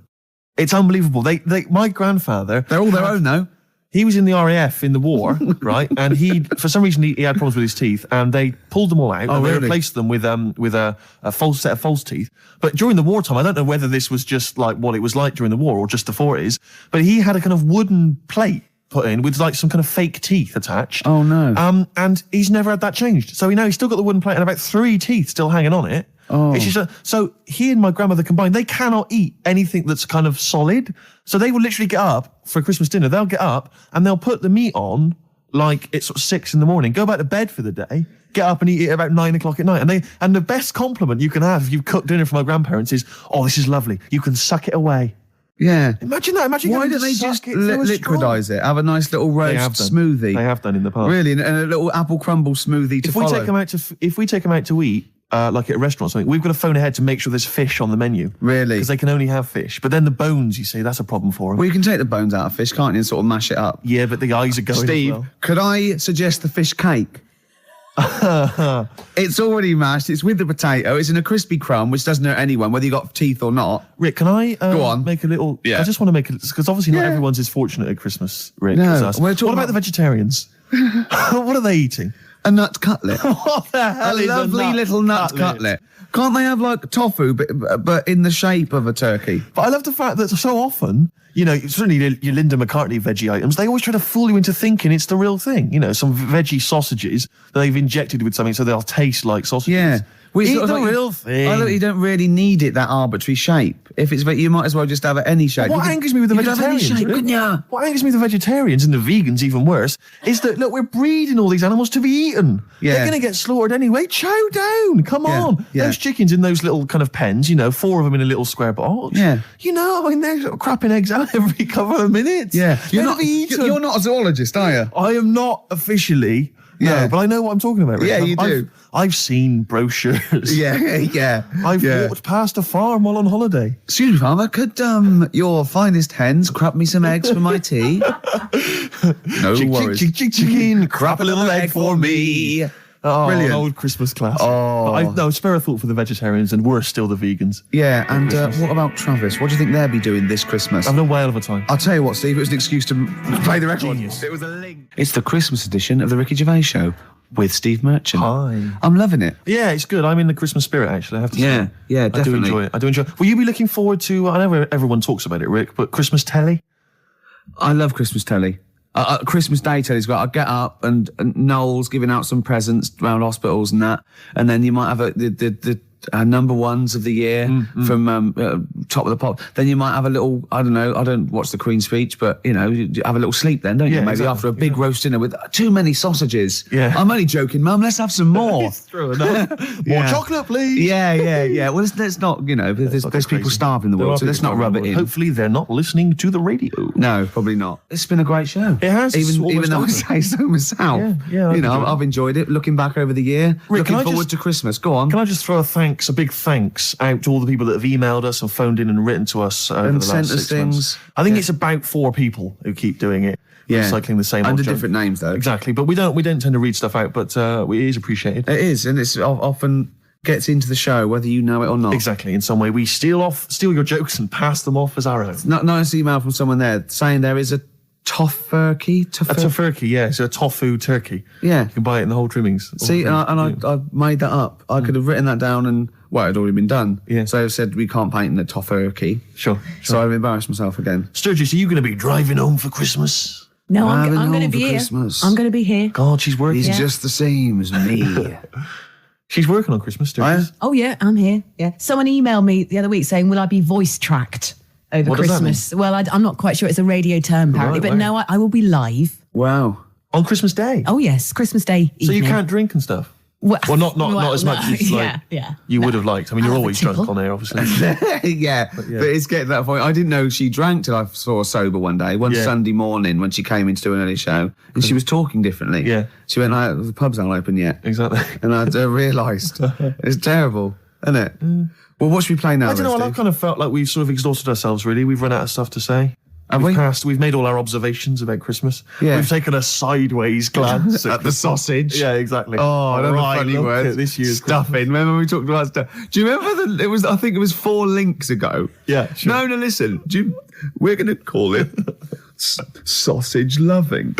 And we talked about all the different things you have on a plate and that. And we started off with like turkey. And then we went, go on, I'm just trying to remember some of the amusing bloopers that took place over the course of. Do you remember when you didn't make it back in time for the link and you were making tea? I was making tea. That was a oh classic, God! What was that one when I think you said something like that was a white stripes. He's going to Exactly. say the word wrong or Yeah, something. yeah. Oh God! Oh, if you're one of those. Oh, this is great. I'll tell you what. I'd like to play a record because I'd like to talk about this link later. Yeah. Should we play a record? Yeah, well, let's look back on it, amusingly, like I Love 1980. oh, Let's do that in a God. second. So I'll play a song for the ladies, final one of the year. And it's a song which I did play a long time ago, and it's absolutely beautiful. It's from Nick Cave's album. What was it called again? I think it was called No More Shall We Part. And it's an absolutely magnificent I'm just track. remembering the last time you played it. I know. It was brilliant because you introduced it, and then I think it was Carl Press the who button. played it, and we listened to it. Were we playing Buckaroo or eating Curly Whirlies at the time? I can't remember. I was on a space opera. Oh. Nick Cave and the Bad Seeds, Love Letter. Beautiful song. Absolutely beautiful. Well, I'm loving this, but we've got to go soon. Sadly, the clock has beaten us, Rick. But it's the last track that we're going to play this year. It's a lovely track. It starts off with a little bit of jingle bells at the beginning, a little bit of tribute on the piano. It's Joni Mitchell and The River. Enjoy. We won't be back next week, will we? Or the week after? No, we're back on We're the off for 2 12th. weeks. Yeah. Right, guys, I've got some back timing to do now, Right. so you've got 20 seconds, yeah? Okay. Well, that was Jo. She's getting a bit grumpy, isn't she? No, I'm back timing to the football. Back time. Yeah, she's yeah. You've now got 15 seconds. This is Christmassy, cold turkey, mate. Yeah, exactly. That was Jodie 10 Mitchell seconds. and the River. Thanks for listening, everybody. I hope you enjoy the shows. Don't take anything to say too seriously. We haven't offended anyone. We love the homeless and fat birds, don't we? Love them. And Merry just- Christmas to you, Rick. Merry Christmas to you. Happy Christmas. Yeah, Christmas Eve. Yeah. Happy Christmas She Eve. needs her fix. She needs her you. fix. She's all grumpy. You have a good Christmas? Yeah, you? Yep. Carl? Yeah, it's alright. Lovely. Okay, let's crack on. Good. I went on holiday after Christmas, yeah. And so did our mutual friend, Phil Bowker. Yeah, good man. He was in Lanzarote and he told me one of the funny... I don't know if I can tell this on the radio. I'll have to say the C word. I'll just go... It's in a sentence, so I just go, you, see, when it comes, and you'll know that he's saying the terrible word. Just, didn't want to ruin the anecdote. Anyway, they're walking along one evening in Lanzarote, and there's lots of Brits there, apparently, and Phil overhears a sort of married couple arguing. They're having to go home a bit early, and she's saying to him, she went, for Christ's sake, every time we come out drinking, you always shit yourself. Right? Wow. Always, not once. So he's going, I've told you, he said, it's not the drink, it's the weather. She went, the weather. You'll be blaming the food next, you see. I don't think they should have got married. Wow. Or mate, when did you think the shooting itself started? Must have been after the marriage, because if you're courting, and you go, went out with, Derek again, did you last night? Yeah, how was it? The evening was lovely, the meal was nice, but he shot himself. Again. That's 5 dates, 5 different heaps of shit. But I think I can change him. I think I can change him, yeah. It must have happened after the marrying. Or he just might have think, oh God, or he's got to that age where I think, look, I'll just empty it when I get home. Yeah. I'm not going to keep going up and going to the toilet, It's the ice that does it. Yeah, Carl is right, I think. It is the ice. What do you mean? People forget, they say, oh, don't drink the water when you're on holiday, and they don't. They drink, they buy Evian and stuff. Oh, I see. They forget about the ice. The ice cubes, you're right, in a bar. Made from tap water. And that can do it, can it? Yeah. But what she said every time you're drinking, didn't she? I assume that she wasn't drinking ice then. Yeah. I mean, why is it just happened to him? Let's be honest, everyone that goes on holiday doesn't end up crapping themselves. Yeah, they usually make it to a toilet. He does it every time he drinks, doesn't he? Yeah, well, apparently. Just don't let him carry the baguettes. He's good, isn't he? Oh, Carl comes out with something. He does now and again, High doesn't five, he? Carl. That was sweet, man. Yeah, nice one. Yeah, respect you. Ladies and gentlemen, will you please welcome to the stage, the scaffold. Oh, the scaffold. Do you remember the scaffold, Carl? You picked the lead singer looks a bit like him. But you know whose brother that is in the scaffold, don't you? Mike McGear. Do you know whose brother that is? What? Do you remember the The scaffold? They did, Yeah, I remember we'll the drink a drink, to Lily the Pink, the And Pink, the didn't they Pink, do the that Pink, oh, the the Roses human advert? Yeah, thank you very much for the entry, Ian. Do you know whose brother that is? Whose brother? The lead singer? No, the Mike McGear in it. Sort of one of the main men in it. He's one of the songwriters in Yeah. No, the I don't. scaffold. Paul McCartney. Is he? Yeah, I didn't realise that. yeah, that's Paul McCartney's brother. Think of that when they go home for Christmas. So I think Lily the Pink was what, about 1970? Yeah. It was number 1, wasn't it? Christmas number 1. Yeah, big number 1, yeah. I don't know if it was Christmas number 1. Two Little Boys was 1969, last... No, it definitely was number 1. Yeah, but I don't know if it was The scaffold Christmas was. number 1. It was, because I remember I did it in Really? Sundays, yeah. Yeah. Wow. So they go home at Christmas and Mrs. McCartney goes, all right, boys, how are you, Paul? How are you doing? I'm just starting a new band called Wings. Yeah, oh, yeah, so this is Linda. All right, don't forget, sit down. Mike, what are you doing? Just had number 1. Brilliant, round of applause. How many number 1s do you have, Paul? 19. Still. We know what we like, don't we? We'll drink, the human race. Paul goes, wow, if you want to. The long and winding... Boring. We'll drink, Wow. Linda, do you want to be in the scaffold? We're probably going to go on tour and stuff. I know you love it. Well, I quite like it. Yeah, we'll drink. You're not going to be in Wings if you're going to play with him. Well, I got make a tricky decision. I mean, that's a great song. Everyone's loving it. It's Christmas number 1. What are you doing eating his bacon? Well, I love it. You don't eat bacon? Yeah, but I love the music. He's a great Stop guy. it. What are you doing? Well, I just, I love the music. We'll drink, No. No, you don't. Yesterday, all my troubles seem so... Oh, Thank you very much for that. Ain't tree iron. Imagine that, because imagine them going, well, you've had 19 number ones. I mean, you know, it can be around time. Yeah, if you stay like this with the scaffold, I'm going to rule the 70s. Yeah, if things that carry on going like they're going now, the scaffold, ladies and gentlemen, will you please welcome to the stage, Beck. Oh, nice one. Well, I tell you, you know, I'm going to have to use kind of euphemisms here to tell this story, but when I was at school, I learned, you know, the stronger version, it's not the same word, but it's very similar with one letter changed. I'm going to use twit. Yeah. You know the word I'm thinking of? Yeah. But I'm going to use the word twit to replace it, right? And I went round... Do you think that's twat? Yeah. All right. That's what I'm thinking of. And, so can I say it? Am I allowed to say it? No, it's weird, though, because some people from Cornwall use that like saying twit. So, if people listen in Cornwall... Do you know what a twit is? A pregnant goldfish. Well, I learned the stronger version of twit. Yeah. Twat. For those that aren't sure. I learned this in school when I was like 10 or whatever, and I didn't know what it meant. I thought it was just a stronger version of twit. Yeah. I thought it was just if you were really annoyed with someone because they were a real twit. Because A is worse than I. Exactly, apparently. So, you know, Carl would be a twit. And so I started using this at home because I didn't realise what it meant. I started using this at home. Oh, you twit, you're a twit. And saying it to my dad, you're a twit, you know, but not saying twit. Yeah. And my dad didn't know what it meant either. That's great. I can believe. So he started using it as well, right? So then we'd be driving in the car. He'd be saying to my mum, "You stupid twit." Say this to my mum, "You don't pull over. You're going to bum it, you twat." Saying this. Then I learned at school from Mark Johnson what it really meant. Yeah. Stopped using it. Obviously, finding out it was quite an offensive word. Yeah. I didn't want to bring it up to my dad. I didn't want to sit my dad down and say, "Dad, you know that word we've been saying? Yeah. You know what it means?" So now, to this day, I've never brought it up with him. So we'll be driving, you know, I go in for Christmas, we'll be driving around, he'll be calling my mum that word. Left, right and centre. I think she knows. I think she's just embarrassed. Or she's just upset and she knows what it means. She goes, "Why does he keep calling me this terrible word?"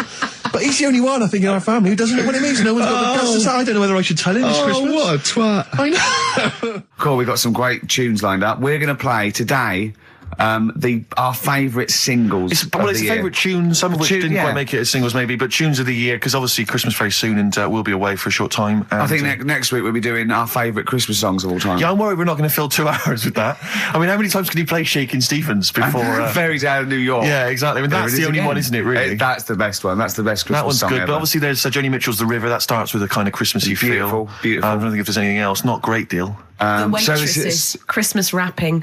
Is that one? Is that brilliant? Is that good? Yeah. So This Is Christmas, John Lennon. Paul McCartney came out with Simply Having a Wonderful Christmas Time. Christmas time, yeah, exactly. Yeah, but so John's was Happy Christmas War is over. Yeah. Of course it wasn't, but hey, but I mean, at least he wanted No, to be. he was dreaming of it. He was dreaming of it. Yeah. I mean, and bless him. And to show how much John Lennon's dead as well. I don't know if anyone's... Yeah, no, they do. Oh, yeah, that's just another bit of rock and roll trivia. I like John's protest against war. He stayed in bed for a week. Yeah. I've been doing that. I've been protesting against war for ages. Yeah. I'm eating hamburgers absolutely. against war. Absolutely. I just go into Burger King on the way here. I went to the counter. But of course, that's not product placement there. And there's a number of other burger joints that people may wish to go to if they choose. Go to McDonald's. Yeah, McDonald's. But I went into Burger King because it's close. It's convenient, but then often McDonald's will be convenient. McDonald's is just convenient. Depends where you are. Just as convenient depending where you are. And I said, could I have a cheeseburger and small fries? Take away, please. And he recognised me. He went, "Oh, I've seen you on telly enough, one." Yeah. He went, "There's your meal." So I went, "Thanks." He winked and went, "I'll put large fries in." Brilliant. So that's so it's paying off at last. True genius is being rewarded by the burger joints. Because I mean, there's been a couple of times where I've been with you and we've gone in a restaurant and someone's given you a free meal or whatever. It's the way that it's like you don't ask for it; it's just kind of offered. But I don't know what they're expecting in return. Nothing. I mean, do they think that you'll go away and you'll always think fondly of Chad who works in Burger King? I just think they think, oh, I don't know. They make. I'm going to give him a little treat. Yeah. I know, I don't like it, but then I'm always grateful, and I never... Yeah. But the thing is, I'm slightly embarrassed. Did anyone around you hear what had happened? No. Because I imagine the resentment, just the whole room No, they on didn't. You. I had to go around telling them. I went and said, "Excuse me, did you hear that?" He goes, "No." He just gave me the free thing because I'm on the telly. And I went, "I don't recognise." I went, "You don't recognise me?" I'm terrified now that that someone could be listening at Burger King HQ. You know, I'm assuming this is an unorthodox procedure. And that little fella's got fired. They know it's Leicester Square now because I just mentioned it, so they know which Burger King it is. Oh my God.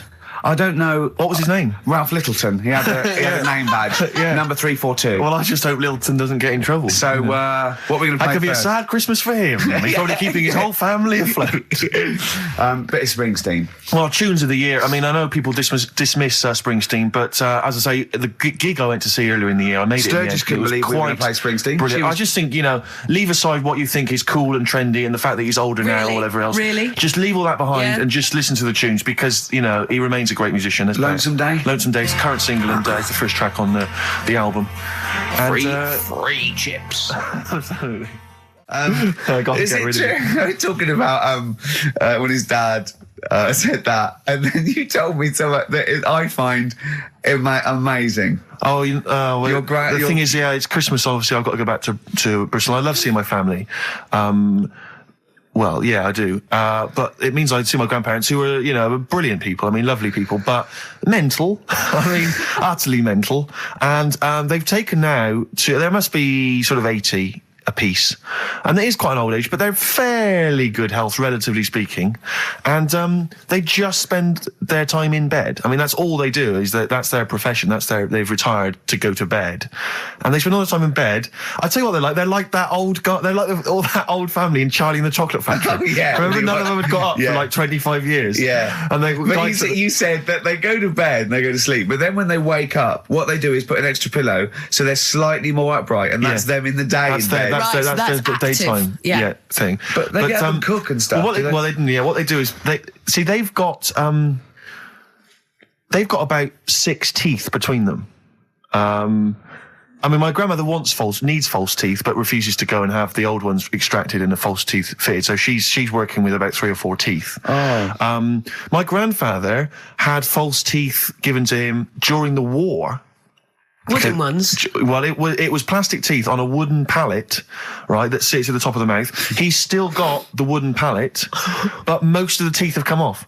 So there's about 4 teeth left, 4 false teeth. He's got a set of false teeth that make him look like he needs false teeth. I mean, that's pretty bizarre. So the problem is that they have to get up. They get up about 7 in the morning to put on, say, some beef or lamb, whichever they're going to cook. They put it on at 6 in the morning, 7 in the morning, so that by the time they eat it at 6 at night, they can use the phrase, this is what a good meal is for my grandparents, if they can use the phrase, oh, that's lovely, you could suck it away. You could suck it away. Who wants that from a roast dinner? You may as well blend it up and serve it as a broth. I don't want that phrase coming from old people without teeth. No, indeed. Because it must remind you of your rent boy days. Exactly. It brings it all flooding back. Oh, God. Flooding's the word. Exactly. Should we play a record before we get really discussing about your grandparents and blowjobs? That is the worst thing we've said the word blowjob far too many times today. And in the same sentence as I can't believe. Anyway. And it's Christmas. Yeah. Don't forget what Christmas is about. Come on, spare a thought for the underprivileged people. Yeah. Steve, is it Ben Queller? Do you want to play love a bit of Ben Queller. I don't know, are you a fan? I love him. Yeah, well, this is a cracking tune. Okay. And I think we'll enjoy that. Let's just slam dunk it. Why don't we just stop and think about what we've done? I'll tell you, they do spend so much time in bed that they actually, I'm sure, war will have to see. And those are the Red Hot Chili Peppers, and they're still going strong. Oh, indeed, yes. That's one of my favourite tunes of the year. You enjoyed that? Yes, absolutely. Yeah, these are all mutual. We love them all. We're not absolutely, really. We're not annoying each other by putting in songs the other one doesn't like. We're like a team today, isn't it? I think that's the Christmas spirit. I don't know what it is. We've come together. We're sort of unified. Yeah. In the absence of Karl. Yeah. Who often divides us. He often comes between us. Does he? I'll tell you what it's like. It's like a child. It's like we're a married couple and he's sort of our autistic child or something, right, and sometimes it just puts a strain on the marriage, we all 3 of us love each other, because he does love you guys. Yeah, exactly, but sometimes it's hard. I hear him talking about you in the office sometimes, he looks up to you, aspires to you too. But it's times like this because of to be honest, the baby Jesus, that we realise that there's beauty in everyone, and it's all right. Yeah, exactly. He's never had that before. No. Well, I have to say that I'm really getting into the Christmas spirit. When I was younger, I didn't really enjoy it. I was quite cynical. I was quite rock and roll. But now I'm sort of I walk in a department store, and if there's one of the old chestnuts are roasting on an open fire, which are that classic tune, or any of those. I thought you were one of those old boys that stand outside the British Museum. Right, yeah. No, right, you mean the tune, yeah. That one, or how does it go? Chestnuts roasting on an open fire. Chestnuts roasting imagine Jack Frost nipping at your nose. But I couldn't get enough of them. I love it. I'm in the department store, it's frosty outside, it's warm in there. Have you ever roasted your chestnuts on an open fire? I have never done that. No, I have not done that.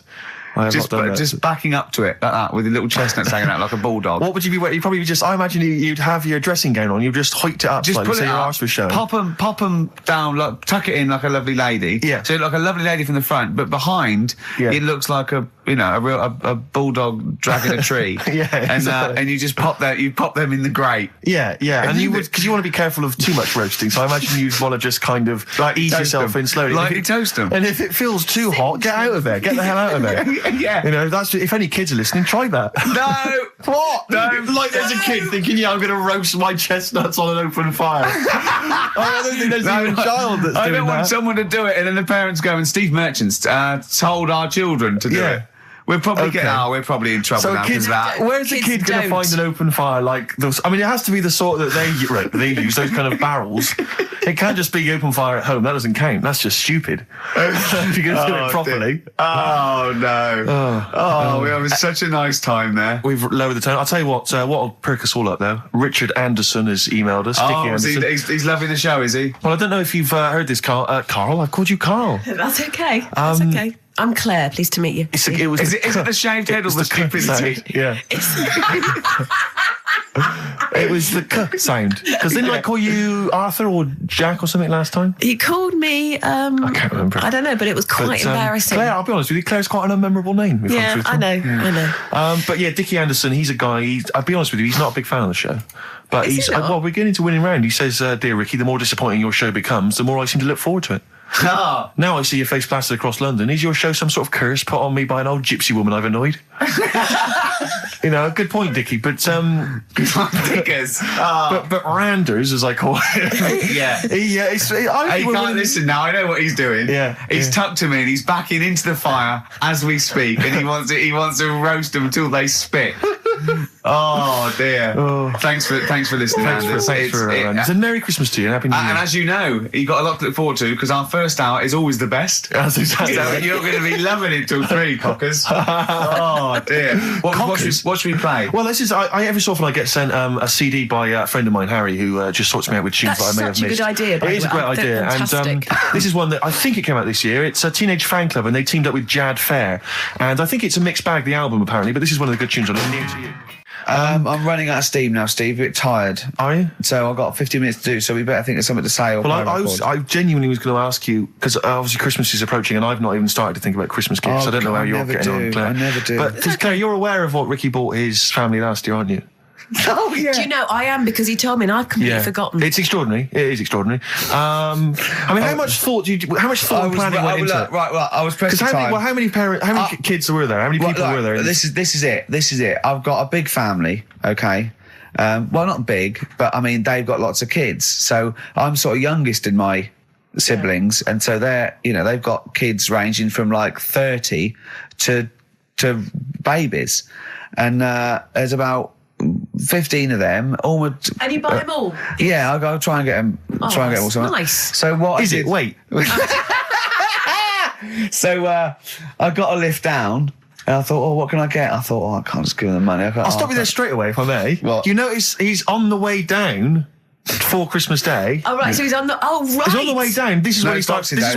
Boxing Day. So this is when he starts to think about buying them a gift. Yeah. On you go. So I was getting a lift, and Matt was giving a lift down. So just before we got there, I just ran across the road to the 7-Eleven, got 200 quid worth of scratch cards. Scratch cards. Bear in mind, I think you were describing the family then. I noticed some of them you described as babies. Well, I mean, yeah. So, children? Yeah. You're giving the children the gambling cards. But that's lovely. I give them 10 each, so they could have won thousands of pounds. A lot of them were disappointed when they won nothing, but I said, kids, that's the gamble. That's the risk you take when you receive a gift from me.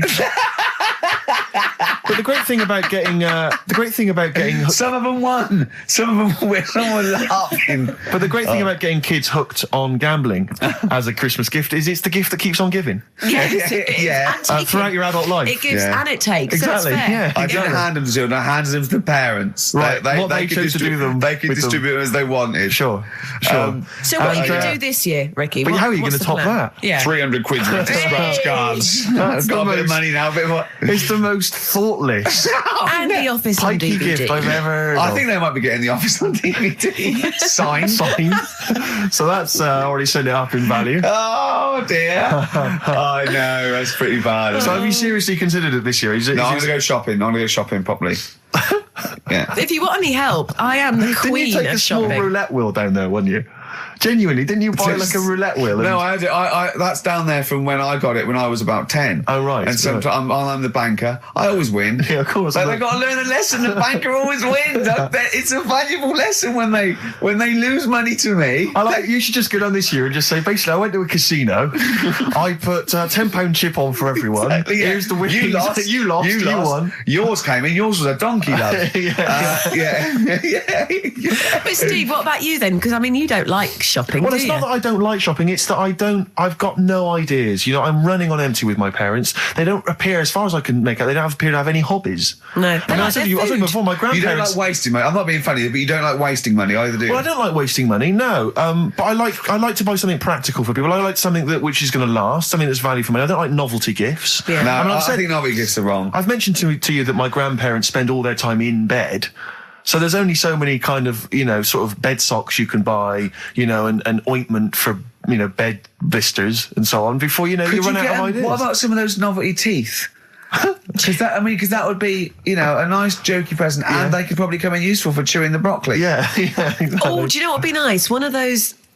No, I'll tell you when. No, Go on. those sort of travel pillows. So when you're travelling and your they head don't sort of travel falls down, anywhere. like but They travel from vertical to almost horizontal. they're sitting up in their bed. Get on one of them beds that come up. You're not made of money. What am I talking about? like Luke, Thora Hurd's bed. Thora Hurd's bed. Does her feet ever touch the ground now? Do you know what I mean, though? No, it's literally... She goes shopping in one of those little trolleys. She goes straight into her room. She's up the stair lift. She gets lowered into the bath. Yeah.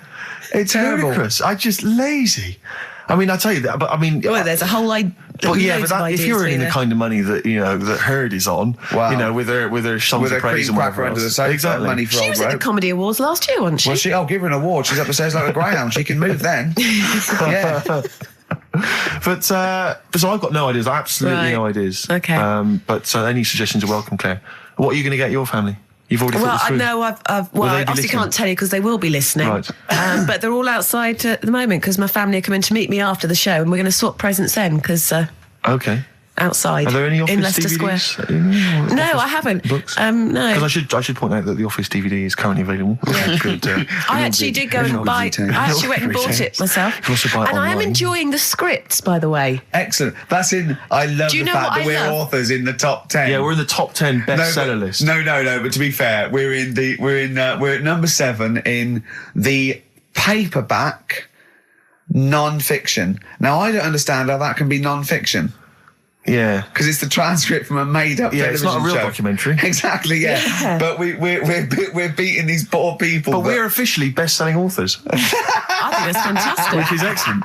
Which is My very favourite good. bits. My favourite bits are the emails at the start. They are like Well, I mean, them. a lot of people don't know what you're talking about, Claire, but of course, if they pop down to Waterstones or Brooksy Cretton, they can sort themselves out there. Oh, dear. Nice. I like your style. Can we have some more music now? Let's yeah? have, what we're playing? So Streets, maybe? I mean, this Streets. is Oh, obviously one of the brilliant. albums of the year, and this Best is one album of the year. This is Week Becoming Heroes, I think the last single, and Dynamite it is too.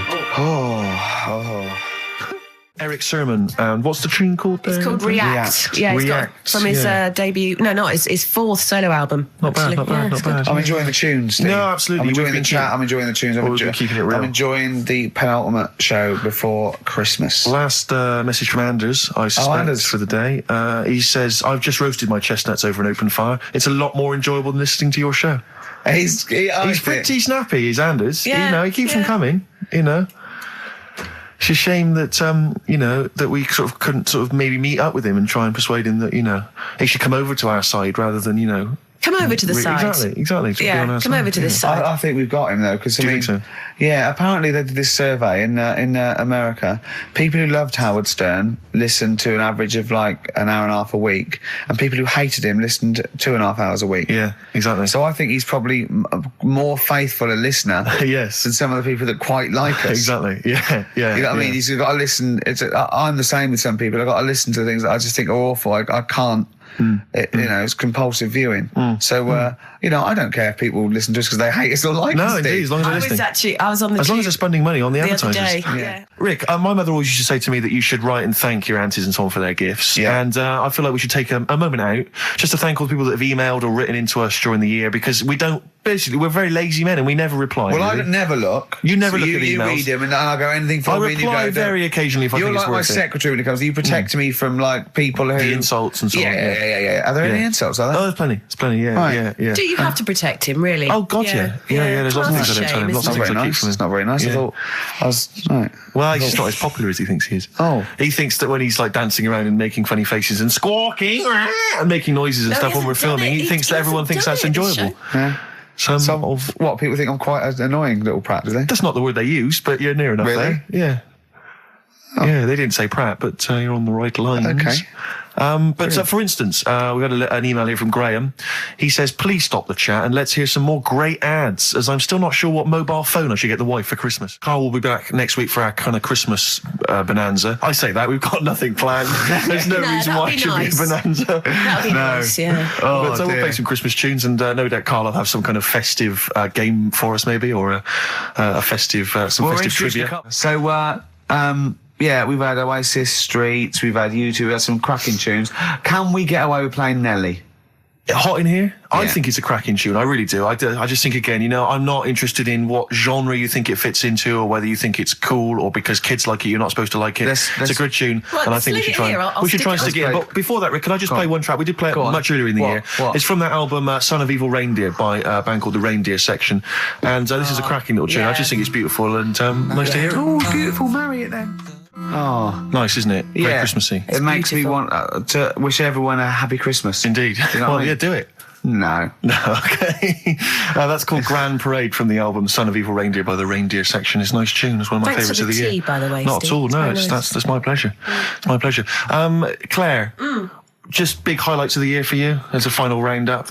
Sort of things Highlights have you of the enjoyed this year? year? I mean, musically maybe, or maybe stuff you've, Musically, you know. I've enjoyed that band, The Music, Okay, and The Rapture. sure. And the Electric Six. Remember last time I sat in for Carl, we played Danger, High Voltage. Yeah. For like one of the first That times. was the first time I'd heard it, you And, played and now that, yeah. we're playing it every hour. Yeah, because you're sort of a pioneer, aren't you, musically on XFM? You're one Well, of the people I who keeps it remember pretty raw. the yeah, early pretty days of cutting edge. Idlewild. Ricky, do you remember the early days of Idlewild? I'd take All that those back years as ago? well. Teasing you about them playing the I Pinder know. and Wakefield stuff. That latest single I love, and Yeah. the video's great as well. Yeah. I'm a I big knew- fan of Idlewild I knew now. you'd No, like great, it. Come around in brilliant. the end. Yeah. So yeah, it's been a good year. I haven't been out to many gigs, obviously, Sure. because I do the evening show. Yeah, But you know, all yeah. the sessions which I'm doing the best of next week. Quick plug for the show next week. Yeah. Best of the sessions. So yeah, it's Low been a good year. points, low points. What do you? Low points. Do you know what mine are? What? Poverty and war and everything. Oh, Yeah, I always well, hate it. obviously, I yeah, always that. hate it. No, you Yeah, didn't say yeah, that. yeah. No, you were going to say. I was gonna say, No, you were going to say the streets or something, and and you didn't care about all Yeah. of the people dying. So don't Yeah. try and do I'm it now. thinking Steve. specifically You're of- nasty. You like that. You like poverty. Oh, you like poverty and starvation. Play a record That's player. You interesting. embarrass yourself. That's interesting. What a Near Christmas horrible- time. What a horrible. You hope kids go lame? Evil. That's terrible. That's a terrible thing. Nelly, hot in Cheeky here. little bit of Nelly there on Oh, we XFM snuck in Nelly. 104.9. We But, don't care. it's a Springsteen great and tune. Nelly, you It's a don't great get that tune. on XFM, do you? No. Usually? No, indeed. We don't live by the rules, Steve. Absolutely. As I was listening to you then talk, You got bored? No. It reminded me of an email that someone sent in saying that they listen online, Yeah. but because of however slow their computer is or whatever, it kind of stutters all the way through. You want to point out that is the way I No, talk. but they said it only happens when you talk, and I think they've correctly identified that it's not the computer at fault. Well, that's why You I wasn't do worried sound about like doing this someone- boxing match, because I've definitely lost my looks, and I already slur. Yes. So there was really no danger of any damage. No, exactly. Yeah, you do sound punch drunk constantly. Exactly, That's yeah. just part of your charm. Well, listen, that's been a lovely 2 hours for me. I've enjoyed it. I Yeah. hope the listeners have enjoyed it. I hope you've enjoyed it. I hope Sturgis has enjoyed it. I've enjoyed it, yeah. Well, I didn't really care if you enjoyed it. Don't butt in when I'm talking to Steve. You know, you won't You're here do to it press again. the buttons, Sturgis. But we're going to play now a Christmas song for the lovely Christmas ladies. I don't say it's so much Christmassy, but it's one of the tunes I heard this Well, year that really try and tie it stuck into a out for me. festive thing, so- Well, you're a fool. You've embarrassed yourself. Yeah. You just showed up that there's no planning. Yeah. This is I was given away on a free CD on the cover of a magazine. I just think it's brilliant. It's a Lamb Chop, who are an excellent band always, doing a cover of an obscure Rolling Stones tune And I'll called say what, a Backstreet bloody Girls. good meal as well. True enough. So we'll leave them with this. It's Backstreet Girl, Lamb Chop, and see you next week for our final Lamb festive chop. show. Yeah, thanks very much. Embarrassing. It's something embarrassing. Thank you. That was the Christmas song. Remember them dissing all over the place as usual. Absolutely. Dissing all his mum and everyone. Yeah, it's a little At bit Christmas. of cussing in there, which they Yeah. bleeped out, thankfully. Carl's in a bad mood already. He's been in about 3 minutes and he's in a bad mood, getting stressed. If you can't hack it, leave. What's the matter with you? No, I'm just saying. I was meant to enjoy last Saturday off and I didn't. Why not? Why is that our fault? Because you weren't here. Just because, I don't know, but... Are you not in the Christmas spirit? Why didn't you enjoy last Christmas. Saturday? What did you do? I went all the way back up north again, right? Because it was Suzanne's dad's birthday, right? I was busy last week, didn't have time to get him a present or anything. Didn't have time to give him. So I got to Euston Station, bought a card for him, which was a Christmas card, so he wasn't happy because he was saying it's my birthday, and I said, well, I won't be seeing you again. So I've got a joint card. And then we went out. Did you get him a present? Well, no, because we went out on Saturday night for something to eat at this pub that he likes. It was a nice steak and onion rings, right? lovely. So he should have been happy anyway. Yeah. But What, you paid for it? no. But you should have been happy anyway. Suzanne paid for that because it is her dad, right, not mine. So I said, all right, what can I do? I said to her. So she said, just buy a few drinks or something. Anyway, I didn't get around to getting drinks. 'cause he didn't Can't say that believe one. it. No, Can't believe it. round to getting the right, so I said, right, I'll pay for the cab, right? Oh, what a lovely Christmas gift that is. Yeah, So- £2.50. I paid, no, it was like in 3 Manchester quid it there, is. 3 quid back. So £6 you spent on him. Well, no, I spent more. See, that's what he said. He You said, get the oh, Bolton and back, can't he you, said, for that? he said, oh, you spent on me £6 for my birthday. I said, no, I haven't, because I gave the taxi driver a tip. I'm a little bit worried about his attitude as well. Because even if, I mean, that is a stingy present, but you don't say... Well, let's be honest, that's the worst Christmas gift ever, because, I mean, you're pretty bad, like we discussed in the past, but at least you spend a bit of money. Yeah. It's just thoughtless. Yeah. This is nothing. I You know. haven't given him any time. I mean, I would... And I knew my demographic. They loved it, Oh, my yeah, family. the They couldn't scratch believe their card. luck. You know. Well, a tenner. You spent a tenner on him. Well, the cab fare was £6. But the thing is, it's not. I don't think he's saying that. I think it's the fact that this is like, you know, frittering away in Well, everyday it's life. kind of thoughtless, isn't he would it? have loved to. I'm sure he would have been appreciative of a lovely £10 gift that you cared about and bought. A book he probably likes, Fly Fishing, doesn't he, by J.R. Hartley. If you'd have bought that, he'd have gone, that's what I was looking for. Or what I was looking for, Carl. Bloody hell, Carl, you little bald twat. That's just what I wanted. So, all right. So just calm down. So what have you got planned for Christmas? Is this what, I mean, are you doing the same approach with Suzanne? Excellent. You've paid me milk bill for this week. That were nice. I'm spent this year. So That's it. have you planned anything for Suzanne, or are you just... Yeah, gonna- I'm taking her out Christmas Day for something to eat. Well, does she know that? Was that? She's working today, so she, you know, so... Right, okay. So what Christmas gift have you got? That's it, I'm taking her out. What, you haven't got a present? No, because we spent a lot Don't this forget, year. that's half yours, though. You're not going to just be sitting there watching her eat, going, "Oh, I'm hungry, but I spent all." You're going to be eating as well. That's half yours. So she's got nothing to unwrap. He's like a cat who's been hit. She's got nothing to unwrap. There's nothing. She's going to hand something over to you, because I've met the woman. She will. She'll hand something over, you'll open it, you'll love it. I might get something today. You shouldn't take me to begrudgingly persuade you to do it. God. Yeah. Right. Right, so... anyway. Yeah. Well, I'm gonna try and stick in some Christmas songs. We're not playing all Christmas songs, but I've brought in a couple. So this is Christmas, John Lennon, Yeah, one The or two of them River, are good. Joni Mitchell, Yeah. Fairy Tale New York, one of the best Christmas songs ever. Oh, well, what about a bit of Pretenders? That's a good one. 2,000 Miles. Let's hear it. Pretenders, 2,000 Miles on XFM 104.9. This sort of Christmas edition. We're not here next week, are we? No. Carl is, aren't you? Well, you are in a way. I was doing the best of, innit? Yeah. Is it a best of? Yeah. Brilliant. Have you been putting it together? Not yet. Okay. You want to get I'll do it today. Tell me what bits you want in it, and I'll sort it out. It's not for me to say, is it? Yeah, it is the best stuff. Well, maybe people could email in with their the highlights of the year for them. I'm trying to think what they were. I mean, mostly talking to Carl. It'd be mostly Carl, wouldn't it? Mostly Carl, gibberish from Carl. Oh, I think it'd be an awful lot of educating Ricky from Carl. Well, ricky.gervais@xfm.co.uk if you've got any thoughts on stuff you'd like to hear. Again, Is there anything you'd like to hear of Carl saying something stupid, me and Steve laughing or slapping him? Yeah. That's basically the competition, isn't it? Well, there's a couple of instances where I tried to kiss him, I think, and you encouraged me. Yeah. Those are some highlights for me. Donovan Blitzen from the About a Boy soundtrack by Badly Drawn Boys. Christmas theme there. Christmas theme there. You spotted the Christmas theme. Yeah. Carl's not really in festive mood, but I can't imagine Christmas is your time of year, is it, Carl? Well, I'm not sure any time of the year is, really. I liked it when I was about... I think when I was about 7, I enjoyed it. Was that the one? Was that the year, the big year for you? You get loads of stuff, you don't have to worry about anyone else, but once you've, got a job... What did you get when were you doing your paper round? How old were you then? I was about 13, 14. Well, that was then you were a man, weren't you? I had to buy stuff. Oh. But you're still not You're quite a selfish man, aren't you? I didn't realise this. No, it's just that Christmas... And that's coming from him, Carl. My dad always said... All right, steady on. Dad said Christmas morning was for, for me, so he used to stay in bed. So he never... That's brilliant. That's a great thing to say, isn't it? Yeah. Christmas morning's for you. Run wild. Do what you want. Just don't bother me. I'm going to Honolulu for 2 weeks. That's great. Dad, it's Christmas. Do I have to do anything? No. So my mum used to get up, because she used to like to see my face light up, when I opened the presents.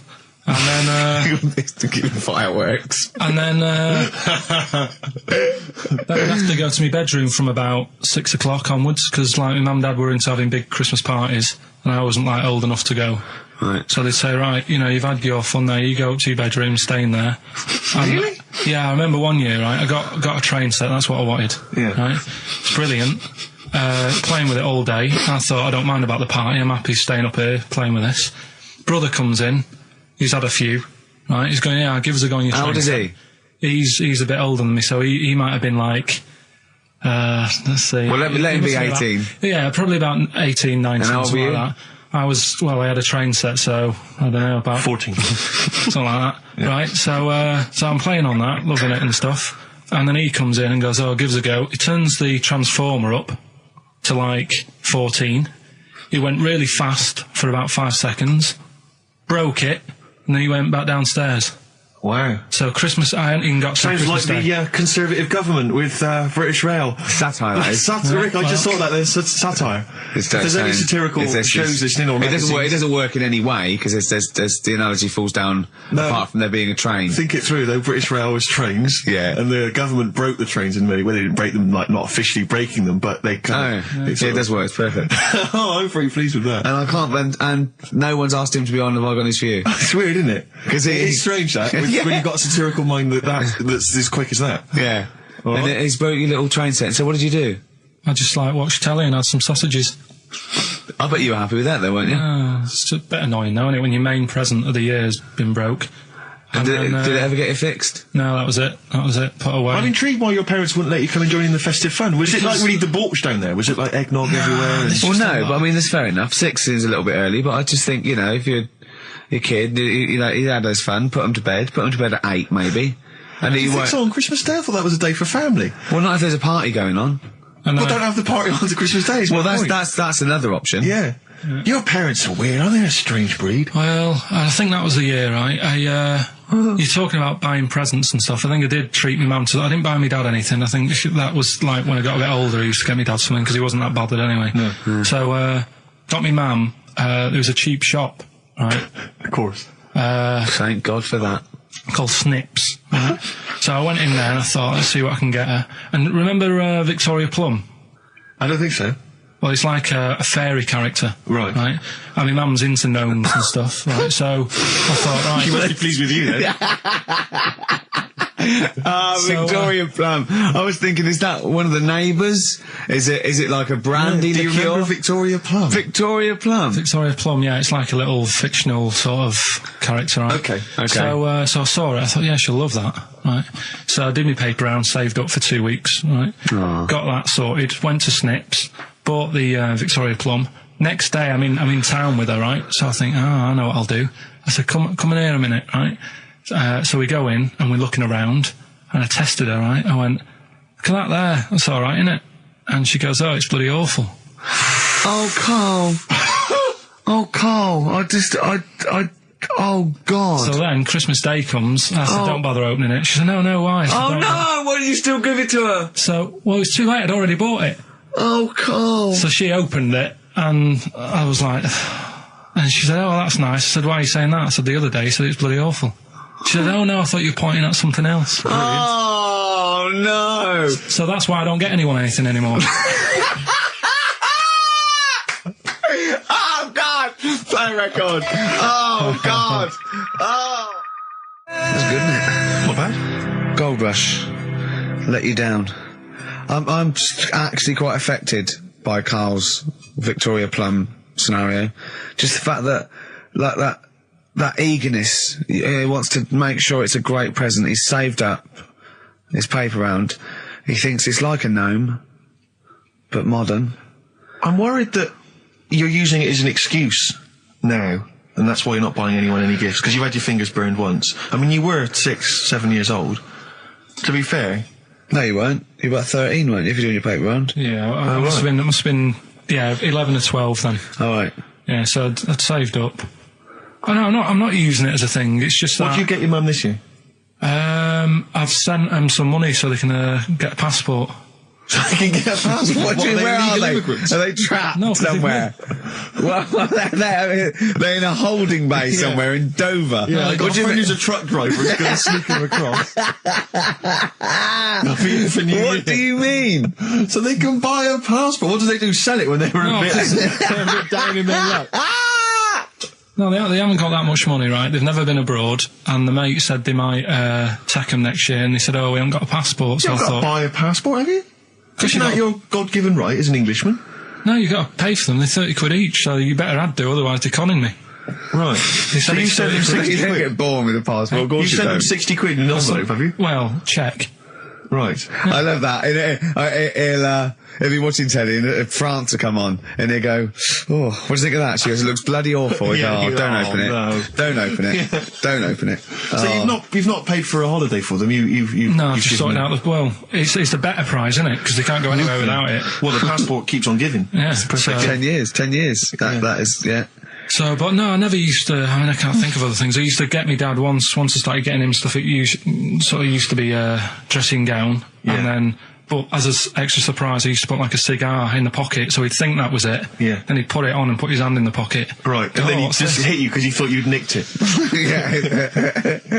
Oh dear. So you bought him a jacket with a cigar? That's quite thoughtful. Did you sneak a cigar once on Christmas? Yeah, well, that's when they used to have like the big do's, like I say. You know, they were known for it. Like the whole estate used to know that. You know, we were having a party. Yeah. So they'd all come round. So they'd all come round and scan food and drink and that. I cannot imagine how unpleasant that must have been. Awful. And you locked in your bedroom with a broken train set. Yeah, crying. And looking at Victoria Plum, whatever that was. In the bin.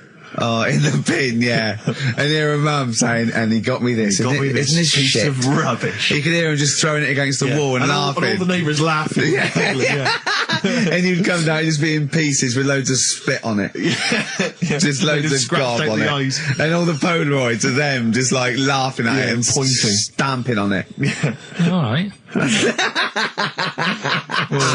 flooding back. But no, I used to get up in the morning and then like they'd still sort of all be there asleep on the floor and on the sofa. That's awful. That's terrible.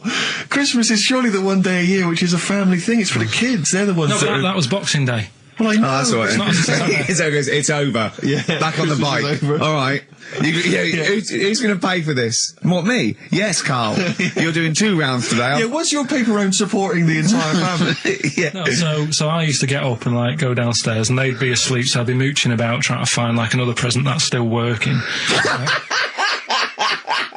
I love the idea that these people from the estate had like squashed his presents. So, Yeah, so I found a cigar that had been sort of lit up and then put out, so I thought, I'll have a go at that. I went outside and had a go, and that's the last time I smoked. Right. I tried it, I thought, I don't like that. I love the fact that he does everything once. Yeah. In his life, it's a line of, I've done everything once. I don't need to do it again. Oh, dear. You know, I've said in the past to you, Rick, that my grandparents, so I love them dearly, but it's like, for the last 30 years, they've been waiting to die. I know, It's like they just sort of, it's like, you know, the novelty wore off of life. Life in the 50s. Yeah, they got kind of bored of it. Life, in the 40s, it was brilliant. All sat around the old Joannas, the Bombs Fail, singing, they loved that. The 50s, you know, that was great as well, because that was the post-war years. It was, you know, it was a bit tight in the pocket, but it was alright, everyone pulled together. Then the 60s came along, all the crazy music, the funny hair. Let's stay in bed. Exactly, they basically stayed in bed. And it was one Christmas when my grandmother said to my dad, what do you like for Christmas? What do you fancy for Christmas? And this must have been, I don't know, 20 years ago. She said, what do you fancy for Christmas, Ron? And he went, well, you know, I could do with a nice big kind of warm winter overcoat. She said, don't worry about that. She said, don't worry about that, because your father will be dead soon. It's right, you can have his. Meaning my granddad. Well, to be honest with you, my father's still waiting. Which is good news. Good news for my grandfather. Less good news for my dad. Freezing. He's freezing. Oh, he finds out, how is he today? He's fine. Oh, okay. Oh, I'm freezing. It's such a weird mindset, that. I think that, to me, is what sums up people from that older generation, the 40s and 50s. And it seems to me that you've got that kind of mindset. It's like you were born in the 30s. And whenever you talk of your childhood, it's like you had, like, a baked potato to take to school. And a hoop and a stick as a Christmas gift. Teenage Fan Club from the XFM Christmas album, and that's Christmas Eve. Their guitar sounds are just brilliant. They're just always so nice. All right, Carl, do you like that? Do you like Teenage Fan Club? Yeah, they're good. Carl, I feel like you've never kind of enjoyed the wonder of Christmas. I can't ever get the sense, maybe except when you were very, very young, you know, that kind of bright-eyed, you know, thinking of Santa, you know, kind of landing on the roof and climbing down the chimney and drinking the sherry or whatever. So I like the idea of it, right? Sure. The sort of, you know, I used to get a couple of annuals every year, you know. Like, Yeah, so do I, yeah. And I was allowed to open one on Christmas Eve. Oh, that's brilliant. So they could throw it on the fire. I think It is so Have a quick skim through, do the word search right. Yeah. I think so that's a light of a cigar off the cooker. Oh. Well, anyway, listen, a good friend of ours, Ross Noble, the comedian, brilliant, he gave me this picture, Carl, which he's got from a magazine. He loves you. And I have to say, I think this... I just looked at it then. Obviously, it's not going to mean much to the listener. Oh, this is self-indulgent. But it is currently available. I think it's in the current edition of Bizarre magazine, so you might want to buy that. It's not horrible, though, is it? There's a certain grotesqueness about it. Oh, it's a deformed person, isn't it? Well, to a degree, but I think what it's going to do for Carl is give him, I think for you and I, Rick, we're going to see his face. Light up. Brighten up, like opening a wonderful Christmas gift. Oh, you know what? I think I've seen this. Is this the one with the kid with the big head? I'll be honest with you, Carl, it is. Have you seen it already? Yeah. Let me just show it to you again so you can kind of highlight it again. I haven't seen it. It's like... yeah. We shouldn't be laughing at that. No, but that is like the kid who I went to school with. That is the same. That can't be the So same. do you recognise him? Seriously, that is the same thing he had. I mean, I have to say, it does look like it's been computer generated. It's so odd. Yeah. But look at the child's face. I Look know. at his reaction. Don't take another photo of me. I'm not sure this is right. Well, the thing is, right, you were just saying about what are you about Christmas. That's the funny thing, right? Because in our house, there's no one who's religious, right? No. My dad got annoyed when I went to church that day. He was like, what are you doing that for? Of course. I went to see a gig in Liverpool. Remember the band The Christians? Yeah. He thought I'd join some club. Yeah. I said, I've been to see The Christians. He was saying to me, man, what's he doing going out with them? Yeah. And then the other thing is, because I'm not christened or anything, my mum used to say to me, don't tell anyone that, because there's witches and stuff. I want to go back and see his upbringing. I just want to go back and see him at 7. One day in the life of Carl, age 7. Just to have 3 ghosts visit him tonight. And take him back through time. But we could go with him. We can be some of the ghosts. Yeah, the ghosts of Christmas past. Remember this? That's incredible. Because there's witches. Don't tell what. Just tell she you thought. So she wasn't christened, but she thought maybe someone could take your soul because you weren't christened. There's like there's cults and that, isn't there? And if they find out you're not christened, then right. I don't think they care. I don't think a lot of cults care. Well, but what can they do if you're not christened? I don't know. I just said all right because then through that time there must have been a time when. But hold on, now they know. Yeah, but I'm older now, so I'm all right. She used to worry about me playing out on the street. Oh, she was worried about when you were naive and stupid and easily led. Well, yeah. No, good point. No, you're right now, yeah. So, yeah, good. Rockbusters. Rockbusters. Well, tell the prizes, Steve. Yeah, Tell we them have got Christmas some, gift. This is Christmas gifts. I don't know if you'll receive them in time to actually pass them off as gifts. I wonder if I can tell that Ross Noble story that he told us. I don't know. We'll have to discuss that when the record's playing. Okay, all right. Okay, so you heard a track from it just then. This is the XFM Christmas album. I think that's been knocking around here in the office for years, hasn't it, Carl? Or is it new this year? It was brought out about 2 years ago, but Christmas songs are Christmas songs, different songs. Yeah, it's not bad. There's Scott bands on there like the Dandy Warhols, the Webb Brothers are on there, Drugstore, Bell and Sebastian, Flaming Lips, all sorts. So we've got that to give away. We've also got this Smashing Pumpkins compilation, which we've seen again. That seems to be knocking around for weeks. Another one of those 50 years of the greatest hit singles. I don't know, Culture Club's on there, Queen, obviously. I've just Lennon. seen the cult film. Yeah, the cult film we'll come back to shortly. This, I think, is one of the most exciting gifts. If you have a video player and you want to get trim, then surely Big Brother 3 champion Kate Lawler and her cardio combat video, in which I think she uses kind of, I don't know, military kickboxing training to get you trim and taut and looking as good as her. Then you can get that as well. We've also got a exclusive 7-inch single from the White Stripes, a kind of Christmas single. Is that from them? Yeah. That must be quite rare. That's probably the only thing. That is rare. That is worth something. And the current Badly Drawn Boy album, Have You Fed the Fish, which I think is slightly mediocre. They've gone up, actually. I think that the level of prizes there has gone up. Not a bad selection, but here is the big movie. And actually, I have to say, this is not a bad one. No, it's not. Again, it's not terrible at all. It could be worse. It's James Caan in the original Rollerball, not the disastrous remake that came out recently, but the DVD version of Rollerball. So that's there as well. So something fairly interesting. That's worth winning. Right, come on then. Let's do Rockbuster. Well, will we play a song to give people time to get a pen and paper and that? Yeah. So we're doing it next. Yeah. Vines was Jackson on XFM 104.9, and Ricky Gervais with me, Steve Merchant, and Karl Pilkington, the man of the moment, with his Rockbusters coming your way with all those great prizes. Yeah. Right, we're doing it now? Yes, sir. I noticed Heat magazine sort of put a bit of a spanner in the works. Why? Because they were saying, maybe it'll be a Christmas edition of Rockbusters. And I'd already sorted them out. I wouldn't worry, Carl. Well, what I've done, I've cleverly tweaked them to make them Christmassy. So the Christmas bit in it has got nothing to do with it whatsoever, but I just thought... So you mean the clues have a Christmas element? Well, yeah, but it's nothing to do with the answer. It's nothing to do with the answer. Right. So why don't you just ask the normal ones and I'll ring a bell. I'll shake some bells. Well, it's the equivalent of that, but in sort of speech. Right? Brilliant. So the first one, there's a load of letters there asking for advice. Put them on Claire's desk. And have a good Christmas.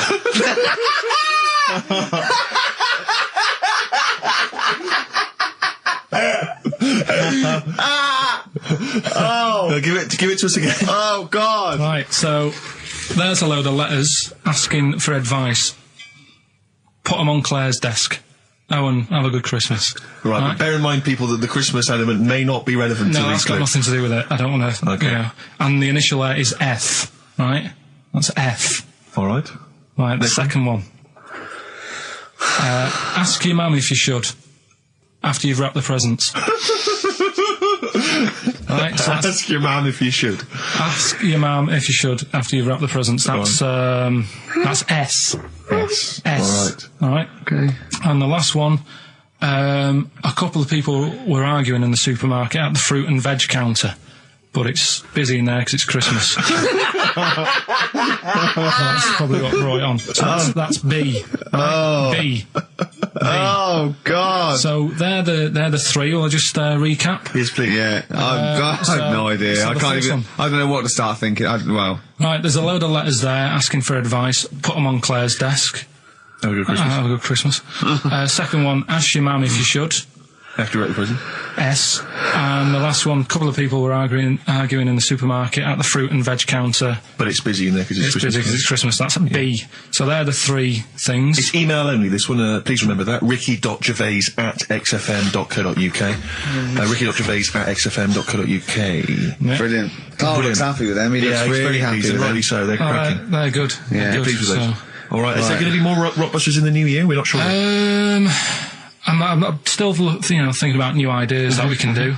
Okay. Are we starting Ricky Ridiculous today? Have you done Couldn't be anything? bothered. Couldn't be bothered. Right, couldn't be out. Look forward to Ricky Dickinson. Well, he's worried about. He nearly said asked, and he just stopped because he's worried because he's the producer. Yeah, well, I've got to set a standard. Oh dear. Carl, you have, mate. You have. So that's that. We've still got to come. I'll tell you what. Why don't we have a lovely tune? Yeah. Right, you make the tea. We're opening these biscuits from Alexandra. Yeah. We'll be enjoying that. Right, maybe segue so we can have a nice little, rest. I don't want to talk through it; it'd be rude. And then we're coming back, and as part of like Pilkington, Parkinson, and Do We Need Them? Do We Need Them? Yeah. Carl has interviewed an expert on jellyfish. Brilliant. So we've got that. Plus, of course, we've got a two-part Educating Ricky. You've got Educating Ricky still to come. With a Christmas theme or not? And we've still got No. things like the Pogues, John Lennon, Joni Mitchell, just David Bowie. Are you suggesting there's going to be some great music and some Great fun music chat? and some fun chat. Lovely. Let's do a classic. Let's do a big stomp in one of the best Christmas songs of all time, shall we? What are you thinking? Fairy Tale in New York. Excellent. Fairy Tale in New York. Oh, it's always The amazing. Pogues featuring Kirsty McCall on XFM 104.9, the Christmas edition. Indeed. David Bowie, Everyone Says Hi. It's quite a melancholy feeling about today's show, isn't it, that Christmas? I think there's often... Carl with his Victoria Plum. I want to see a Victoria Plum. I want to know what it is. Does it look like a little gnome? It's a woman gnome. A female gnome? Yeah. A little gnome. Well, And did your mum collect gnomes? She likes anything gnomes. She likes fairies. She likes Indians. She collects all that stuff. Yeah, and it doesn't matter what it is. What do you mean? You know, like a proper Indian with all the headgear on. Or a Native American. American, She likes anything with them on. Like, it can be a fridge magnet. It can be just anything. A lot of Native American wisdom is around the fridge magnet because they think it has special powers of adhesion. Yeah. Yeah, that's you read some of their great writings, the great works. Snowbird from Mark Heights are part of his covers album. He's so happy that the XFM listeners understand his stupid clues, and he knows it annoys me. We've got some right We'll answers be for giving out the Rockbusters. answers just quickly, just in case someone sort of missed one of them. I'll just quickly do them. Yeah, go on. First one, there's a load Short of letters. show. There's a load of letters there asking for advice. Put them on Claire's desk. Oh, a Merry Christmas. Ask your mum if you should. Oh, a Merry Christmas. And a couple of people were arguing in the supermarket. It was at the fruit Christmas, and that's veg why. counter. And that's B. Okay, we'll give those answers out shortly. Yeah. I just have to show you something, Rick, before we move on. I know we've got another Educating Ricky, but someone just sent this in. Yeah. They've been looking on eBay for Victoria Plum. You're joking? Come here and see the photograph. Oh, God, that's fantastic. Let's have a look. That's it. Oh, God, he got that for his mum. It's the worst piece of tat I've ever seen. Carl! Carl. Imagine how... Oh, Gutted. Carl. Imagine how... Look, think of him now, right? There it is. That's the worst thing I've ever seen. I'll tell you, it looks like a Diddy man gone wrong. It's it looks like a extraordinary. Diddy man prostitute. That is... Is that the one, Carl? Is that... Well, it was a different colour. It had a yellow at mine. No, but look, how do they get... Tell them they Okay, so, go into eBay. So you need to log on to ebay.co.uk. I'm sure you've used it before. It's the online marketplace, ebay.co.uk.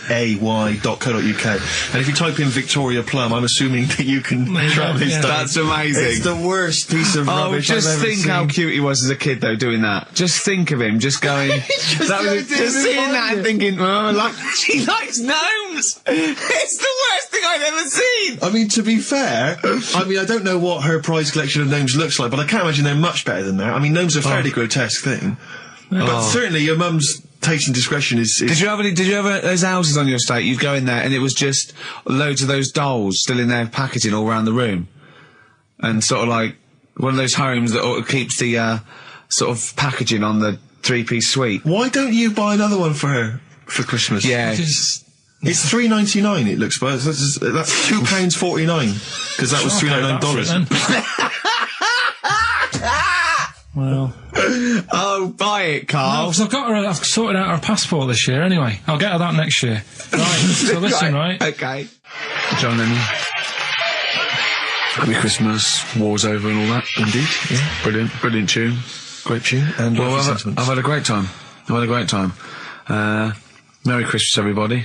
I hope we haven't offended you by some of Carl's rantings. Just think of what he's gone through in his life. The Victoria Plum incident. Carl, I've got a little gift for you here before we go. Oh, you're joking. I haven't got you anything. Well, no, you haven't got your girlfriend anything. I wasn't expecting much. It's not exciting, but it's worth taking. In fact, why don't you just re-gift that straight away? It's alright, cheers for that. He hasn't even looked at it. Champagne. That's not the champagne we got free from the BBC, is it? It's not actually, no, Rick, because that is far too good for the likes of Carl. Oh, right. And I wasn't going to give it to me. You wouldn't appreciate it. That's just sparkling wine. Oh, brilliant. Oh, I love that. Yeah, he doesn't know the difference.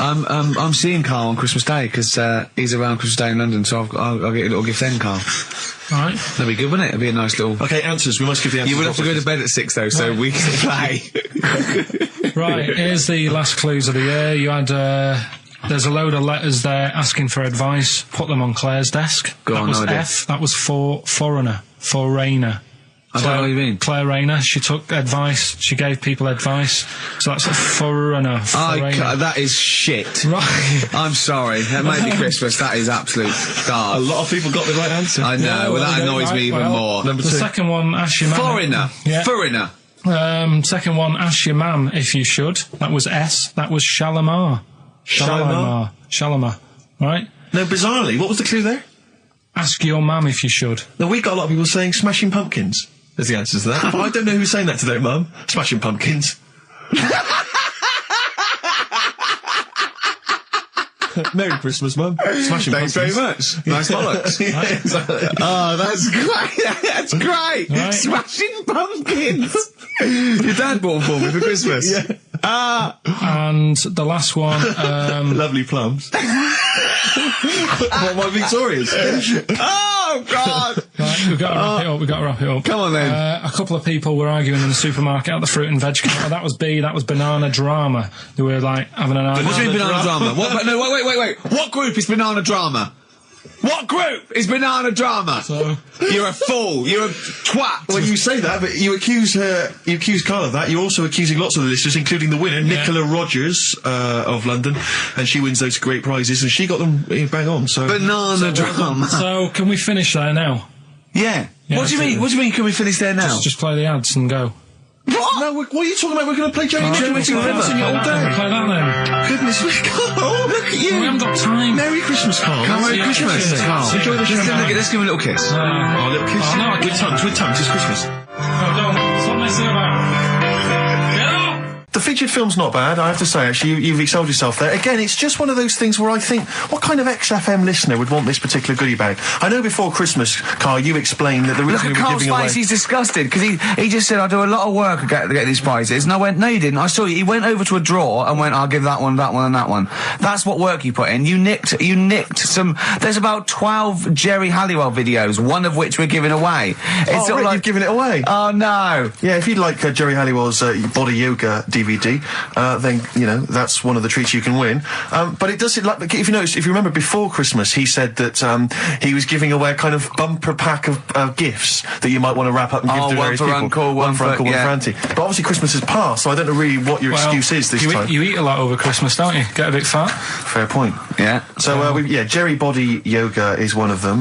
The recent series of Wiedersehen Pet. Yeah, I think that reaction. Could you give me that reaction again? Well, Rick? no, just give me that reaction again. No, yeah, brilliant. And actually, I have to say, this isn't bad at all. This is the very best of the Stone Roses CD. Well, you can't knock that. You can't knock that. In fact, I'll tell you what, we should play Elephant Stone at some point. Yeah, play again. We'll have that. Go on. Madness. I think this is actually tunes from them and not from the musical, although it is tied into the musical. He went to see that musical. Really? Yeah, on New Year's, you know what it's like on New Year's Day, there's nothing to do. Sure. So you go and see some people doing Madness songs? No, I took Suzanne out for a walk, right? Yeah. Went round Covent Garden. Right. Past the place where it was on. The stage door was open, you snuck in. Well, I said Madness are alright. And because when you think about it, Madness songs are quite sort of musical anyway, aren't they? So you can't... They're quite musical. Do you know what I mean? They sort He of... means they're like a musical, like a musical. Knees Up Mother Brown. I thought it was alright, enjoyed it. Blur the musical would be good, wouldn't it? Blur the musical would be excellent. Yeah, little Cockney so Flower. what, you bought tickets there and then and just went in? No. They're not selling, are they? It was fairly quiet because we only paid the lower price and we got upgraded for free. Nice. So You enjoyed it, though, did you? I'd loved it. And would anyone like to come on stage with us? Yeah. The little bald fella. Yeah, go on, I'll give it a go. And what home are you from? Where are you? What are you doing tomorrow? Well, I'm going. No, you're coming here tomorrow. Come here tomorrow. Is he not doing well? That's a disappointment. I don't know. I mean, it was New Year's Day, so maybe that's why it was quiet. Okay, well, if anyone hasn't seen this or didn't receive it for As Bono Christmas... said, all is quiet on New Year's Day, Carl. Yeah. Also, we've got to give away Minority Report by I like that. Steven I enjoyed Spielberg that. with Tom Cruise, which is on VHS. It's a good rip-roaring sort of film. It's not bad. That's probably the best thing we're giving away, but as I say, we can always leave some out if you don't I'm want... arresting you for the future murder of Sarah Marks. Yeah. Brilliant. That's the sort of excitement and drama you'll be getting in it. It's not brand Bill new. Taster there. I got that off Paul Anderson. He said Right. here's something to watch over Christmas. So you've actually watched this already? Yeah. All right. I've rewound it. That's probably added No, to it, you though, have. isn't it? It's touched by the great man himself, Karl Pilkington. And it's alright, I'd say. It's worth a watch. Can I just ask Carl how he got on over Christmas? Because the last time I spoke to him, you hadn't bought a present for your girlfriend. I have to say, I was on tenterhooks all Christmas. Well, you changed it. After that show, I felt bad, even though I shouldn't have done, because... Because you hadn't bought your girlfriend a Christmas Yeah, but present. I said to you, I booked a table at a hotel in Covent Garden, had Christmas dinner there, which was nice, right? It's good food and everything. Didn't feel like enough to me. Well, then I went out and treated some stuff, and then... No. A couple of days before Christmas, he went... I took Suzanne to that hotel we're going to go to for Christmas dinner. We had tea and cakes. And I went, oh, you treated her? He went, no, she paid for it, but I was just showing her what it was going to be like. That was her extra treat. She paid for it. I love that. Brilliant. Yeah. Well, it was it was like 150 quid for a meal for two, which is pretty dear. So I'm not going to buy her cakes as well. I love that! All right, love, have anything you want. You pay for your own pudding, I'm not mental. Yeah. So you treated her to some other Yeah, stuff? some bits and bobs. What, And then so yesterday- she chose them and you paid for them? What, the presents? Yeah. No, Or you chose them and she paid for them, but, you know, it's the thought that counts. I got them on the way home that Saturday. Well done. And what did you Past buy? some shops. Well, just some bits. It might be personal, Steve. Well, I don't care. Just some bits. Yeah, Just but bits and pieces. leave out the personal bits. What bits? Just little things. And then yesterday, right? A monkey wrench and a new washer for the shower. Yeah. Some recordable CDs that you need for your job. Oh, dear. Now, when you gave those presents to her, did her face light up? Right. I don't want to tell you what they were, right? But she wasn't that impressed. You're going to tell us what they were now, Tell Carl. us what they are. You even know what they are. She told you on Christmas Day. Hold on, wait a minute. But Right. it doesn't matter what they are. It does matter what No, they it are. doesn't. It doesn't. does, Carl. It's you, mate. Of No, course it doesn't matters. matter. Oh, God! Have you just remembered? Yeah! Right, but don't. There's no need. I've got to tell him, Carl. I really want your permission because I don't want to be I know it's not, but we know it's not that embarrassing. It's really quite sweet. Yeah, but in a way, right? The way I look at it is, right? Christmas, even when I was a little kid, right? Is not. Please let me tell him, Carl. Well, let me just tell you first, though. Oh. Let me tell you why I didn't go all out on the old present front. All right. Justify yourself. Right? First of all, I've covered it up since then anyway, right, with that present, because I bought her some shoes yesterday, and she did say, I'll give you the money for them, but when I get home, I said, it's all right. I said, you can have them, right? So not only did I buy her some food on Christmas Day, I got her shoes. She's probably had a And total they feel like a horse. Yeah. It's sort of like, yeah, there you go, there's your shoes, there's your food, right, bed down, see you later. Yeah, but what I'm saying is I she's have done... fed and clothed Yeah, her. did you comb her hair? She's done well this year, right? So, the thing She's is... done well this year. It's like you're a single parent living on a council estate with a smack problem, and you still managed to buy them some Lego. When I was a kid, right, it wasn't about what you got. I remember one year when I was about 8, right? Oh, it's going to make me cry, isn't it, this? No, it's not. I'm just saying the way it is, right? I woke up at about 4 in the morning. And I was like, oh, what have I got? And I couldn't sleep. I was that on edge. It's the excitement of Christmas, isn't it? It's like, oh, what's wrapped up? I need to know. Sure. Yeah. And it's the fact that people are saying, no, you won't know until tomorrow. Yes, sure. That annoys you and winds you up. Okay. So I got up at 4 in the morning, opened my presents, and then went, right, I know now, went back to bed, had a great sleep. Yes. Right? So it's nothing to do with the excitement of what you get. It's the excitement of not knowing what you've got. And then what happened when you got up to go down with the So presents? what you're saying to me is that you could wrap up a brick because the thrill of Christmas is in hoping and being excited about what it is, not the actual gift itself. Yeah. Is that what you did? Did she get a brick? No, let me tell you now what he got. He got her a present, right? And she said, she came. I said, yeah, he got me. It was an industrial-sized packet of condoms. It was a joke gift. No, it wasn't a joke. It wasn't even a joke. I went home that Saturday after the year, past Boots, thought, might have something in here. They were on, like, some value. Right, you passed the Were makeup. they used? Right, but anyway. The makeup, you passed all the other... Past the makeup, stuff. past the lovely vanity cases. Yeah. The foot spas. Exactly. Yeah. Oh, hold on. How much are these, love, for 100? Yeah. $4.99. Yeah. Do I get them reduced if I buy in bulk? So how many did you buy? What was it? I don't know, probably about 100. Right, okay. And is she allowed to use those with anyone? Did you wrap them? Can she just go out and have a wild time? Well, you don't need to wrap. They're already wrapped, aren't they? Oh. And then what did she say when she opened them? I No, just- wait. Carl, what did she say? Right, play a record and we'll come back to this. Oh, you're worse than my father. That's genius.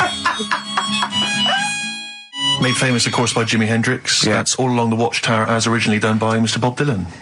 On XFM 104.9. So, Carl, just take us through the moment where you gave this gift. Firstly, So you went into Boots, right? You thought, all right, 100 condoms. Brilliant. Okay. Did you wrap it I up? don't know if it was 100, probably 80. Right, okay. Yeah. Right? You don't want to go mad, do you? Wrap them up. I'm just resting easy knowing that he's not trying to breed. Right? No. Yeah. So, I got her them. I got her Grease on DVD, because she's Okay. always watching that. Yeah. Right? Yeah. So just think of when her mum said, what did Carl get you? Some condoms and grease. I was going to say, I'm glad he said on DVD. And, she was surprised anyway, right? Because Yeah, I bet she was. no, when she got she was thinking like jewellery. no, right? That showed her. That surprised you, hasn't it? All right. So hang on, wait a minute. You thought it was a holiday, didn't you? Yeah, look at your face. You don't know me at all. So hang on. So did you give these on Christmas Day? Right, what happened is